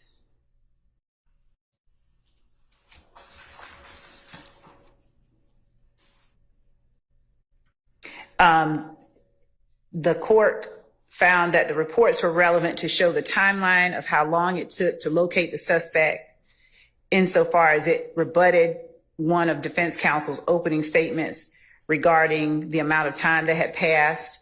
The court found that the reports were relevant in demonstrating the circumstances of the offenses, specifically the existence, nature, and location of the appellant's crime spree, his flight from officers, and his eventual apprehension. In our case, Your Honor, the feud between YSL and If Gang here in Atlanta was alleged to sort of, I I'd argue that it reached a pinnacle with the murder of Donovan Thomas, but there were events that led up to that and events that occurred after that. And the January 6th through January 10th incidents are the events that we allege led up to that. So the CAD reports aren't meant to explain a course of conduct. They're meant to give background to the jury of a series of events that led up to another major act alleged in this indictment. So it gives context, in our opinion, it gives context to what is going on the 10th, and it's relevant for those purposes, for whatever value that the jury gives to them. Mr. Steele?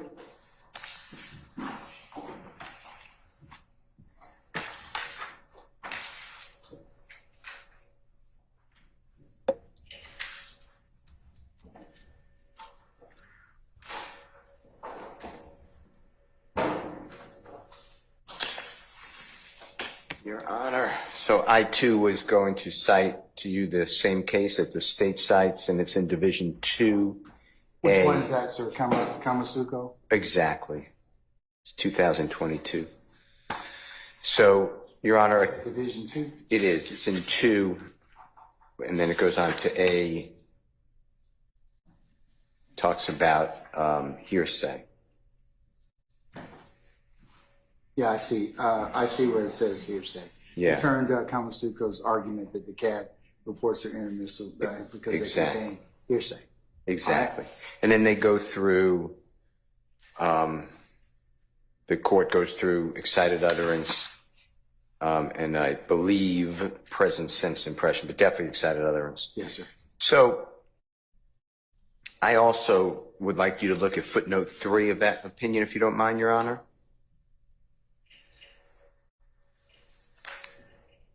You mean Kamasuko makes no distinction between any particular statements or declarants? Yeah. Okay, I'm with you. And therefore, he did not preserve the issue for the appellate court to rule on.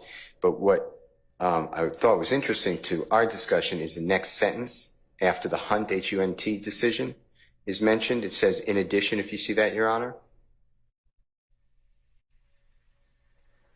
Yes, sir. Although Kamasuko mentions in passing that whatever was said to the 911 operators was filtered through people who did not testify at trial, he fails to include either citation to authority or meaningful legal argument that the CAD reports were admissible because the 911 operators or other persons writing down the declarant statements did not testify at trial, therefore he abandoned it. The reason I do that is my understanding, Your Honor, is what the state is trying to do with these specific exhibits that you mentioned is, or that we mentioned earlier, is put in the actual written document, but without the 911 call, without the 911 caller. How are you, as the finder of the law, supposed to say, yeah, this is an excited utterance or a present sense impression? All you have is a document. You don't know if this was an hour after it. You don't know if the person's laughing on the other end of the phone. You don't know. We don't know anything, and that's my problem with the admission of all this. This is just a trial by a document without a witness, without even the 911 call, which 911 call don't have the witnesses, but at least you have, like you did earlier in the trial, you can say, hey, this is confrontation clause under Pitts, so this is not, this is just hearsay. So I just want to point that out to you. I don't believe that it's admissible without more context, because all it is the CAD report, as Ms. Latimer has said many times, it's just another person who is filtering information from the police and from the 911 callers and going back and forth. So we really don't know. Okay, so your specific objection is to the reports themselves. Yeah, I mean, without the 911 calls. What about the 911 calls themselves? They don't have them. Well, they've got calls in 2 Yankee Alpha through 2 Yankee Golf. Then it's the same thing we did earlier. I'm sorry. Let me correct myself. 2 Yankee Alpha through 2 Yankee Echo. There's a series of 5 audio 911 calls. You need to make the call. Is it admissible or not under Pitts? We went through that whole ramification whether this is to catch somebody, and is it a crime that already Is occurred? it a present sense impression or not? Versus is it confrontation clause? You know, just, hey, like in Pitts, hey, he has a parole hold that was in Pitts. He has a parole violation. Yeah, okay, yeah, that's, yeah, but You got to excise that out. I understand. So that's my point is we have no witnesses here.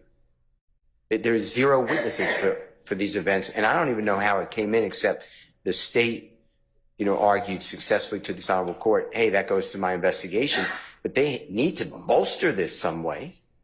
Well, here's the thing with Davis, which Mr.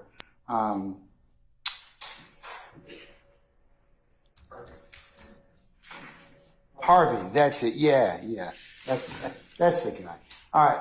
Mr. Harvey referenced to the court, which is the successor of Teague, but Davis kind of indicates to the court that by Teague, I should say, I apologize. Applying the rule in Teague, we held as error for the trial court to permit the state to elicit testimony from the investigating officer as to a conversation that officer had with a third party for a limited purpose, but explain the officer's conduct in continuing the investigation of a robbery because such information was not relevant to determine the defendant's guilt or innocence. I've argued that, right. However, we ultimately affirmed the defendant's conviction, and they were holding it was harmless. But the court goes on in Davis to indicate that they talk about the investigatory actions need not to be explained, and in that particular case, because of the investigation was not attacked. All right. However,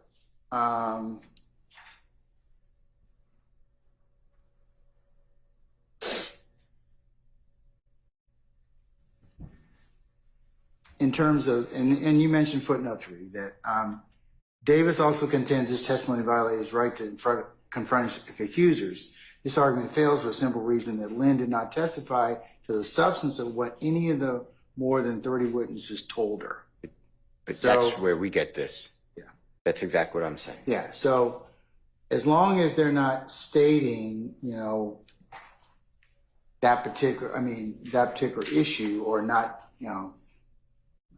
not admitting those to violate your confrontation clause, then that certainly would be appropriate. However, I'm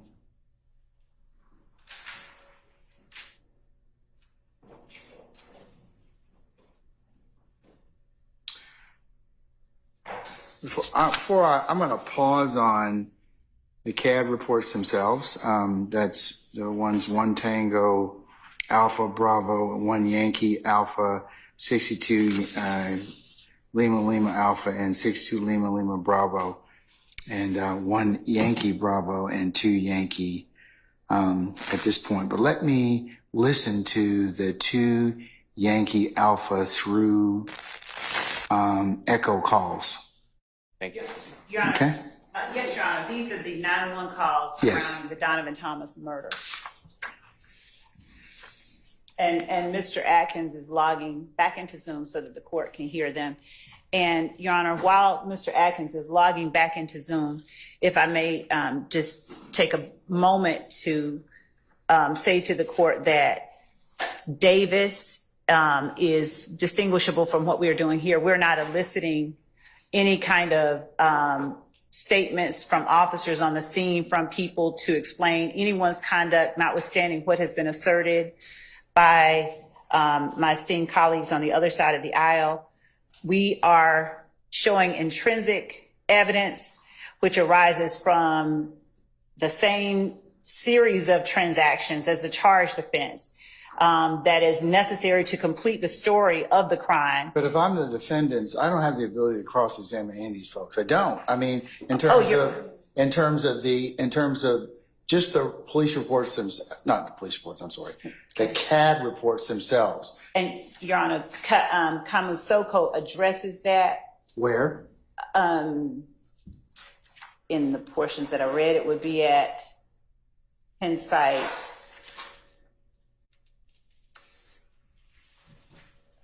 280 through 281, starting at paragraph 2. You said 280? Yes.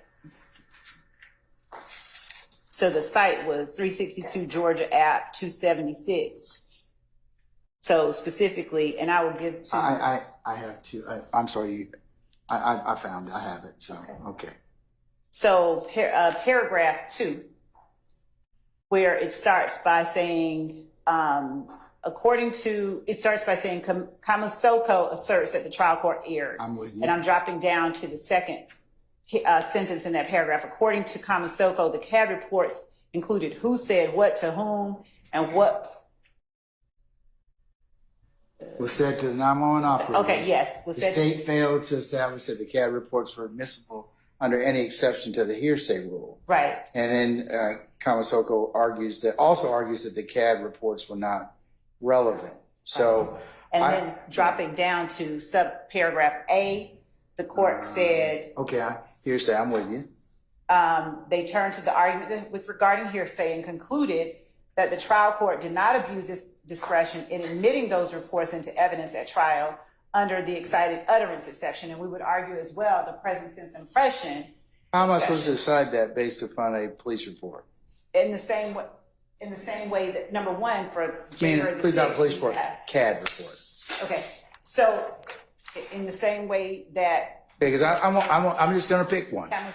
I'm going to pick 1 Tango Alpha. All right, it's a 3-page document. How am I supposed to decide, other than the only thing that I see on here that is fight in progress, right, as part of the call information. And then on the 3rd page, it's got a CAD narrative running on Hall Street, and running on Hall, then it's got running on Paul Street. But how am I supposed to be able to determine whether or not that is an excited utterance? Or present sense impression, I would argue, not excited utterance. Three ways. I'm glad the court pointed to this one. 1, we will have a responding officer testifying. 2, we will have a witness further down in the trial who will talk about the fight and the incident what ensued after the fight. It's included in 2 of our witnesses, or at least 2 statements that were given to the police, recitation of what led up to the Donovan Thomas murder. Okay. I think you're gonna need to lay a little foundation for that. If you're proffering that, then that's gonna require a little bit of foundation. So proffering. That you're gonna have an officer testify about this call, like for example, on 1/6/2015? Yes, on 1/6/2015. If you're gonna have somebody testify about that, then certainly,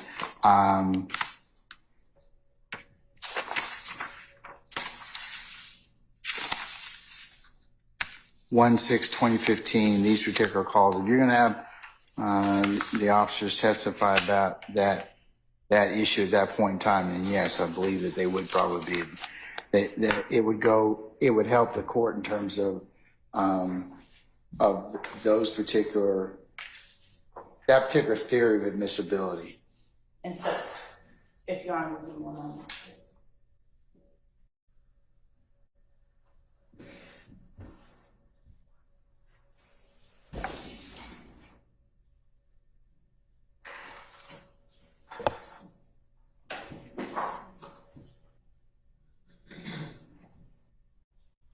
And Your Honor, just to and the issue that Mr. Steele is distinguishing is in Kamasuko, unlike what he's objecting to now, they didn't preserve any of that particular issue for appellate review because Kamasuko mentions in passing that whatever was said to the 911 operators was filtered through people who didn't testify at trial, and he didn't include any citation or authority or meaningful legal argument. And Your Honor, that these CADs were inadmissible because 911 operators or other persons writing down the declarant statements did not testify at trial. So it's helpful if you got live testimony or if you have For example, a CAD report with a 911 call, like I was able to look at last time, I can listen and as a threshold matter, make a determination if it's a sight, utterance, or present sense impression, because I can hear it for myself. The naked paper documents don't really give me anything without any testimony. So that's what I'm saying. I would defer ruling on those for the time being. So, Your Honor, if I may just briefly, with respect to the naked paper, as the court has cited, if the court looks at the times of the statements that are made during the CAD report, or even the January the 6th incident, notwithstanding the fact that we intend to bring in one of the responding officers. Your Honor, specifically,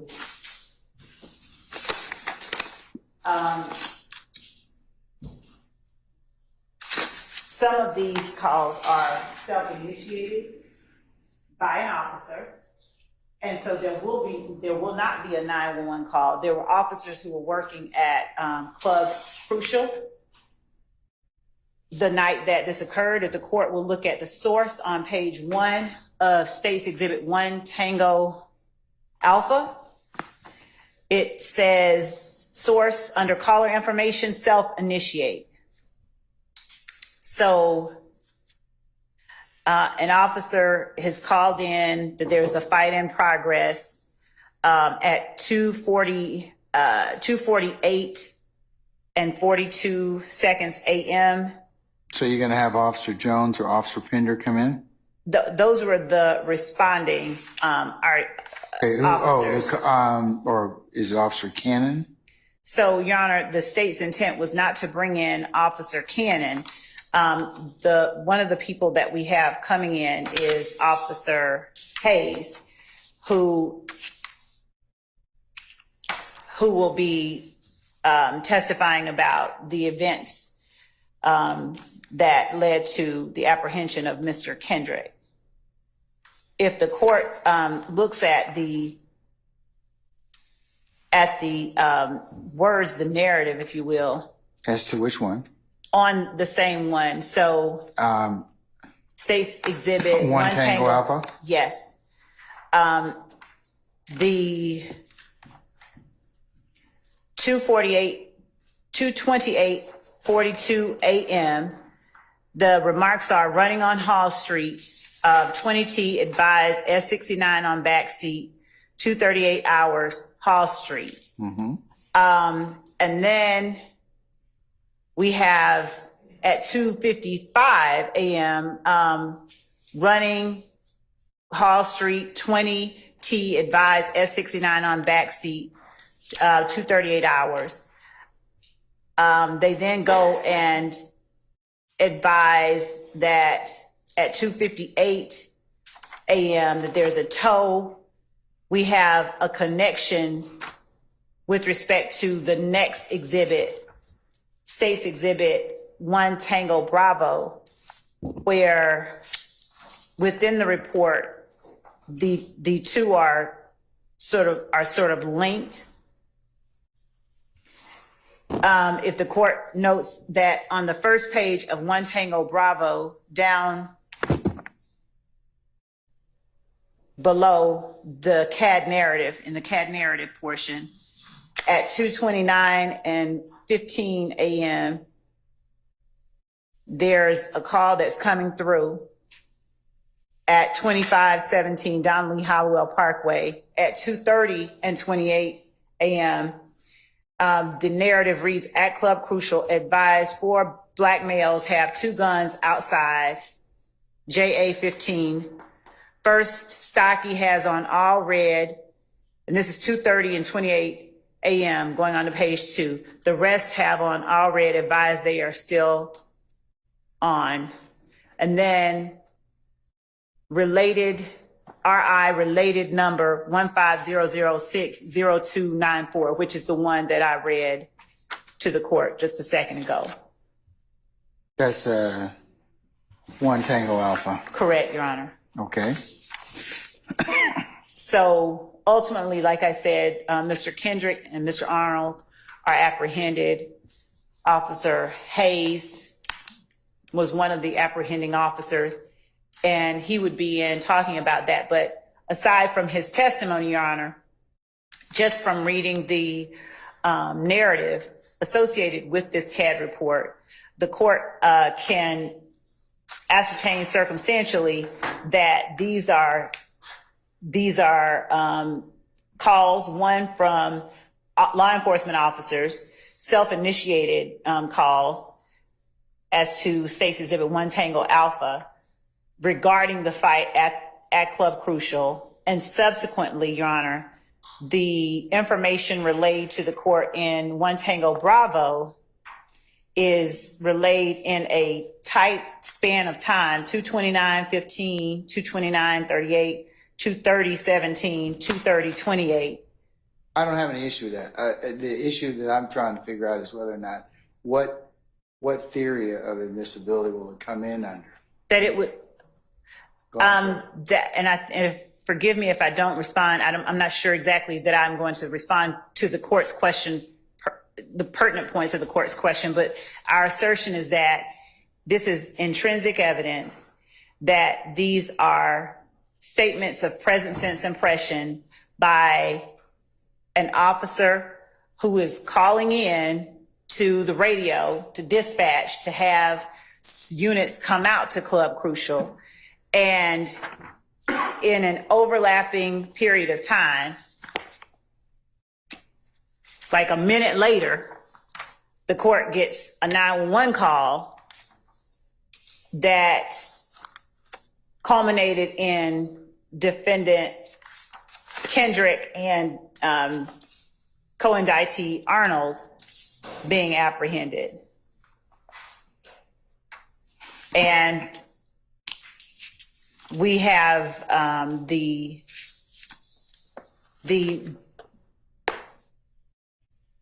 case that we have cited for the court, Soko, says that you can look to the totality of the circumstances to make that determination.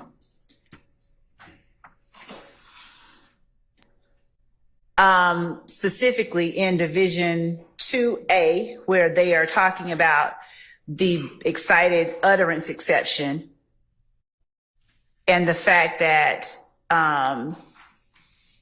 the basis for it is that statements are given under circumstances that eliminate the possibility of fabrication, coaching, or confabulation, and that therefore circumstances surrounding the making of the statement provide sufficient assurance that the statement is trustworthy and that cross-examination would be superfluous.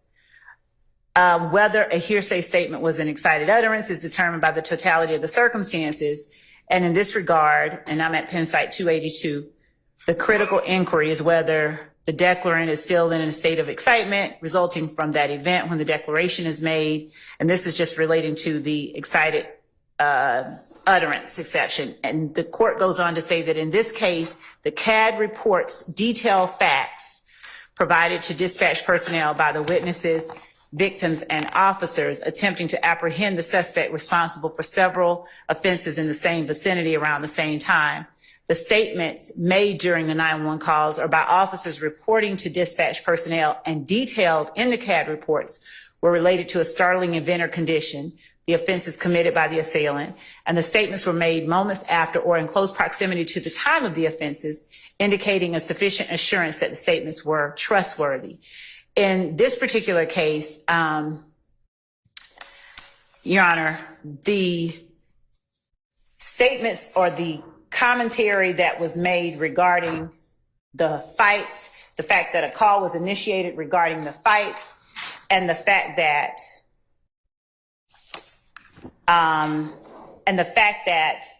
defendant Kendrick and defendant co-indictee Arnold are apprehended, we would argue that since all of this provides relevant information relating to events that preceded, these events themselves are intrinsic to count 1 in this indictment. This is Martinez, Arnold, Diamante Kendrick. Information will come out at trial later on as well that this fight was, actually information has already come out through investigator Dennis, that the fight at Club Crucial was sort of a precipitation of other events. Yes. So there's nothing in these reports that incriminate or in some way suggest that other than the acts that they were arrested for, which we will have officers here to testify about, that either Diamante Kendrick or Martinez Arnold did or precipitated or started the fight. But the fact is that a fight happened. The fact that a fight was reported by an officer and that you have this flight from the location afterwards. It could have been that Mr. Arnold and Mr. Kendrick were being chased by someone, but they are fleeing the location, and in that fleeing of the location, they're stopped by Officer Hayes as one of the officers. What they did and what happened after that, Officer Hayes is going to be able to testify about.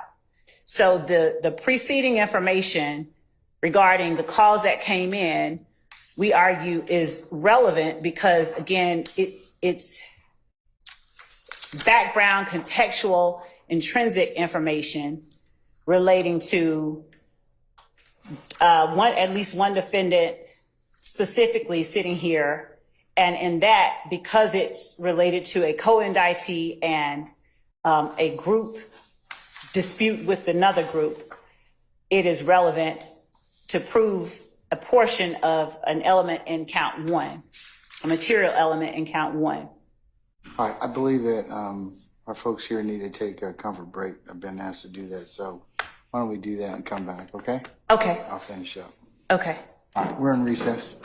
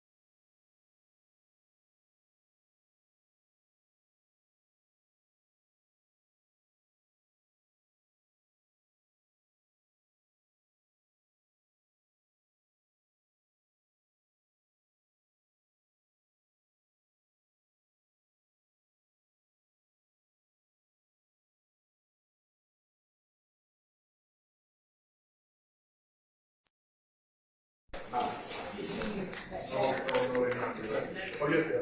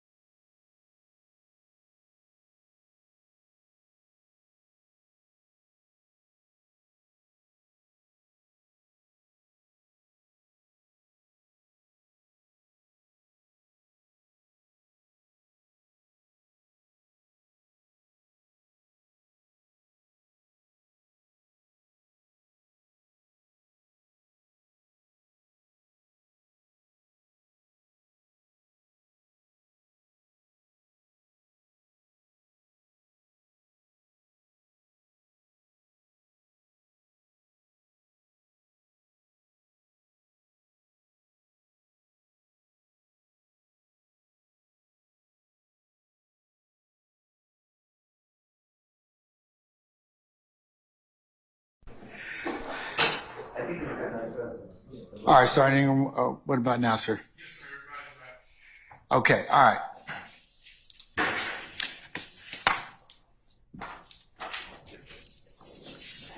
So may I? Ms. Love, I've had an opportunity to kind of consider this, all right? And I'm going to tell you where I am, Ms. Love. Given Davis, 307 Georgia 746, and Kamasuko at 262 Georgia 276, I am of the opinion that based upon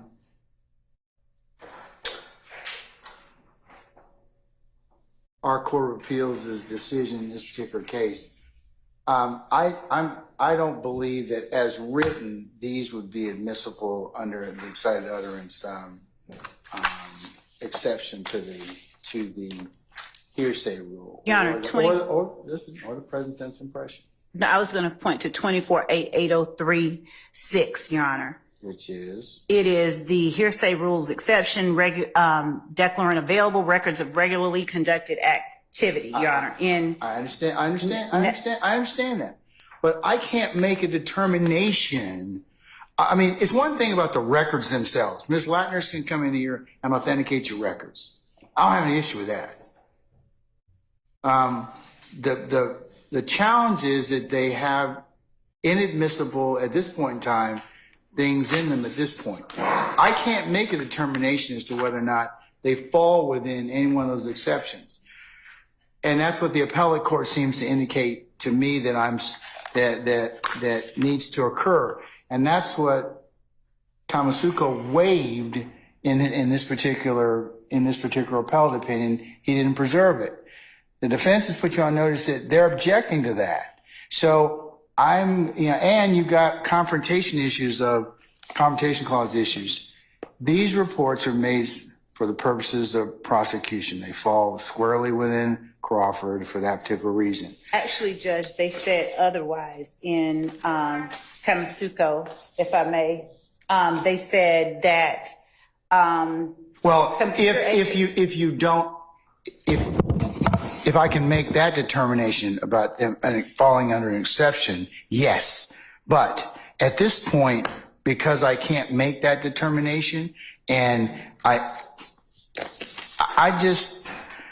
And Your Honor, for CAD reports, I just point out that we normally do not have the person making the call. Okay, and you know what? You may be able to get these in later. If you're going to have the officers testify about these particular instances, I don't know, this being 9 years ago, whether or not you're going to be able to do that. But, the defense in these particular ones has made a pretty valid objection in the court's opinion. Now, I haven't heard the 911 calls. I mean, they're a little different. I can make a determination on the admissibility of those under Kamasuko and under Davis. There wasn't, for the first one, Your Honor, there wouldn't be a 911 call. State's exhibit, I think we named it One Tango Alpha. It's a self-initiated call to dispatch. It's not a 911 call. Okay, and? And I'm saying that the court would not hear,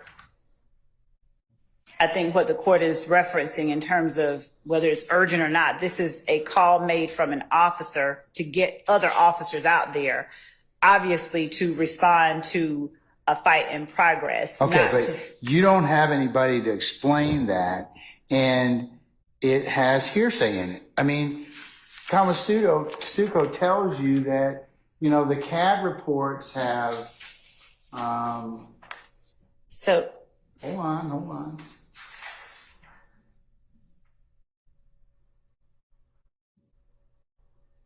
CAD reports include statements made by victims, witnesses, and officers to the 911 dispatchers.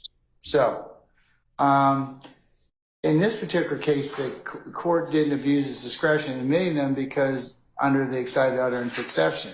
But I don't have any way to kind of do that because I can't listen to the 911 call and make that independent determination as a gatekeeper for myself. That's the challenge. When we dealt with this situation a little bit earlier, I was able to do that. And then you had somebody testify to it. So Ms. Latner's lays the foundation. Are you going to have anybody testify about 1 Tango Alpha? Your Honor, 1 Tango Alpha is connected to 1 Tango Bravo. Are you going to have somebody testify about? Yes. About 1 Tango Alpha and 1 Tango Bravo. So yes, in the same way that we have previously put up the CAD report and then brought in the information. So you're going to have an officer come in who was a part of this particular incident on 1/6/2015? Yes, that's Who what is that? Officer Hayes is. Clinton Hayes. Clinton Hayes where is he listed on 1 Tango Bravo? I don't know his number, his service number. Wait a second.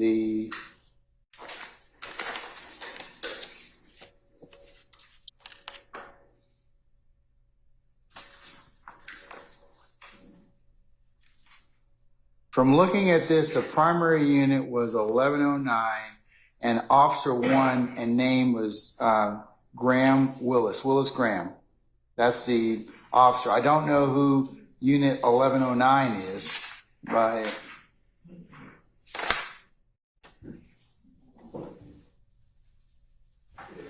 Okay, so Your Honor, in the middle of 1 Tango Alpha, page 2, close to the bottom, I'll say the last 1/3 of the page. okay. At 1108 RT 16/215 2015 258. On page 2 or page 3? Page 2. The court sees Kendrick Diamante, date of birth. Hold on 1 second. I do. So Officer Hayes is the officer who was a part of that apprehension of. Where's Hayes? Is he listed on this CAD report? I don't know Hayes's number. Hayes is what I'm trying to get at, Your Honor, is that there will be an officer who will be testifying about the events of this particular incident. And that, along with the fact that this was made solely for the purpose of bringing officers out there to respond, not for the purposes, it's not testimonial because they were not making it for the purpose of, in anticipation of litigation. They were making it to respond to an ongoing emergency as evinced by the call type and description. There's nothing in the CAD report that counters that assertion that we are making, that it's not being made in anticipation of litigation. It's being made simply to respond to this ongoing emergency. As the court can tell by what is happening after the call is made, that people are running, that they are running, and that there is an S69 on the back seat, that they're running. All of this relates to Mr. Kendrick and Mr. Arnold's apprehension.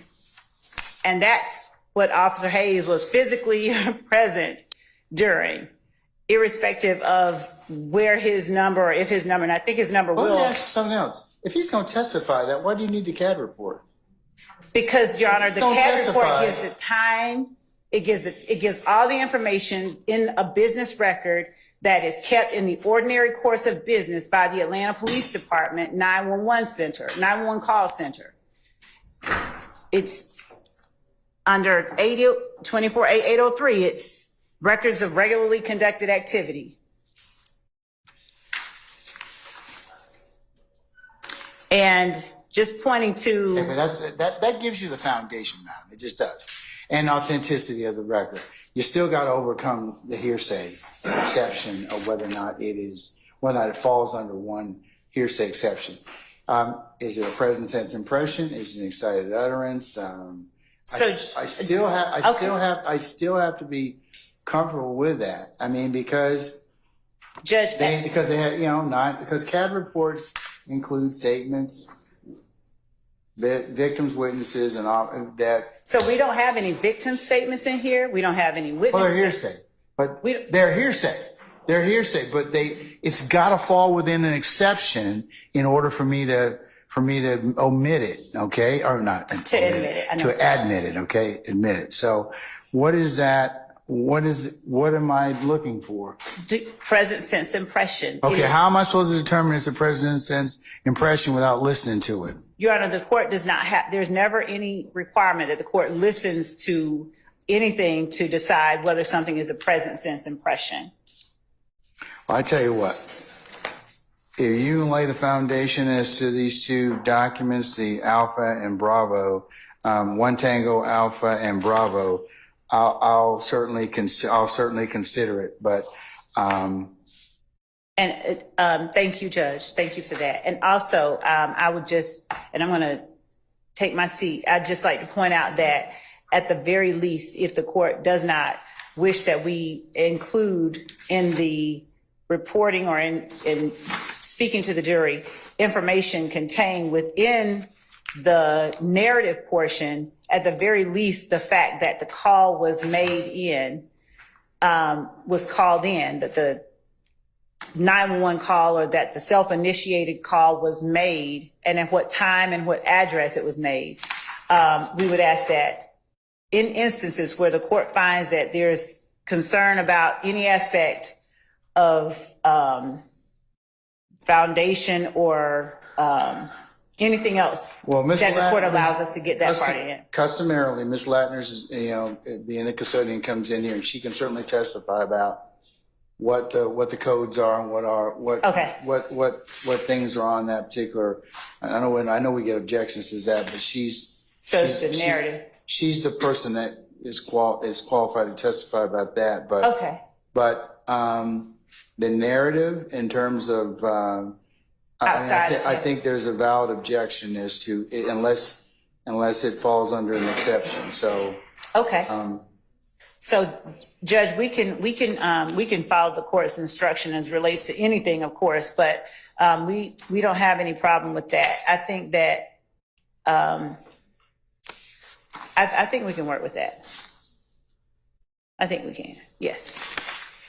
So the CAD reports themselves and the call itself, the fact of the call, and all of that is permissible under the. You can lay the foundation. I mean, to the reports themselves and the information that is contained therein, less the narrative, unless it's got some type of hearsay. If you got some type of hearsay, a hearsay exception that this court can rule upon or consider. But it would seem like that.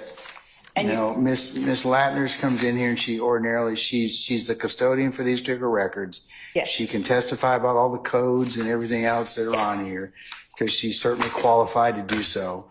But the other things that are on here in terms of statements, unless they fall within an exception, I'm going to exclude those. And Your Honor, I would also point out that we have, as the court is aware, we have considerably pared down the list of witnesses that we intended to call initially for trial. Some of them have been included in these incidents themselves. We have pared it down for that reason. It will be adding to the witness list if we were to put back in some of the people that we intentionally took out in order to facilitate the furthering along of this case at a. Well, remember what I said earlier. If that's the case, I mean, depending upon what, you have indicated that to the court in terms of your presentation of the case, but you can't have it both ways. I mean, so if you believe you need to call live witnesses in order to establish these instances, that's within your call and your. I mean, if you talk with your colleagues across the bar and they're willing to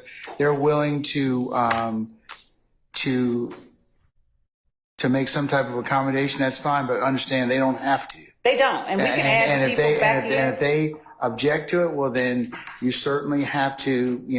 Yep. You have the responsibility of strict proof and presentation. So you'll just have to decide what you're going to do at that point in time. Understood, Judge. So, and I thank you for allowing me to speak on the matter. All right. So what about anybody else in terms of the police, the CAD reports or anything such as, I'm going to, depending upon foundation, unless the narrative portions have some type of exception, I'm going to have those excised out depending upon what is testified to. Your Honor, regarding the codes, the codes, what we just said about the codes concerns me a little bit. Sure. Because if the state just says, well, what was the code reported on the call from APD CAD report 150060294, for example, I mean, then Ms. Latner is going to say, well, the code was this. Well, what does that mean? Oh, it means fight in progress or whatever, and it's still relaying hearsay. So, I mean, but that's admissible because she can testify about what's in the records themselves. She's the custodian. She knows all the codes. I mean, and that's part of her language and linguistics. I mean, so certainly that's a different basis. Respectfully, I disagree. And I'll note your objection for the record. And Your Honor, I'll just point out that we talked about 1TA and 1TB. 1 Tango Alpha and 1 Tango Bravo. Alpha, 1 Tango Beta. Bravo. Beta's Greek alphabet. Oh, I was okay. All right. So the state saying that they have an officer for those two events, I am dubious of whether that they are going to have any witnesses for some of these other ones later on. That's the whole point of it is that certainly we'll just have to kind of see who they present and what they have to say. Right. So I'm just putting it out there for Your Honor that there's going to be objections, and I think the safest course of action is to provide witnesses and present witnesses, and then figure out where we are with these CAD reports after that's done. All right, sir. Anybody else in terms of CAD reports? Okay. All right. So subject to foundation and the court's rulings, we'll take it as is presented. What about the audio calls? The audio 911 calls. Okay, so we are still waiting to get into Zoom so the court can hear those. Do you want us to email those to you? We can't send those. Or you're in are they in a Dropbox link? And Your Honor, they're in a Dropbox link that we provided last Friday, and that you were included in. But we could definitely play them tonight. But if you wanted to listen to them.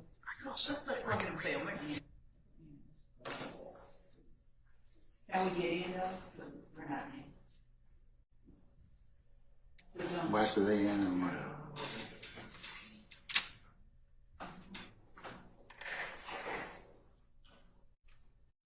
Judge, if you want to listen to them at your leisure.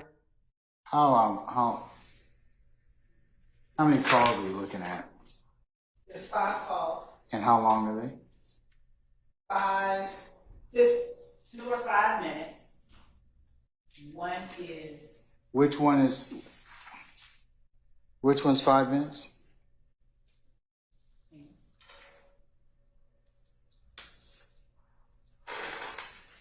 Two Yankee Alpha is 5 minutes and 19 seconds.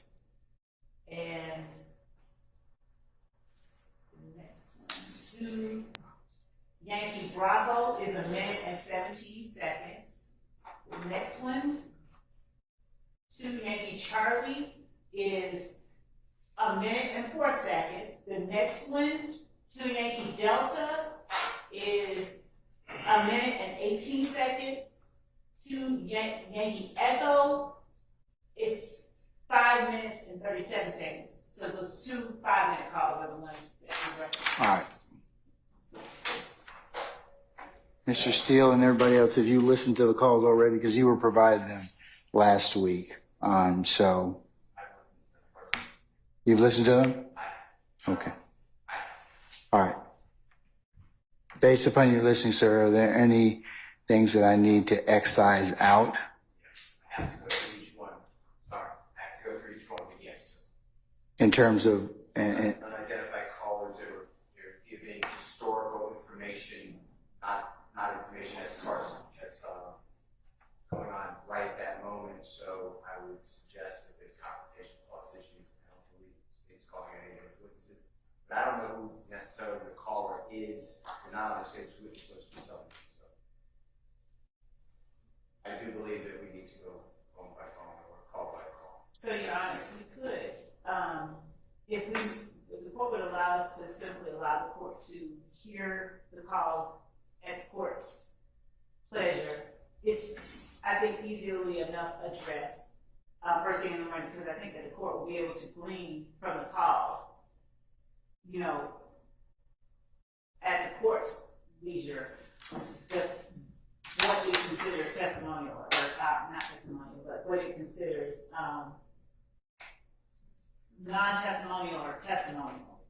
I don't think that it's necessary to play them now for the court unless you just want us to, but I think that the court can get an accurate understanding of the nature of the calls.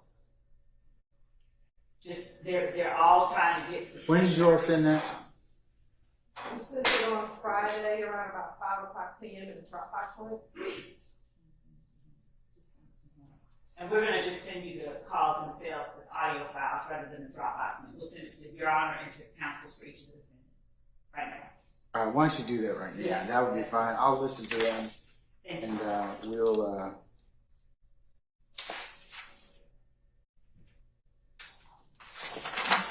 We're doing that right as we speak.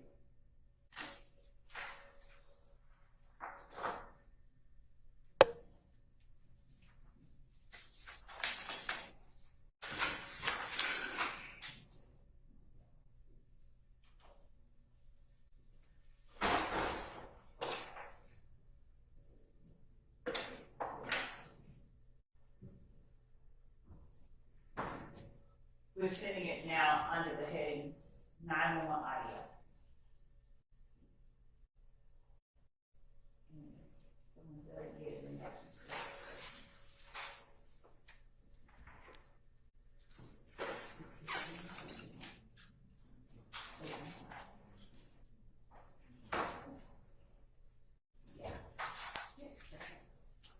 And it's showing sent. You got it? I did. I have it. So I think that the court can determine listening to that to make sure it applies themselves.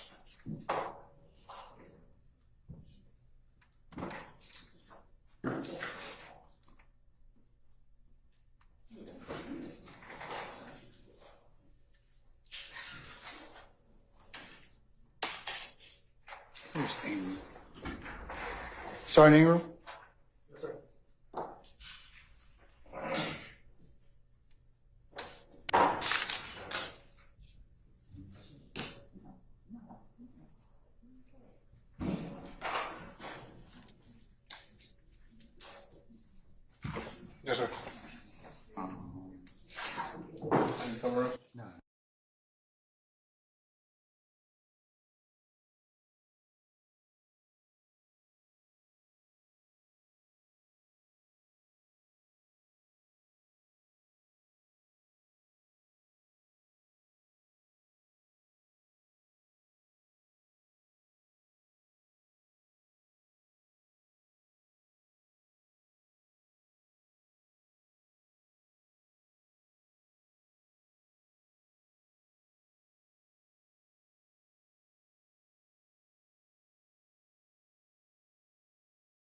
I direct you all come tomorrow morning for 8:30. I'll take up the phone calls at that point in time. I'm going to listen to them and determine whether or not they fall within that. Mr. Steele, if you want to flag, because I know you don't sleep, so go ahead and flag what you think that I should be able to consider, so you have it. It's out per call. I'll certainly be able to list, to look at that after I've listened to it already. Okay. Yes, and I'll coordinate with everyone so you don't get different. Okay. All right. Probably in the morning, is that okay? 8:30. Right, I mean, we can go out and shoot in the morning. No, if you could do it tonight so I can see them, I'm going to listen, and the calls won't take me long to listen to. You got maybe about 15 minutes worth of calls. So I'll do that this evening. But if you have some specific objections to those particular calls by call, if you'll flag them in terms of 2 Yankee Alpha, what are you saying should be excluded? That would be very helpful. We'll do, I just want to coordinate with everyone to make it easier for the floor. We'll do it. Yeah, if you could get that to us, that to me, as soon as possible, that would be great. Thank you, sir. All right. Your Honor, may I give an administrative message or request? Yes. Tomorrow, I'm hoping I can be excused to deal with another matter. Mr. Voss is going to be here at 8:30. I will join the short interacts. Okay. Mr. Stillway, you okay with that? Okay. All right. Okay. All right. Unless there's anything else, I'll see you all in the morning at 8:30. All right. We're in recess. Chris.